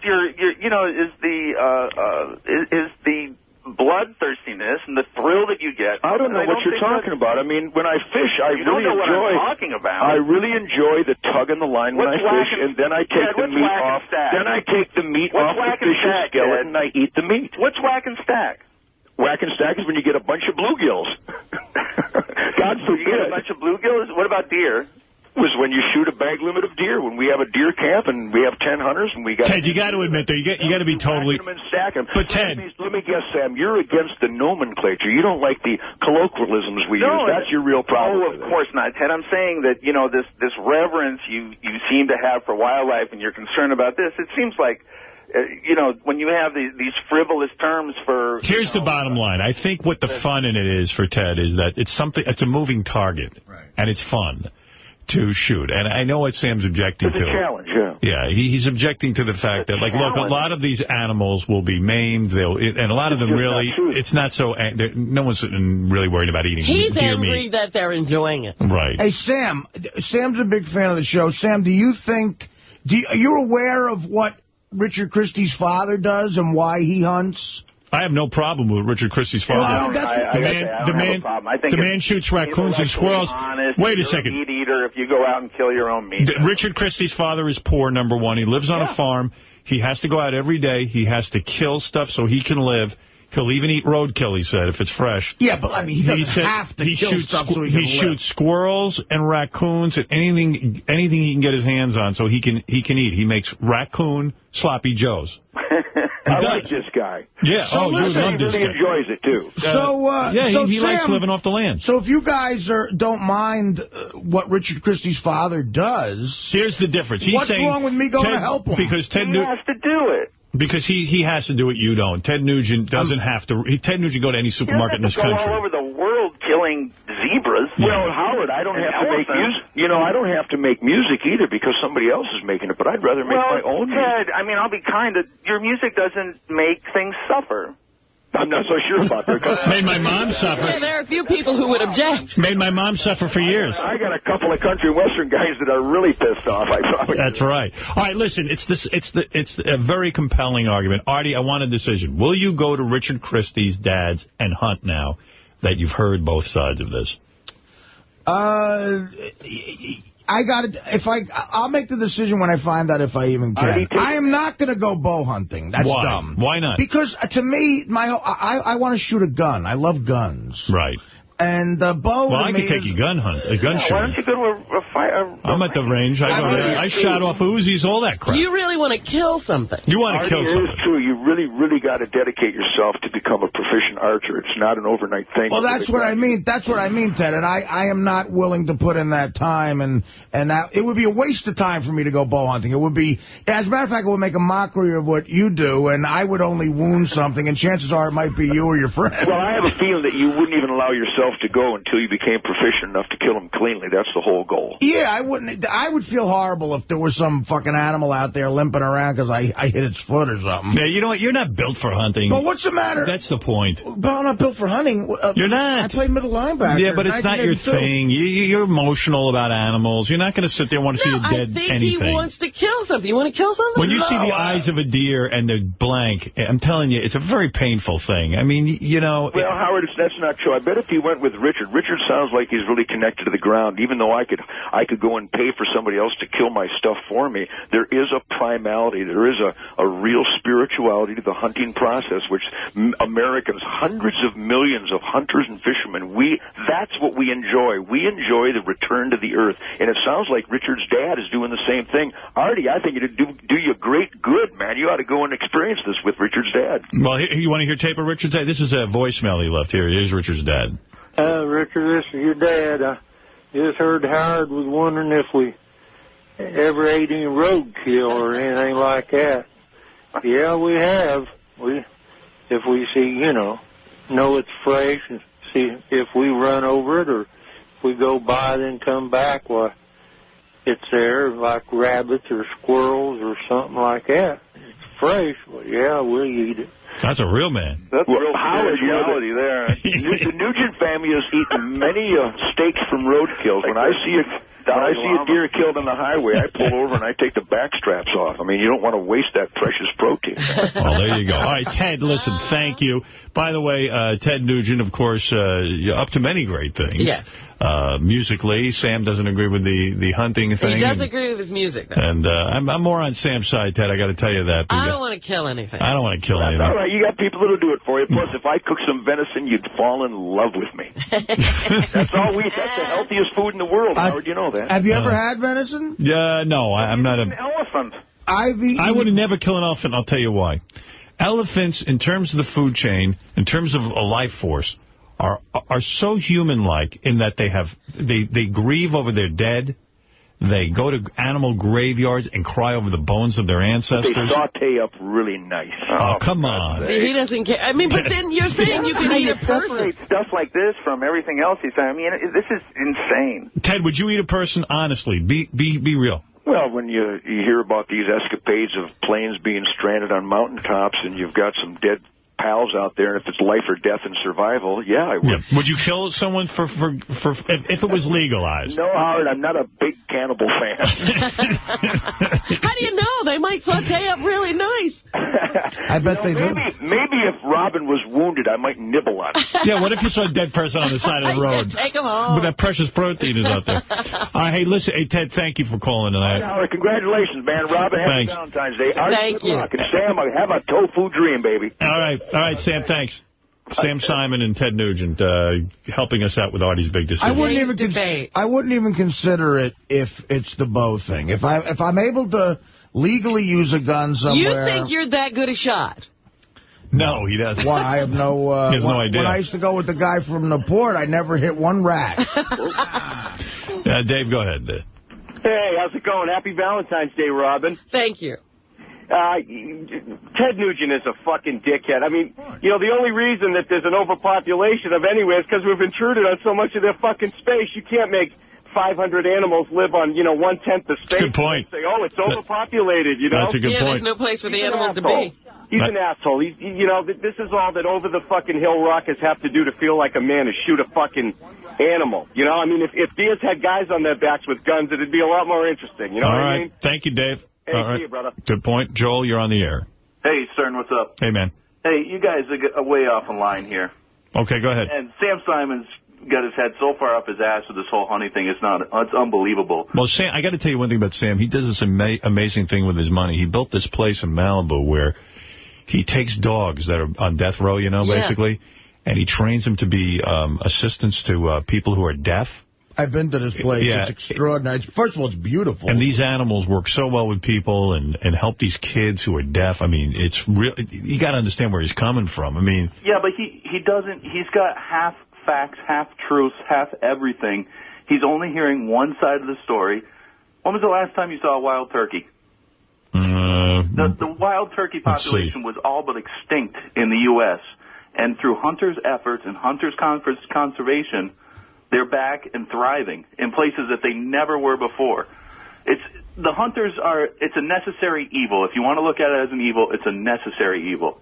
All right, I get you. And Nugent's a little bit, he ruffles some feathers with some of his comments, but for the most part, hunting is it is a sport, it is a way of life, and 95% of the people in your rural states like me up here in Vermont, we hunt. Can I just say something, Howard? Yeah. Isn't a sport an activity where both sides are sort of equal? Like football's a sport. Right. How is it a sport if the deer or the animal doesn't have a gun too? Not only that, though, but you got to remember, too, that you're walking into that animal's natural environment. You're intruding on his space. He knows when a tree limb breaks, that there's something wrong. So you have to outsmart them. It's a game of wits. It's exactly like chess for you, Stern. All right, thank you. The animal knows it's playing a game? The animal knows. I guarantee he does, Gary. When hunting season starts, you never see a deer. You see them all summer long. You can pattern them all summer long. The day that hunting season starts, and they know the date. Get on a bus. You can never find them. And hey, Artie. Yeah. I know up here in Vermont, the felons can hunt with muzzle loaders. What's a muzzle loader? Oh, that's something you have to stuff the bullet down into? That's no fun. No, muzzle loaders are rifles. It's like what the colonial guys used to use. It's a musket. A musket. Well, they're called muzzle loaders now, and they shoot. They're just as accurate as a rifle. You should wear a whole pilgrim's outfit, those short black pants. No. Hey, son, I shot 2 deer 3 minutes apart with my muzzle loader this year. And some knickers. Wow. Yeah. And you got to reload them and do everything. So 2 deer back to back, they're very accurate. So he might want to look into that too if he's going to go. Thank you, my friend. Yep. All right, that's Joel. All right, thank you. I got to take a break. Artie, it sounds like you're not going to hit anything whether you're out there with a bow or a gun. It seems to me Artie can't stay awake. What I want to do is I'll go out to Kansas and just go to Burger King. Tom, you're on the air in Island Park, New York. Yes. Yes, Tom, in Island Park, New York. Hello? Yes. Howard. Hey, now. Hey, now. How you doing? All right, bro. Listen, I wanted to congratulate you on the big news. Oh, thank you. And I'm wondering, are we going to get full coverage on Howard TV?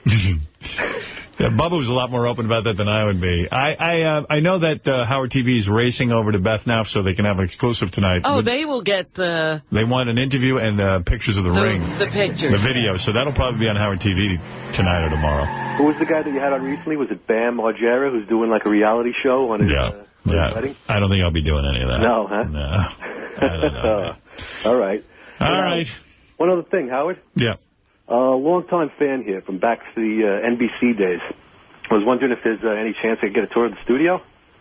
Yeah, sure. Hold on. Great. Thank you. Gary, give this guy a tour. Well, I don't know. I would, again, I'll see if I could shoot, and then I'll make my decision. Why do you want to shoot an animal? Yeah, that's what I don't get. Why not? Oh, I feel so guilty. Really? I really would, yeah. You know what? I had to kill a lot of frogs because I studied biology. Yeah. And we used to dissect a new frog every week. And every week I'd have to go in there and kill a frog. Right. How do you kill them? You have to keep them pretty much alive. You stick something in their brain and down their spinal cord. So you mush up their brain and then you stick it down their spinal cord. And you leave it alive. And you go and open its chest and do all this dissection. Well, oh my Why didn't you use a bow? One nice bow. And I, for years, couldn't look at frogs. Because I was like, I killed probably a relative or something. Wow, so you knew how to actually... Wait, so the frog is conscious? It's called pissing a frog, yeah. That's rough. That's torture. Yeah, I ain't built for that shit. I mean, look, man, if I had to eat, and that's a whole different story, but... in the frog world, Robin is Hitler. I don't want to be Hitler. That's right. I wiped out time. They have big pictures in their schools of Robin, and they talk about the horrible Holocaust. Do you know how many of our frog brothers and sisters died at the hands of this monster? If you see this woman, she's still at large. Yeah. Stay away from her. She just throws us in the garbage afterwards. She doesn't even eat us. Actually, it's probably just not a good idea to go hunting. I don't blame you. That's why I always relate to that scene in E.T. where he saves the frogs. No, you certainly didn't. I didn't say You're no E.T. I'm not. You're I'm RQ. not Henry. All right, we're going to take a break. We'll come back. We've got lots of stuff to get to, but I'll play you something new. Let me see. Oh, this is fun. Here's Sal. Sal pretends he's at a train station. He had to use 2 computers to get the sound effects right on this. He's trying to order a pizza from a train station. It's pretty funny. All right. Take a listen to this. This is a brand new one, fresh out of the oven. Hello? Yes, how are you? Good, I'm at the train station. I'd like to make an order to go, please. You got it. All right, give me 2... I'm sorry. What? Whoa, what, sir? Did he get that? No, I didn't get anything, sir. 2 what? Okay, I'm just having a tough time hearing you. I'm at the train station. That's okay. Well, there's no problem. There's nothing I can do about that, but 2 what? Okay, let me tell you again. Give me 2... Sorry, sir. Come on down and order it. I can. I'm in a hurry. My wife's in a wheelchair at home. I got to pick up the order and bring it to her. I'm not understanding. I'm understanding everything but the order you're telling me. What do you got down so far? I don't have anything down. 2 of something. Is it 2 heroes? No, it's not 2 heroes. What I'm trying to say is 2. I know what? What? I'm not going to be. What is your name, sir? Sir, I said to you I need 2.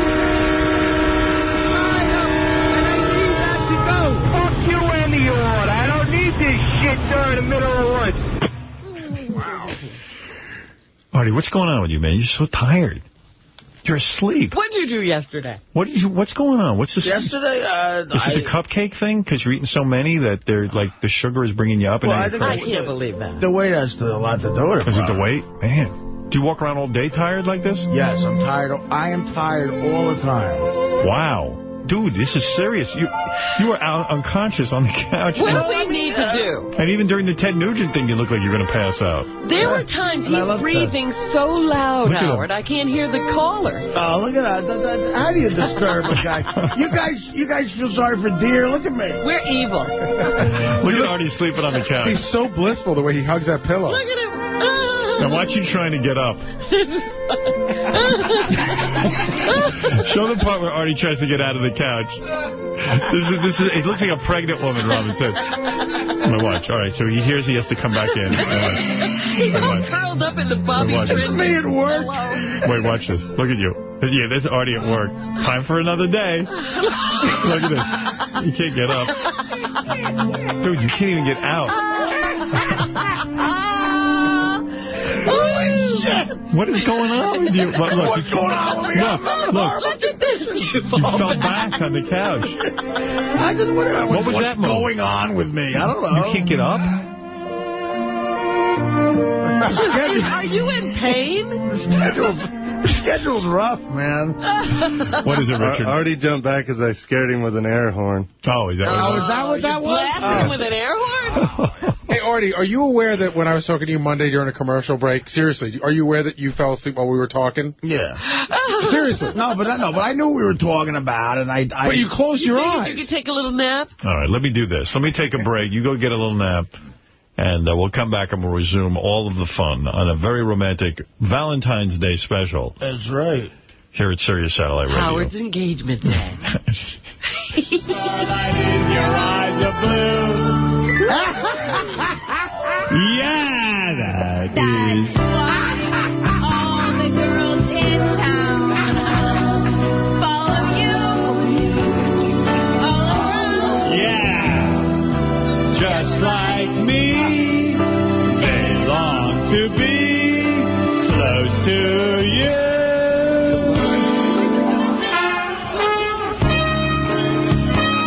I was drunk.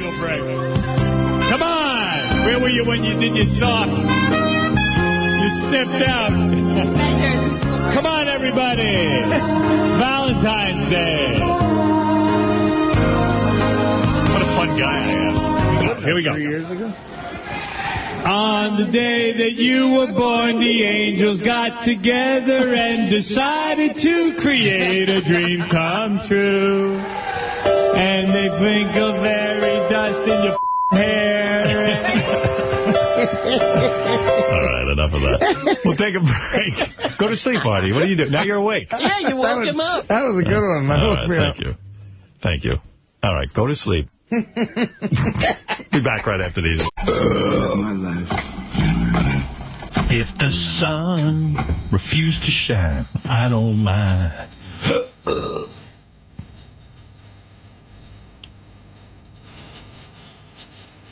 Play on, Jimmy. My man. That's my man.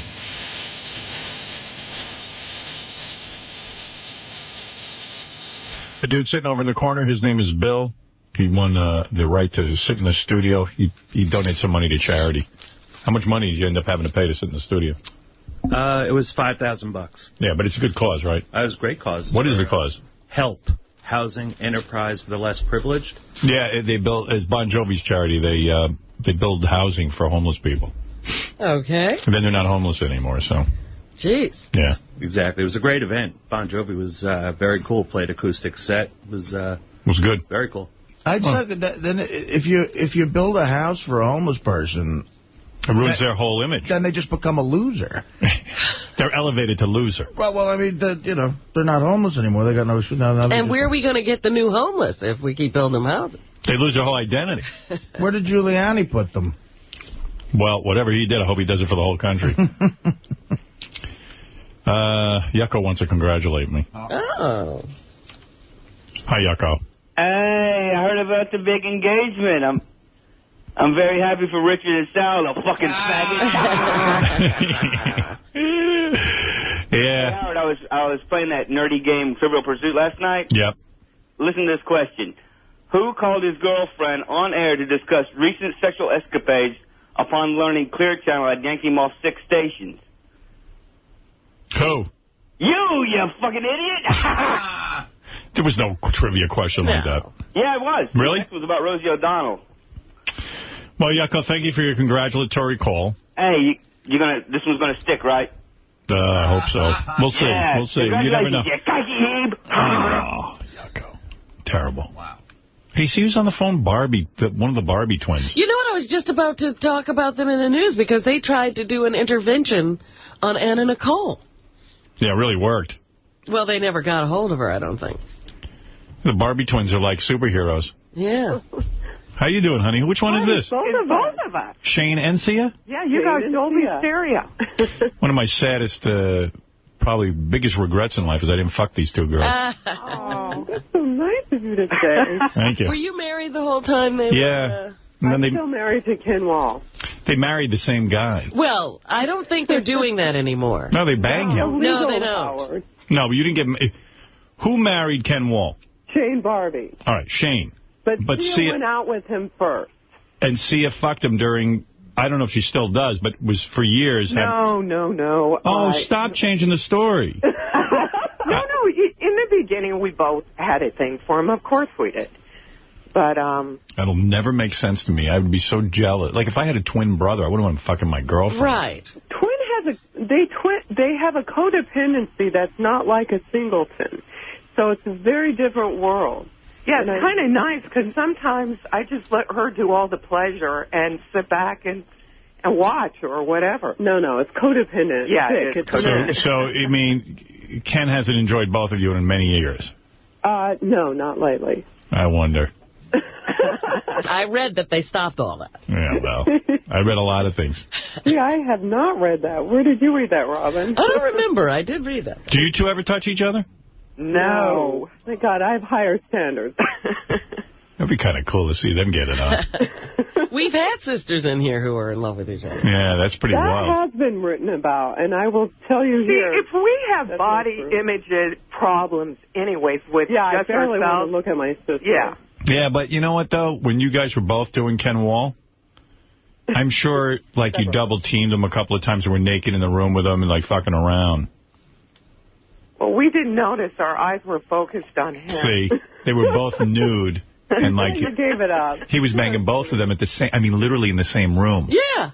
God, this radio station's fun. You can say anything. Oh, yes. Especially with your background, girls. I mean, there's plenty that can be said. Was that freaky when you were both having sex with them at the same time? No, it wasn't exactly the same time, swear to God. No, but I mean, you're in the room nude and everyone's messing around and drunk or whatever. And we don't drink. And you never, like, put on a little show for him and touch each other's titties? No. Yeah, no, that couldn't have happened. That must have been hot. I swear to God, I'm just not into my sister. How are the two of you holding up? You still hot? Oh, no. Those days are gone. Oh, really? Yeah, that's why we focus just on animals. You guys aren't hot anymore? I don't think so, no. Oh, shit. Anymore. God, that's so nice of you to say at one time we were. Oh, you know you were. No. You made your living from that. Anyone could look good, with the right lighting and all of that. Yeah, we Yeah. just package ourselves. You hit the wall? We hit the wall. A long time ago. Well, I love that these girls... But they're honest. From all the vomiting, huh? Yes. Wow. That'll take its toll. Ken Wall tolerates that? The vomiting? No, you guys not being hot anymore. The wall hitting. Does Ken Wall get bored with you guys because you're not hot anymore? Well, I exercise a lot, so I'm sure we've just developed into, I don't think he cares. Right. I'm hoping. They seem like such cool chicks. I love the Barbie twins. I always thought, like, maybe when I first interviewed them, they'd be like airheads, but they're like hot chicks, and they're like cool. You know what I wonder, though? Why is Sia, does she have a guy? No, She hit the wall. She just told you. Yeah, well, she could have had a guy before, trap a guy before. For Howard. Sia and Shane are like almost like a married couple in a way, and Ken is there to just fuck a little bit. You know what? That is so true. A lot of guys were threatened of our relationship. Yeah. You're like one of the few that like us together. Yeah. Problem with marrying two hot chicks is eventually you're married to two old chicks. Exactly. Well, he did say you wanted someone younger, so she's 6 minutes younger. So you guys did an intervention with Anna Nicole Smith? I saw that on TV. Now, this is how it went, because they're asking us for stuff, and we thought it was inappropriate to talk about anyone, because in recovery you're not supposed to talk about someone else's inventory. But what they say in recovery, they talk about the elephant in the living room. People were kind of looking to us like, if you have a friendship with her, why aren't you saying anything? Because we were going through addiction problems, too, and recovery. How were you guys friendly with her, though? She was, not to speak... in all the same circles. Yeah, but not to be... Howard, she was very, very fun, funny, loved animals. We had a lot in common, but you're right. The elephant was in the living room, and no one was talking about it. And what I do tell people, because I've had the experience myself with my stepson, is that addiction has no age. People keep saying she was overage. Addiction... No, old enough. Yeah, right. Addiction stunts your growth. You become immature. So the sobering adults around them become enablers if you don't say anything. So I kind of thought, all right, how do I do this? So what I did, my very last phone call with her was a message. And I said, hey, you want to go to AA with us? I try to do it in a fellowship way. What was heartbreaking is that she was asking us to do several things. Yeah, what was she asking? To do everything and anything with us, including animals. Apparently, she was out of control. So we wanted to just plant a seed. That's it. Yeah. What do you think she was on? Methadone? Who knows? It was obvious she was altered, but yet people, it's so stupid when people say, oh, she's smart, she's this. Yeah. Hey, she was unavailable. She's medicated. Yeah. Right. You judge a disease by the character defects. You don't judge by what you're taking. That's just a symptom. She had so so many character defects. So many an addictions. So what happened when you said to her, let's go to AA? She just blew you off? She never called back. And yeah, what about... I mean, is that like, that's not the most fun invitation to get. No, it isn't. I think it was wrong the way that we did it. I try to do it in a happy way. I should have done it in person. Had we had more people, because all it takes is one enabler to break that intervention. How are your titties? Horrible. Do you have baloney tits? Yeah. Really? Yeah. Oh, what a shame. Great bras out there. Oh, baloney Are tits. they looking like that little old lady in the Playboy magazine? Yeah, I mean, I can't believe what I'm hearing. Sorry. God, you're not supposed to get old. I know it. How old are the Barbie twins? We always wear sunglasses. No, we are vegans, and that does help. How old are you guys now? now? No dairy products, no meat. How old are you guys now? We're 40. We're going to be 44. 99. 44? Oh, I'm so sorry. I'm so sorry. You do have a hot girlfriend. Oh, my God. I love her for being into animals. Yes. You know, they got engaged today, or yesterday. I heard. That is so cool. I wish there was two of her, and I could, like, bang both of them. Put one in storage. That gets tiring, and she's wonderful. The fact that she's so beautiful on the inside, but, you know, I know you know this, but she goes out there and she promotes to go adopt older dogs. Yeah, she's all big into the animal movement. She may be old, but at least she goes and promotes older dogs. Yeah. Right. It's really sweet instead of puppies. That's from true. North Shore Animal League. Well, I told her she better not hit the wall. I'm out the door. Well, she's really into the older dogs. You know, you always say nobody wants an older dog. That's right. You want a puppy. I got to call Ken Wall and find out how he's putting up with these two. She adopted an older dog. Right. She's what Beth said. He's a good man. So you called up Anna Nicole. She blew you off. But, I mean, like, you knew her. I mean, like, you would talk to her and stuff. No, we were asked to call her to do that. We had known each other. We had hung out. We felt like we would give her the wrong message because she asked us to do other things. Oh, she did. And before that, because we were struggling with our own recovery, I just thought, because I wasn't into Hollywood, we really fought everything because everything was about our addiction. So I thought the message that we could give to someone else that looked like they were struggling with their addiction. You know, as a joke, she would say she wanted a threesome with us, and then she said that she had a crush on Kenny. But she was abruptly honest, and that's what made her refreshingly, refreshingly. She just didn't. She couldn't see. Try telling a drunk that they're drunk. She couldn't see. What other shit did she ask you to do? What did she ask us to do? Yes. Just hang out with her. To go to, she loved to party. She loved to go to events and premieres. She wanted we to were work not with into. us, too. She wanted to do anything with us. She was outrageous. You know that movie, Gia? She reminded me of her. She ever tried, did she ever talk about that Howard K. Stern dude? And, like, did she ever say she would never have sex with him? Because that's what she told me. Never talked about.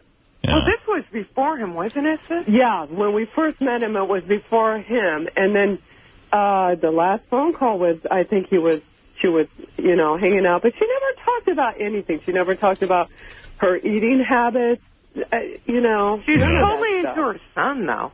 I'll tell you that. Yeah, she really was. But did you think she was having sex with all those guys? Well, again, I'm going to say she was unavailable in the head. Very needy and clingy. When someone is that altered, they're not necessarily responsible for what they do or say because they're unavailable, but they are responsible for recovery. And no one was putting her in that path. That astonishes me. You girls don't even have a little glass of wine, huh? No. Oh, you're no fun. You got old and you don't even drink. We're still outrageous. I can't believe you got old and you don't drink. That's a terrible combination. Maybe we should now. Hey, Barbie twins, I got to go. What's your big thing now? Medical fraud at UCLA. What's that? Yeah, no, just protesting the primates because we want to expose what's going on there. Yeah, unnecessary research on live monkeys, other animals too. Yeah, we're all even accurate. We're for you. Research money. We're for you. What do we got to do? Who do we send money to? We're all going out there and protesting. Everybody is. UCLA, at UCLA, 11:30 on the corner of Westwood and LeConte, and we're just going to protest and tell. UCLA, we're not going to put up with this. What do I wear at a protest? And more importantly, what do you wear? You just endorsing anything. We're the Kitty Liberation Front. Yeah, are you going to wear something hot, or it doesn't matter anymore? I think it's hot. No, we're actually wearing our Kitty Liberation Front outfit. All right, where do we go? Tell us when to be there. Okay, it's today at 11:30 at UCLA on the corner of Westwood and LeConte. If anybody can go over there, types like Melrose Larry Green, I have nothing else to do. Get over there and stop the experimentation on monkeys. Oh, thank you, Howard. And let's hope, although, if they experiment on monkeys, they find a way not for women to age. I might have to be for it. That would be bad karma. Yeah. All right. Hey, Barbie Twins, thanks. You know, we're carrying a sign that says experiment on blondes, not monkeys, so they'll never know the difference. That's a good one. What are you going to wear to the protest? Anything hot? Little Kitty Liberation Front outfit. It's like army fatigues. Good. It's cute. But make it hot pants. It is. It's pretty hot the way that we have it. Yeah. I mean, for a 44-year-old. Nice. All right, Barbie Twins, thanks. Thank you so much, Later. Howard. Love you, too. All right, bye. I just dig those girls. The fact that they were banging that guy. Have they ever acted in a movie? I don't know. I don't even know how they have a dime. I know they had posters and stuff when people used to buy posters before the Internet. Now you can get everything for free. How did they get rich? Because they seem rich. I guess it was all merchandise. Well, they always had a great place, a big pad up in Malibu. They got the lifestyle. I guess they model. I don't know, man, but they always had a ton of cash. Well, they seem to have fun. Yeah. They're hot as a pistol. Ken Wall can't have a lot of money, right? No. I'm not sure who's living off who in that relationship. I'll be honest with you. But shit, they're a party. Because first of all, you can see, like, they're not dumb broads. And, like, they're, like, kind of fun. And, like, they're up sexually for, like, sharing, you know, a guy. Hey. Like, imagine you banging one of those hot sisters and then the other one's banging you. And I read an article about them. They were having sex with some guy on, like, one of them was having sex with somebody on the California Angels. Yeah. And one of them just came out. He didn't even know she had a twin or something. And while they were banging, the other one just came out of the bathroom and surprised the guy. Do you imagine? It's like it's another one looks exactly like But if you remember how the Barbie twins looked in their prime, I don't know how they look now. But can you imagine one of them on all fours with the ass and the vagina? I've imagined it. Yeah. Just plowing into that? Madon. I mean, that's a treat. That's what a man needs. If every man in Iraq had that, there'd be no war over there. A Barbie twin. Couldn't agree more. Give me a Barbie twin on her knees. Keep the anger out of me. Instead of sending more troops. Right. Hey, Matt, you're on the air. What's happening? And say hello, and then we'll go right over to the news. Yes, Matt. Howard, how's it going? All right, brother. Question. As a fan for 20 years and a former morning jock who got his ass kicked by you for 20 years, I feel I'm owed an explanation. What's your name, Matt? What's my name? Yeah. Matt. Matt what? I'm not going to give you my last name, Howard. No, I'm asking you. Are you still on the air? Are you on the air? No, I'm not on the air anymore. I was just wondering. You ran me out of the business. Oh, really? I didn't know that. No, you're my hero. Don't worry about it. Thank you. I copied all your shit. Now, listen, why are you doing this? Why are you getting married? Well, I kind of went through this for an hour this morning. Well, I just turned it on. Well, I think you're going to have to give an explanation to everybody you know. I think I'd like to be happy, and I think that will contribute to my happiness. And Beth and I have been together 7 years, and, you know, we have a good thing going. And I think in a lot of ways, on a practical level, too, it'll just be a nice thing for us in terms of, you know, what we're saying to the world about, you know, our relationship. You know, I don't know. I mean, you know, honestly, I don't really need to be married. I mean, it's like we're married. Howard, here's my opinion, and my opinion doesn't mean shit, and we all know this, but... Kind of want the wedding gifts. You got married the first time for love. People say they get married the second time for money. That's obviously not the case. I just don't understand why ruin a good thing. Well, you know what? It could ruin a good thing. You're absolutely right. Believe me, it's made me very shaky. And I said that to Beth. I go, oh, this is just really weird. I don't know, but I don't feel like it's going to change anything. And if it does, well, then we got to look each other in the eye and say it didn't work. But I'm willing to take the leap of faith and see if it could work. I hope you have a long memory because I know. Remember what it's like to get blowjobs? Gone. All fun sex, gone. You know? Really? I don't know. I got married a couple of months ago to a woman that I've been with a long time. We had a great relationship. Now we're real good friends. Oh, no. You know, what, are you out of your mind? I'm telling you. Oh, then I want out. Run.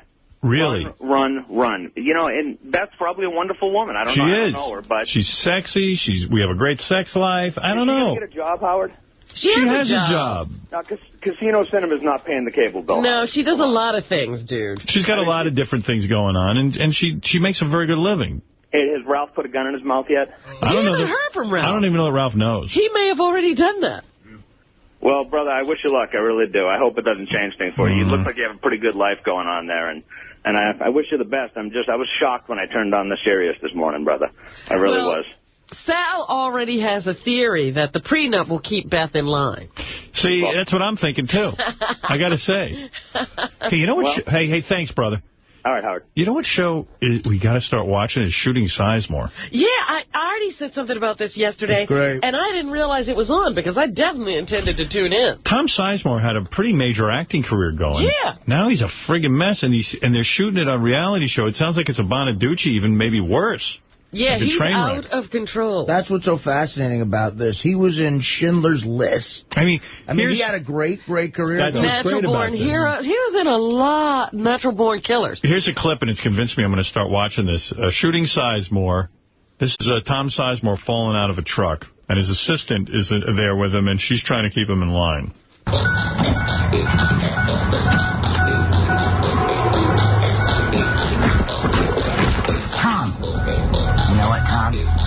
I told you you'd get up. Yep. Okay. Look what you did, Tom. Look at this. Tom, you broke the branch off the tree. Look at this. John, I need to know. Hello? I didn't anticipate this to happen. Come on, you've been working hard. You need to take some time to relax a little bit. Put her on the damn phone right now.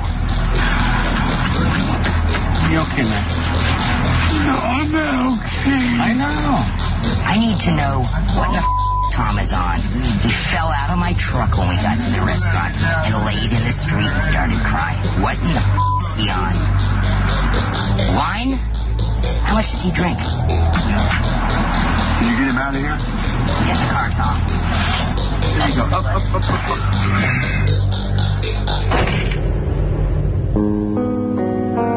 I just called Janelle and gave her a ration.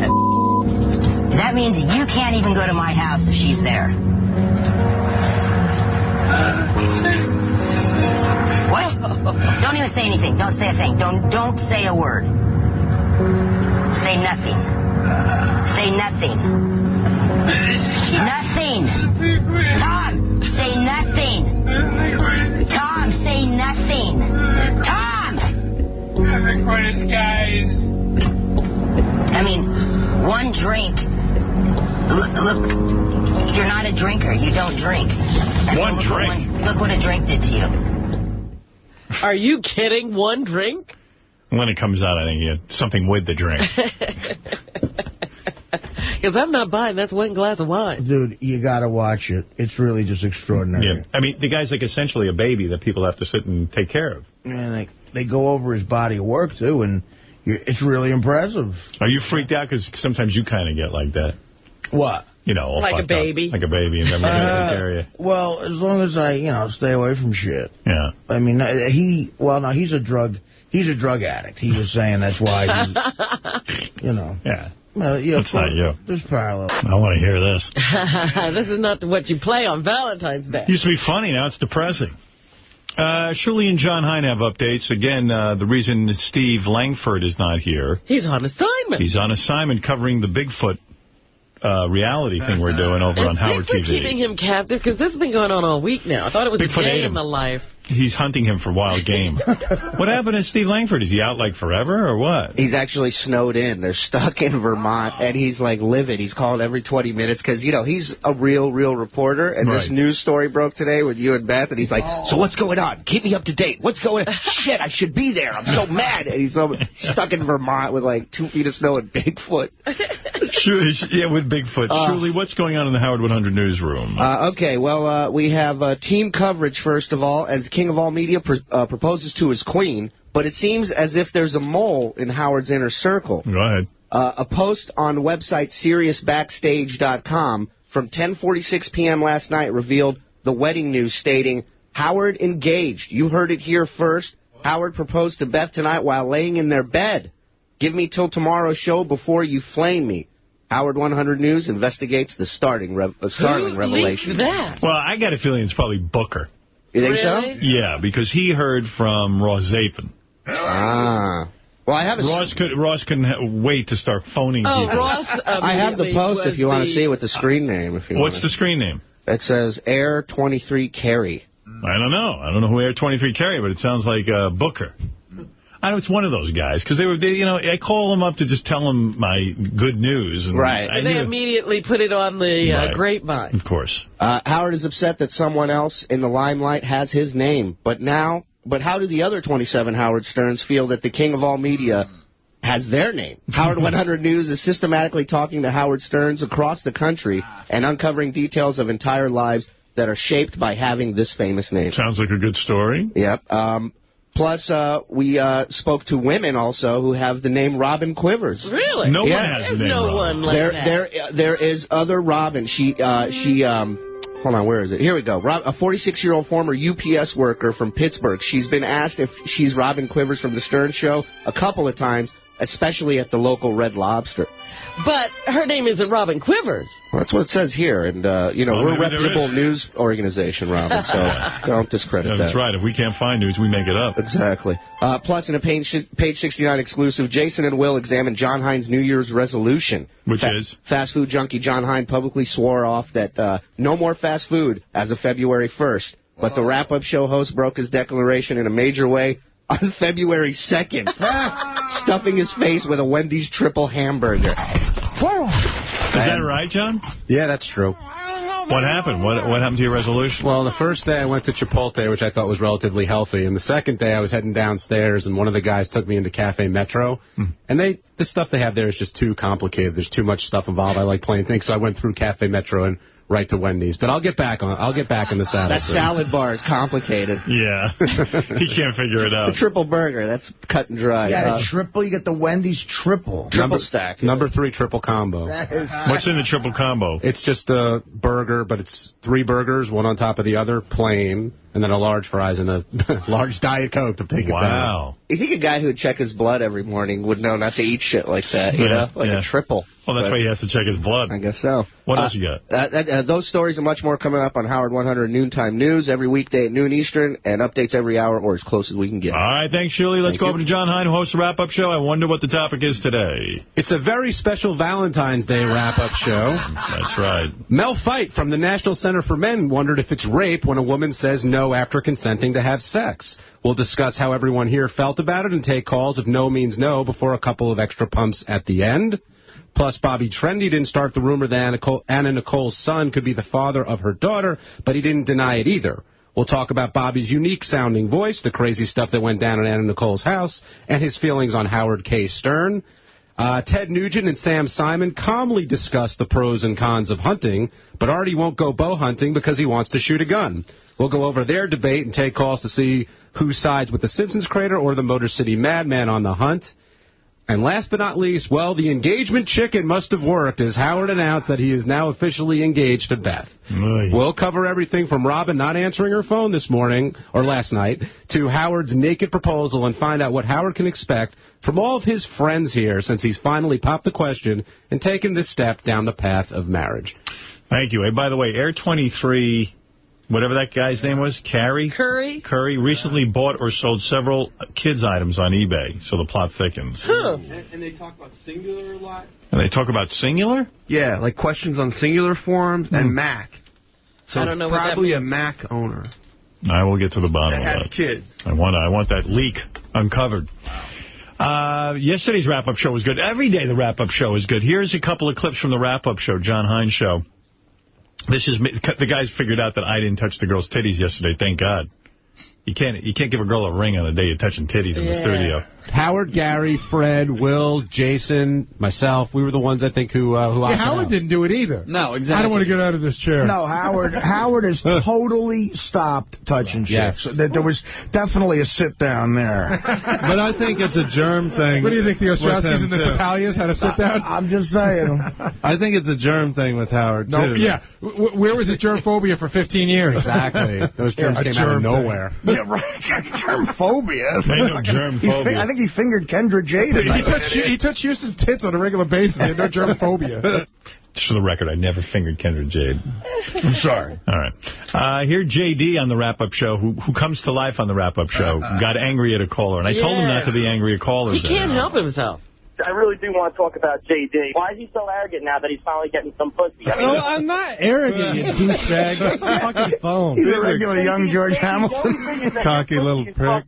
You arrogant little bastard. What? Fucking high horse. We've all been doing this since we were 14. Doing what?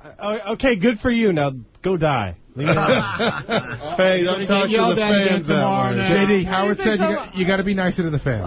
He's not nice to me. He's calling me arrogant and get off my high horse. I'm not any I don't think telling you... I think I'm the worst looking human being on earth. So there. He's Goldmine on the air.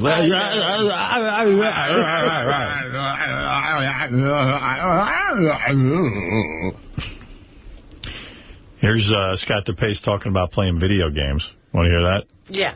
There's a few games that have where you actually can create the guy to look like who you want. Tiger Woods, golf. Yeah, Tiger Woods is one of them. Fine Baldo. So normally you make like a funny-looking character. So the last time I made my Tiger Woods character, this time looks like Howard, actually. What are you saying Howard's funny looking? No, he's got long hair and he's thin and, you know. Does Pam ever say to you, like, Scott, seriously, does Pam ever say to you, Scott, I know you enjoy this, but it's been a bit much? No, she often gets angry at me when she has to do all the kid stuff, like put them in bed and give them. You know what? You sound like my kid will be there. I'll be like, Lucas, it's time to come to dinner. It's like, one more minute. Let me finish this game. Do you do that? That exact thing happened last night. I was playing a game of Battleship Midway, so I'm sitting there. I'm listening to the water run upstairs. I know I should be up there helping her, and I real quick just started another game and played. That's grand. You know, they were also talking about, oh, God, now it just, because there was something else that Scott was talking about. About his name, Duker Dog? No. About who's the most intelligent on the show? No. I think you got that one. People think Fred is the smartest guy in the room, smartest person in the room, and that's hard to beat. But I truly think Robin is the most intelligent person on the show. I really do. So Fred is close, but I really think that. You agree? I was thinking maybe my chess playing would bring me up a notch with you guys. Well, that's what you're trying to do. That's what I'm trying to do. Fooled. And nobody ever mentions that I'm the smartest person in the room. Becker?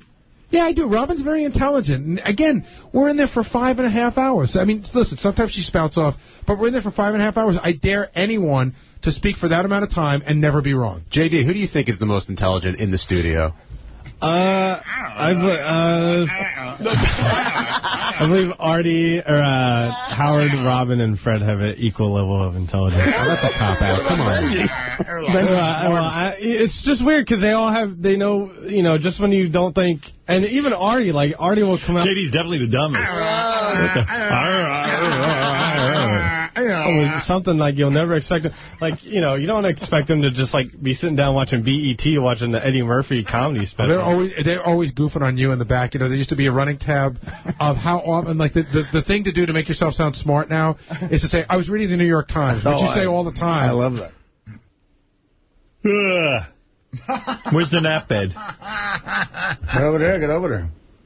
Artie's smart because sometimes he watches BET. Yeah, be shitting me. Is that what he said? Yeah, that's what J.D. said in that convoluted, I lost my focus on that one. Artie's smart, he watches BET. And of all the things on BET, the Eddie Murphy special. I didn't mean it like that. I meant, she just comes out with things that, the New York Times stuff. Gary said it better than me, obviously. You are a gold mine on the air. I'm smart because she turns on home shoppers. I just meant, people have their different qualms or whatever that they know. Qualms? I don't know. What do they have? They have their different, aspects. No, different. Themselves. What did you say? I said qualms, but I know that's Qualms? Qualms? Q-U what? Q-U-A-L-M-S. That's what you're saying? They have different qualms? No, that's not what I... Like a kumquat? No, that's a kumquat.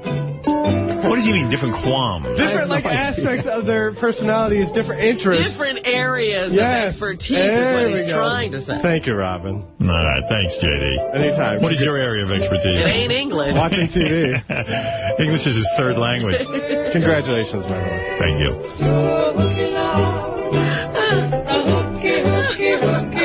I love this song.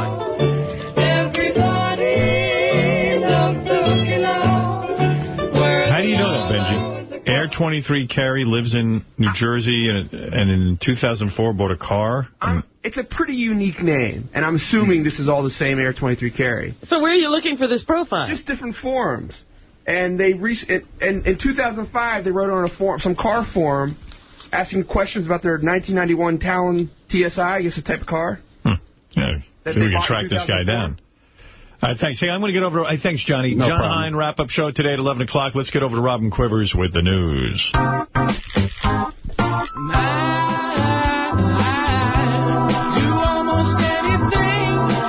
See Robin's boobs, yeah. Do almost anything to see Robin's boobs, yeah. Robin's tits are fat, oh. Brown and huge, yeah. Robin's tits are fat, oh. Brown and huge, yeah. Robin's tits are fat, oh. Brown and huge, yeah. Robin's tits are fat, her tits are fat, her tits are fat, her tits are fat. Nice song. Guy's got a nice voice. Do almost anything to see Robin's boobs, yeah. I like it. Can't stop listening to it. I can't turn it off. Robin's tits are fat, oh. Brown and huge, yeah. Robin's tits are fat, oh.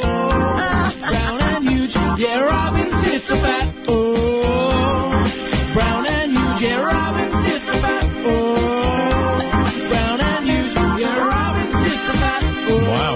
Good for you. Congratulations. I'm telling you, that one, very rarely do they get played all the way through. Never hear of fame. No, never. That must be some kind of a compliment.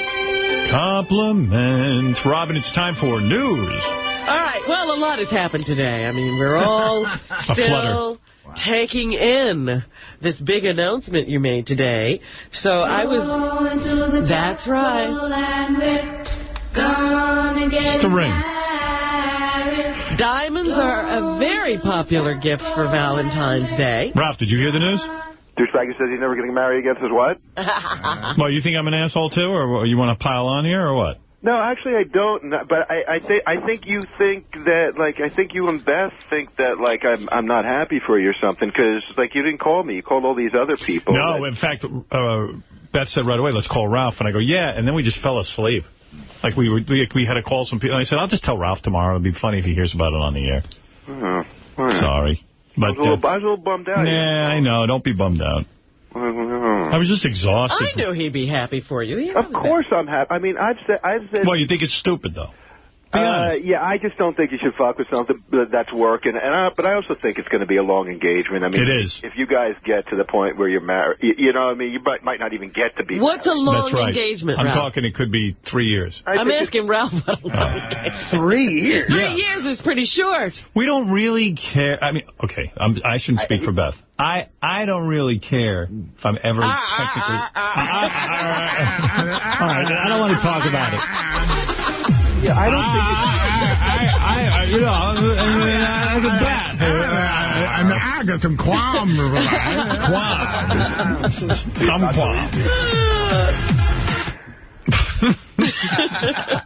I think Beth is, and I've said this before, I think she is the perfect girl for you. Why? Because she gets you.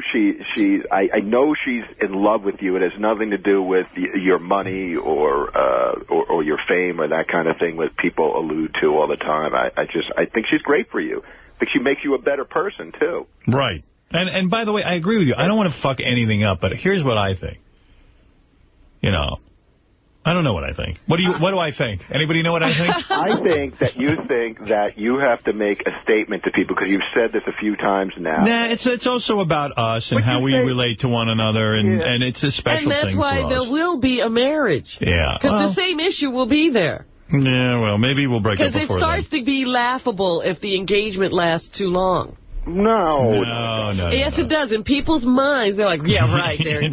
Yeah, well, you like to laugh at everything. You can laugh all you want. No, I'm not the laugher. No, I don't yes, care you are. what you do. I think if you get married... All right, at what point is it laughable, Robin? 6 months. No. Gary, go ahead. What's on your mind? I'm sorry, yes.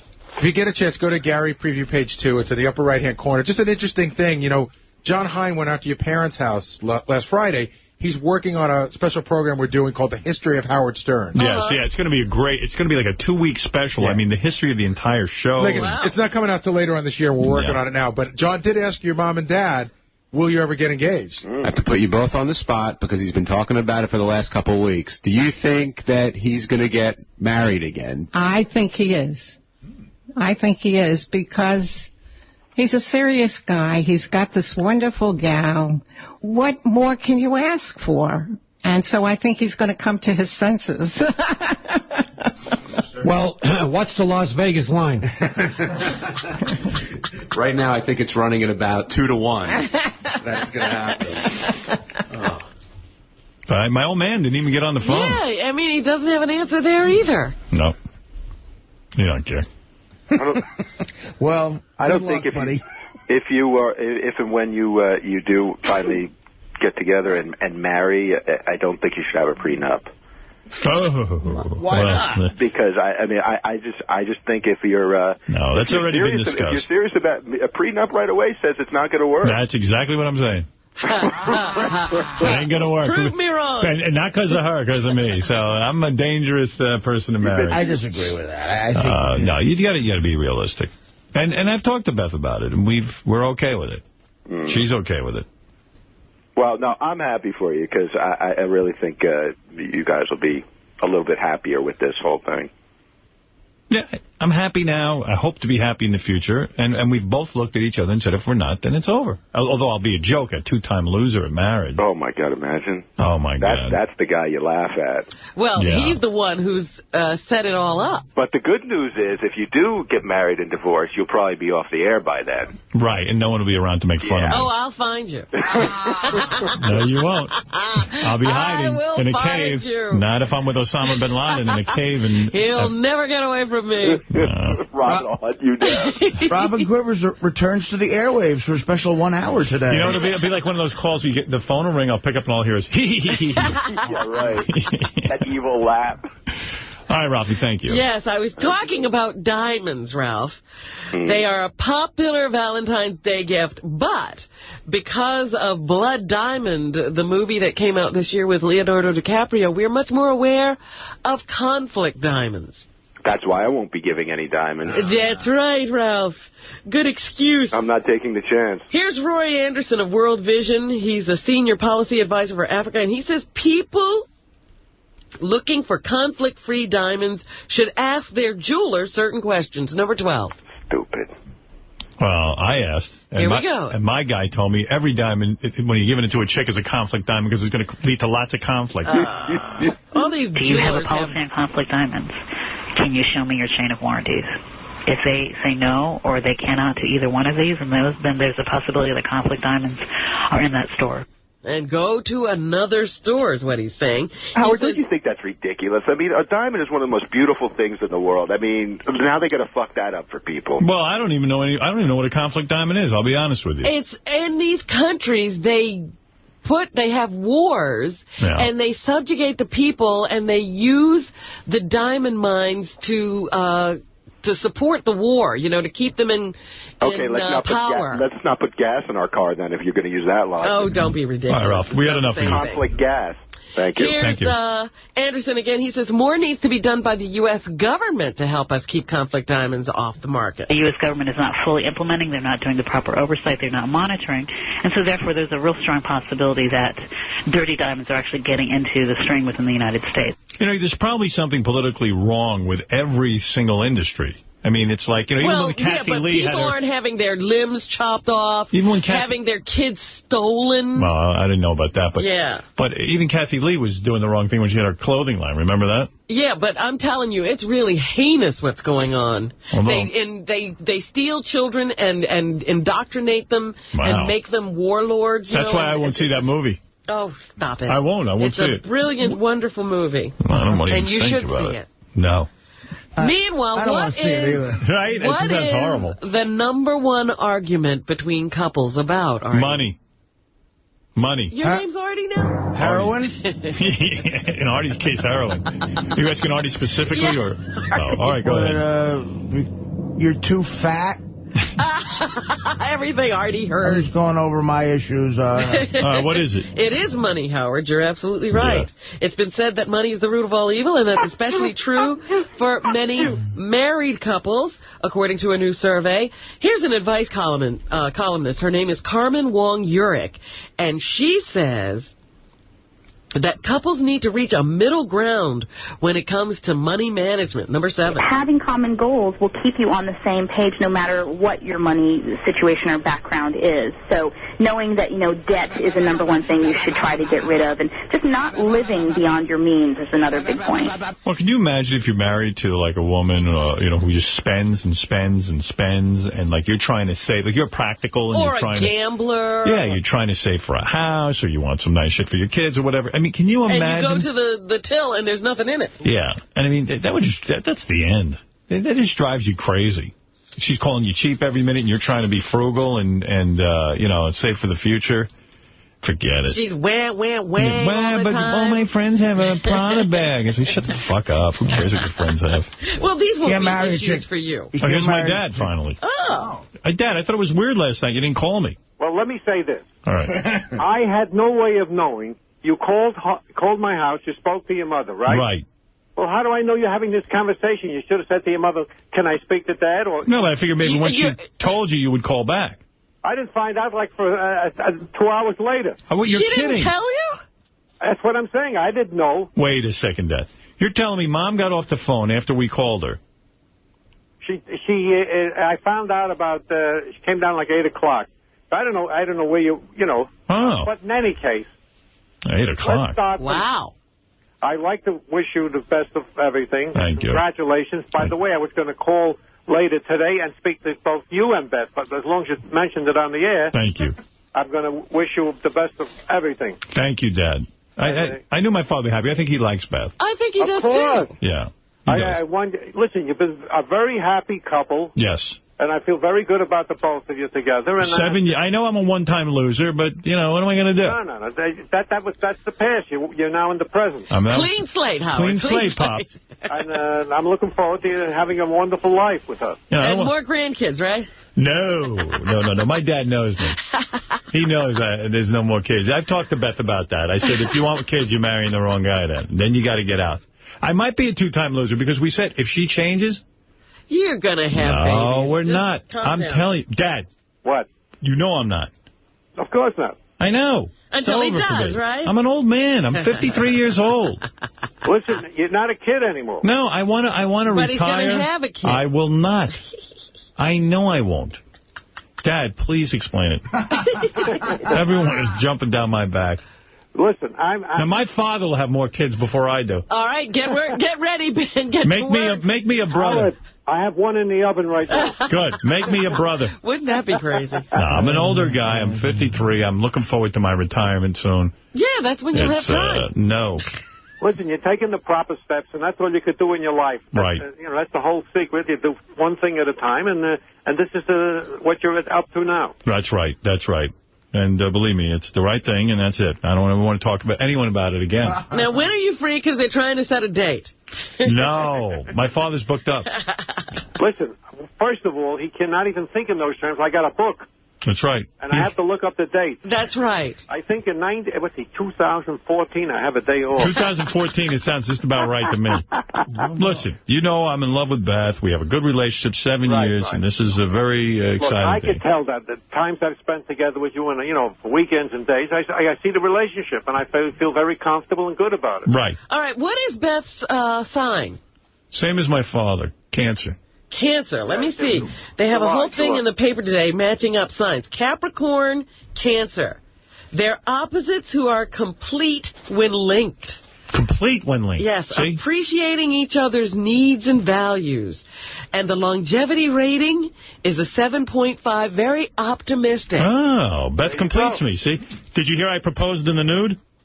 I heard that. I was very thrilled about that. It was very Adam and Eve. I went to an Adam and Eve type scenario. No fig leaf.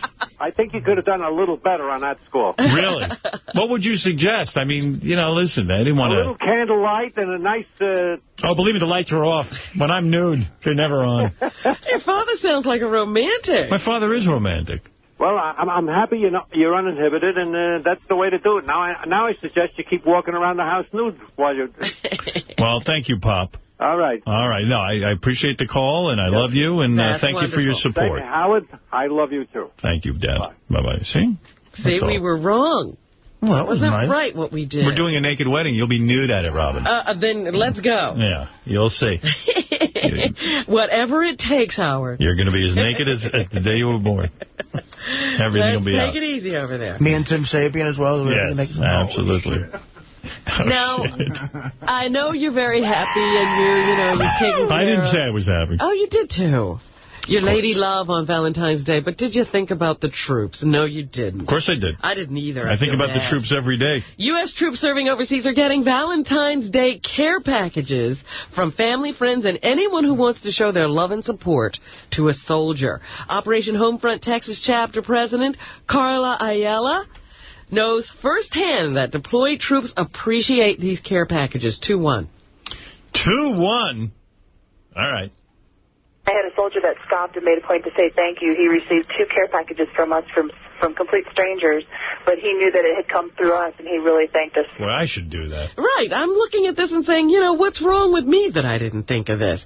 Here's Carla again to talk about friends and family sending the care packages. Anybody can go on there and adopt them, or you could just go on there and adopt somebody random. You could select somebody by geographics, or you could just forego the adoption process and get the person that's been on the list the longest. It's ecarepackage.org that you go to. And here's what would be in a typical care package. Batteries, Band-Aids, beef jerky, cereal bars, Chef Boyardee ravioli, chicken salad, tuna salad, coffee, dental floss, microwave popcorn, sewing kits, snacking nuts, crossword puzzles, socks. So there, think about the troops while you're having your good time. King of all blacks wants to chime in. You're going to regret this. No, I want to congratulate you, man. I told you this was going to happen years ago, and I just want to congratulate you. Thank you. I know it's going to last. I really do, seriously. Thank you, King. Yeah, and I just want to ask you a question. What are you going to change, or do you have to, about yourself? Not to make somebody happy, but what are you going to change about yourself to make this work? Like, you know what I mean? What are you going to give up? Nothing. Why would I change myself? Why would I have to change? I mean... No, I'm saying I don't know if... I'm going to give up other pussy. That's it. But and then, you know what? I noticed this about you. This is not a put down. You're very, stubborn. Like, I'm not going to have kids. I'm not going to do this. Just let it flow. You might have them or you might not. No, I don't want children. I told you. I know you don't want them, but I'm saying... I don't want them. You see, Howard, King is right for one reason and one reason only. When you have these big barriers, there are things you must overcome. You know what? I want to buy a house in Jersey with Artie. I mean, honestly, it really is annoying when I get all this advice. It really is annoying. I'm telling you, he's right. Yeah. Why do you have so much opposition to everything? Everyone's telling you shit. I know. I hate it. I don't mind when I'm doing it to Artie or you, Robin, or Fred, but I hate when you do it to me. When you get it on the other end. Oh, I hate it. Why do you think Artie storms out of here? Artie runs out and gets angry. And I'm like, what's he so angry about? Just give him advice. But just let things flow and let things... All right. Thank you, King. I mean, I'm not good. Hey, can you say hi to my daughter? No. Why would I do that? How old is she? She's 2, please. Oh, come on. He talking. She don't even know. Just say hi. Oh, that's... Hello? Hello? Say hi, Charlie. Hold on, let me turn on my radio. Ralph, go ahead. You're on the air. Hey, now. Hey, now. Hey, another thing I wanted to point out, especially for the audience, of why your relationship works so well with Beth, is Beth has her own life. And this is what a lot of women fuck up. They make the man their own life. Listen to him. What's that? Yeah, listen to him. He's right. No, but that's fuck up. Well, he's angry. Make a mistake, okay? Go ahead. Well, they do. They fucking, also, you meet a girl, and she's got her friends, and she's got her life, and then, 6 months later, she's, sitting home going, what are we doing tonight? I don't have any friends. You become their whole world. Yeah, and Beth does her own thing, and that's great. Yeah, I mean, look. She's not annoying. She doesn't, hang all over you and go, No, no, because if that's the case, I gotta get a divorce. Oh. Yeah. All right, thank you. It's important. Call back when you get another thought. Please. That's his thing, though. He has to call these twice. The coffee is kicking in. Well, then go to the bathroom. All right, let's go back to Robin. A 13-year-old Long Island boy was arrested yesterday, surrendered to cops to face charges of sodomizing a male classmate with a drumstick. 13 years old. They're not releasing the name of the boy. They say that it was a bunch of hijinks that turned serious. Put a drumstick up his friend's ass? Yeah. Oh, for Christ's sake. It caused some internal injuries. I bet. The kid who was drumsticked has recovered, and they say that the two have a friendly relationship at school, but the drumsticker has been charged with second-degree assault and criminal possession of a weapon as a juvenile and is scheduled to appear in family court. Sounds like an episode of Howard TV. Really? Like Richard and Benji. Yeah. You having a good time over there, Bill, or what? You all right? Absolutely. You sure? All right. $5,000. I want you to have a good time. Thrilling. That's Bill over there. He donated some money to the Bon Jovi charity auction, and he's sitting here watching the show. Is it fun for you to watch the show? Yeah, it's very cool. I'm a 20-year fan. So. Oh, excellent. All right. All right. Big time. What's been the most fun so far? Hearing the Barbie twins coin a new term. Which was? Uneventful head. What did she say? Who listened? Yeah, You're the heard only something? one. You heard something interesting? Uneventful head, they said? Yeah, about Anna Nicole. Right. Oh. Boy, you were really listening. I have to go back and listen to the replay. Yeah, there was a term coined. Speaking of Anna Nicole, they're now fighting over her body. Did you see that? No. The coroner is saying that if they don't hurry up and get Anna Nicole to a funeral director and embalm her, they won't be able to have an open coffin at her funeral. Because she's decaying. She's deteriorating, yeah. And they Goodness. said her looks are going to be gone if they keep this up. Well, not to mention the flies. So, have Richard and Sal shown you their penis yet? Not yet, no. Uh-huh. I'm looking forward to that. All right. That's extra. So now Larry Burkhead was the first to go down and stake a claim for the body. Then the mother is also staking a claim. And, of course, Howard K. Stern is expected to step up. Meanwhile, Burkhead has arrived in the Bahamas now to try to get that DNA test done. We don't know what's going to happen with this little girl and who's going to get her. The mother is trying to get her until they determine who the father is. So everybody's down there fighting over this little girl. Meanwhile, on Entertainment Tonight, last night, Howard K. Stern announced that they were planning to get married and make it all legal.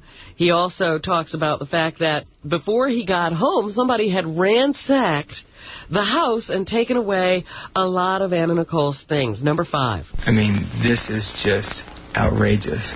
And I mean, they are stealing from Danny Lynn because everything, all of Anna's assets go to her daughter. He does say that he is the executor of Anna's estate, and he also says that he can't believe that someone would rob his daughter of her mother's memories. That's what makes this the sickest part of all. I mean, they took pictures off the wall, drawings that were, or paintings that were made for Danny Lynn. These are Danny Lynn's memories. Would you like all this chaos to be going on around you once you're dead? I would, actually. Really? Yes, please. Make you feel alive. Yeah. You want people to be fighting over your body, fighting over everything. Yeah, fight over everything. Let's have a big war over me. Oh, that's great. I like it. That's crazy. Al Franken, he had intimated that he might want to run for the U.S. Senate, and that's why he was giving up his radio show. His last broadcast, I think, that's right, is supposed to happen today. And he's leaving Air America, and they think today will also be the day that he announces. He talked about that possibility last month, number 4. I'm definitely giving it serious consideration, and I plan to make a decision soon and announce that. Hopefully not on the day that Barack Obama makes his decision and announces that. So he knows to stay off that date. Look for an announcement from Al Franken today. Meanwhile, Mitt Romney. I like Al. I do, too. Yeah. His show was actually pretty good. Yeah. The few times I heard it. Yeah, I used to listen to it quite a lot. Mitt Romney has made it official. He made his announcement that he is in the race for president, and here is what he thinks should be the agenda, number 10. At this critical time. He's got that kooky religion, right? He's a Mormon, yeah. Yeah, that's the one that has magic underwear? The first Mormon president. Yeah, they have magic underwear, right? Yeah, they have that... magic underwear. What was the broad... Larry King's wife. Oh, yeah, she looks sexy. She had some sexy magic underwear. Right. We must first transform the role we play in the world. Secondly, strengthen our nation. And third, build a brighter future for American families. All right. That's what his agenda is, and this is what he says about us internationally, number 11. As we stare at the face of radical, violent jihad and at the prospect of nuclear epidemic, our military might should not be subject to the whims of ever-changing political agendas. The best ally of peace in the world is a strong America. All right. So there he is. For your consideration. Meanwhile, Reverend Al Sharpton has not made a choice as to who he's going to back to run for president this year. Most of the blacks are for Hillary Clinton. They're not behind the Barack Obama thing. He says none of the would-be Democratic nominees can afford to take any votes for granted, however. Number 8. I will determine who I'm supporting based on their stands on social justice issues that we're concerned about. And if no one champions that, I have not ruled out coming in the race late myself. Oh, that's a threat. There you go. So if you don't want to deal with Reverend Al, you better take up his agenda. He also has this little catchy statement to make about how to choose a candidate. Number 9. Choose one that pays all his bills. I think that we've got to judge people based on their policies, not based on their origins. Just like I don't think women ought to vote for Hillary Clinton because she's a woman. They ought to judge her by her agenda, not her gender. See? He's so snappy. Agenda. Agenda, not agenda. He's so snappy. So witty. Why did you think of that? Yeah.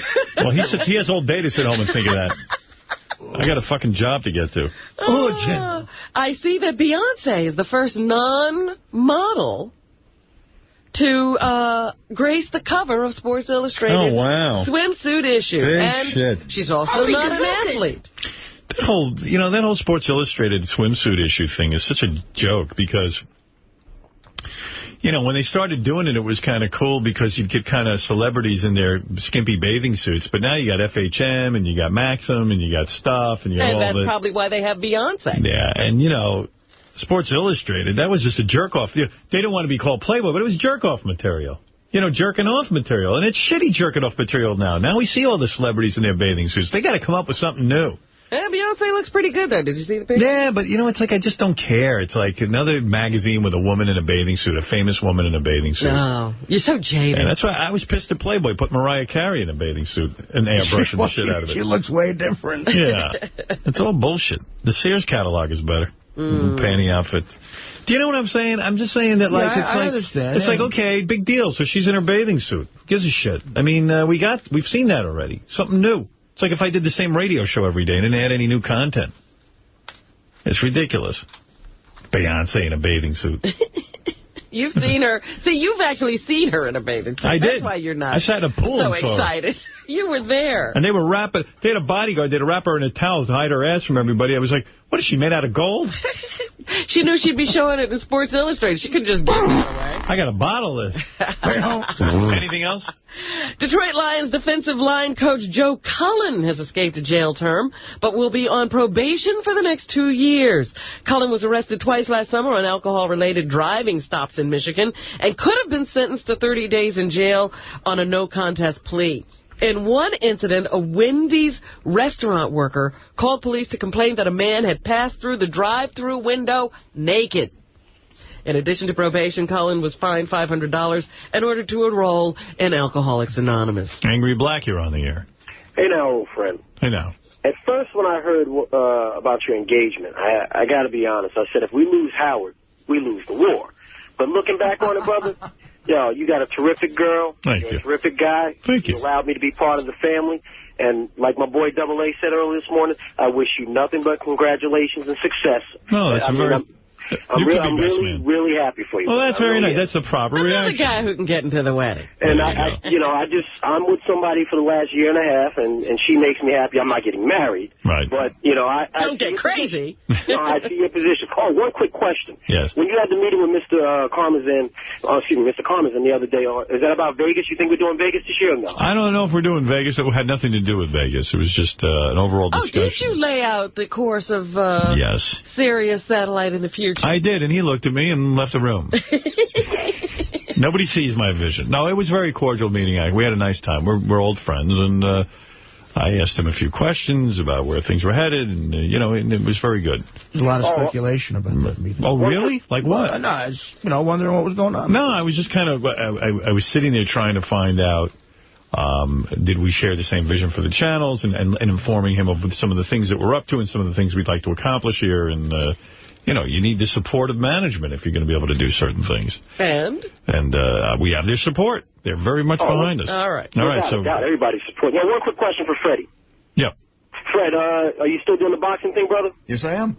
You like it? It's getting the feeling of just hitting another human being. It's the greatest feeling in the world. Do you actually hit human beings, Fred? Or are you just hitting the bag? It's more like hitting I'm not really at the point of where I'm really like solid contact or anything like that. It's more like sparring and things like that. It's not like really full-out contact. You're or anything. sparring? Yeah.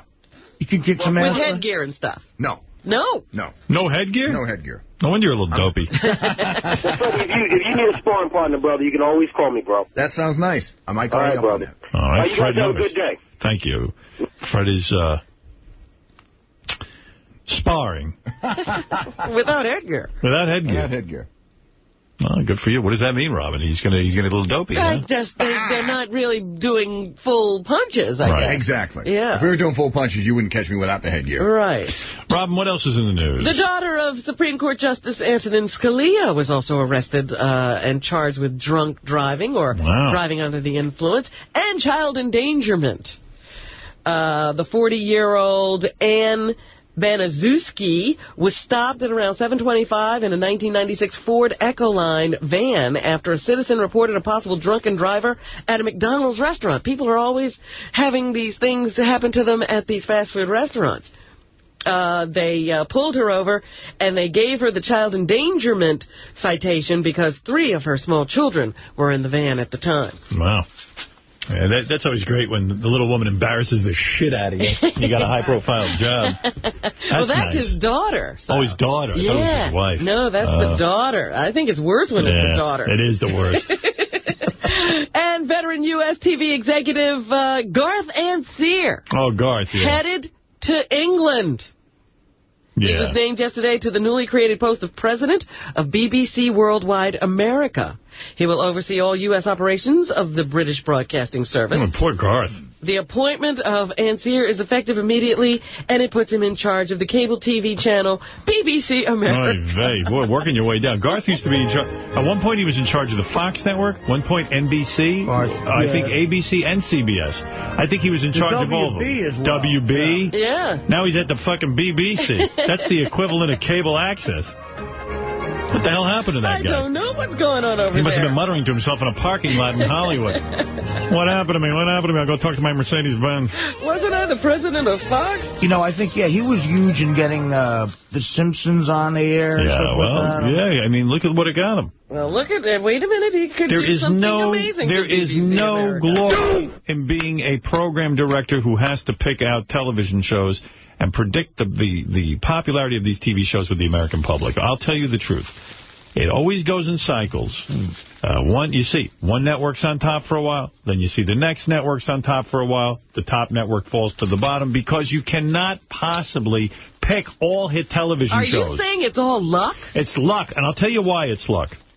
Let's say you have let's say you're at CBS right now, the #1 network. The more #1 shows you have, the less room you have to develop new shows. As the old shows burn out, the people who develop more new shows have the hits. Then the network becomes a third-rate network because now they have the room to create new shows. Do you understand what I'm saying? Does anybody listen to what I'm saying? Sort of. All right, I got to go home. Yeah, well, it's a thankless job. Absolutely. You're right, completely right. The way to become number one, now this is going to be weird, think about this. The way to become number one is to be in last place. To become number 3. To be number 3. I know that sounds crazy. And then you usually end up getting fired just as you're becoming number 1. Look at this guy I know. You know who I'm talking about? Oh. Lloyd Braun. Oh, Lloyd Braun. He was at ABC. They were in 3rd place, possibly 4th place. They brought him in. He developed the show. Lost. Desperate Housewives. All of these shows. They fire him before the shows become a hit. Before they go on the air, he gets fired. Then everyone say, oh, he was a great guy. Yeah, great guy. Now he's sitting there. He's looking for something. Now, for Garth Ancier, I don't know what happened to him. That guy never hit the right lottery, I'll tell you that. Well, we have to wish him luck. This poor Garth Ancier, I knew him as a young man. He was one of the youngest guys ever to run a network. Now he's at the BBC. Next, he's going to be a mopper at the jerk-off booths in Times Square. I mean, what the fuck happened to this guy? The guy had a whole career going. Ooh. Now you look at this guy, and he's one step away from nowhere. I like BBC America. You and 3 people. BBC America. Garth Ancier. What is that at? I can't even get that channel. Yes, you do. It's on your cable. Well, if I was Garth, I'd jump out a window. You see reruns of The Avengers on it. Yeah. Things have gotten so bad, he has to call me for ideas. Oh, my goodness. I thought you were going to congratulate him. Hey, great for you. I hope you're happy. Oh, poor bastard. You remember I told you yesterday about that mall shooting in Utah where 5 people were killed? There was a police officer. Who did the shooting? Garth Ancier? Oh. You can understand. I mean, really. I'd go to a mall and shoot a few people if I ended up at the BBC after his illustrious career. Take it easy. Marlon. This guy went in, started shooting. I remember when people Garth used to blow me off. That motherfucker. You know, when I had my production company, which I don't give a shit about, but I remember any network I'd walk into, the top guy at the network would meet with me. Yeah. The one place I go where I know my old pal Garth Ancier, he's too busy to walk into the meeting. He pulled the old, I'll come in at the end of the meeting. He was available. It was a power play. That's why you end up at the BBC. The BBC. He's ready to talk to you now. Imagine the meetings now. Hello. I got a great idea for the show, me, dude. Fuck you! What's that? Mr. Ancier won't be until the end of the meeting. Blimey. He must be busy. Talking like this. Bullshit. Remember I was telling you about the mall shooting in Utah yes, yesterday? I remember. Well, there was a police officer who just finished a romantic dinner with his wife. Oh, boy. When he heard something, and he immediately went into work mode and became the guy who helped to bring it all to a close. Oh, that's good. He's now being held as a hero. And here is the wife, actually, of one of the mall shooting victims. She says she can't hate the man who killed her husband. Her statement to the family was that we can feel no evil, no harm, and no ill. It's like those Amish guys. All their kids got killed, and they're like, well, we don't feel bad about... I mean, we feel bad, but we forgive him. I'm like, forgive him? What kind of fucked up religion is that? That's what happens when you live with the same people for hundreds of years. You stop forgiving the motherfuckers who kill your kids. Everything's fine. It makes you dumb. Oh, geez. Everything's fine. You know, listen, it's God's will. If I have to go work at the BBC, I'll work at the BBC. Anyway, the police officer's name is Ken Hammond. He says he was just doing his duty. So there you go. He actually drew the attention of the shooter away from other people in the mall so that he could buy time until the other cops got there. No, I don't want to hear people say bad shit about cops. Any guy will do that for you is a good dude. They are great. That's absolutely. Yeah, Artie, so cut it out. Hugh Grant and Drew Barrymore opened a movie today called Music and Lyrics. Yeah, I can't wait to not see this film. I can't wait to see their chemistry, their mad chemistry. What do you think is the most romantic film ever? If you want to sit Pretty down, Woman. Pretty Woman is yours? Absolutely. Artie, you got a romantic film you like to watch? The most romantic film? I like when he lets her go on the shopping spree. He takes her into the stores. I got one word for you. Casablanca. Really? Yeah, that gets to me, cousin. Bogey? Yeah, that whole story is pretty cool and acted well. It's fun. Oh, not Norbit. I thought you'd say Norbit. Norbit, you know. You get Eddie Murphy in a fat suit, you can't go wrong. What's the most romantic movie of all time, Fred? Storytelling. Storytelling? Leave it to Fred to pick a movie that one saw. What? Wait, that Todd Solondz movie? Yeah. Holy shit. Isn't that the one where there's, like, crazy shit in that movie, right? Like, Yeah, you being real? I'll find the clip for you. You know what else is romantic? Ghost. Ghost is very romantic. Oh, I know. When he pushes the penny up the wall. What you were going for, because you you go. love I know that what movie. Fred's gonna... Here's the clip. I know what Fred's going to play.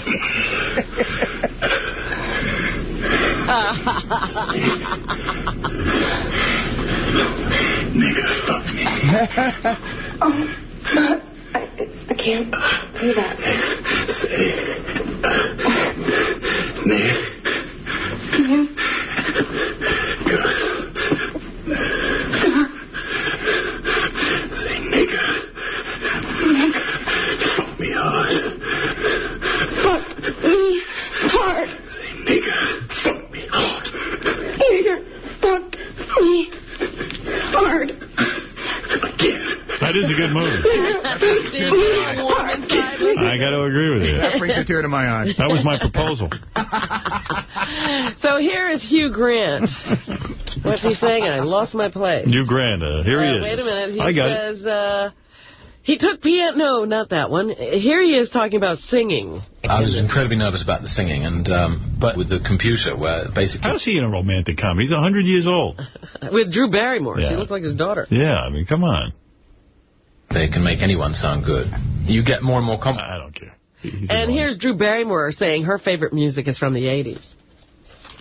Gee, I didn't know that. 3-1. 3-1. There was so much joyful music that came out of the 80s, you know? I don't understand why... Like one of the worst musical periods of all time. Anyone would act embarrassed about loving that music. Because they've heard it. And if you just flip back to page 2 for a second, I do have the 911 call. I completely forgot about this. When Anna Nicole was found unresponsive in her room, this was the call that went out to 911. Who made the call? I think it's a person in the hotel, a hotel employee. She's not breathing and she's not responsive. She's actually Anna Nicole Smith. If you guys can please... Oh, okay. Okay? All right. Thank you. Finally, a 911 call where you can understand what's going on. Yeah, it was very clear. Yeah. They didn't do very good, but it was a clear call. Yeah, I'm not good with those 911 calls. I'm like, she's famous. Famous. Anna Nicole Smith is unconscious. Hurry up. She's famous. You know, that woman was very matter of fact. Yep. And finally, you were talking about having been asked to do Inside the Actors Studio with James Lipton. Yeah. Well, they have a little thing in Listeners' Column today that says Diana Ross will do a 2-hour sit-down with James Lipton, in which she and her band perform 8 songs. And this will be followed by another premiere edition, 2 hours, with Chris Rock. The chick with the weight loss. She's unconscious. Hurry up. She looks great. You've seen her in the commercials. Yeah, I know. I thought it would have been fun to do that, but my agent, he was like, you don't want to do that. Well, Chris Rock is doing 2 hours. A 2-hour sit-down with James He must have Lipton. a movie coming out. If I have something coming He does. I told you. He's got that one, I Think I Love My Wife. Yeah. I don't think he loves his wife. I think that's going to be a funny movie. I saw the preview, and I think Chris has finally hit onto something. But, you know, he did do that thing where he takes credit for everything in the movie, where, you know, they say, from the mind of creator-director. You're not going to believe it. That chick who lost all the weight, she used to be fat. No, first she was thin, she was on Playboy, then she got thin, and she got fat, and then she got thin. It's Anna Nicole Smith.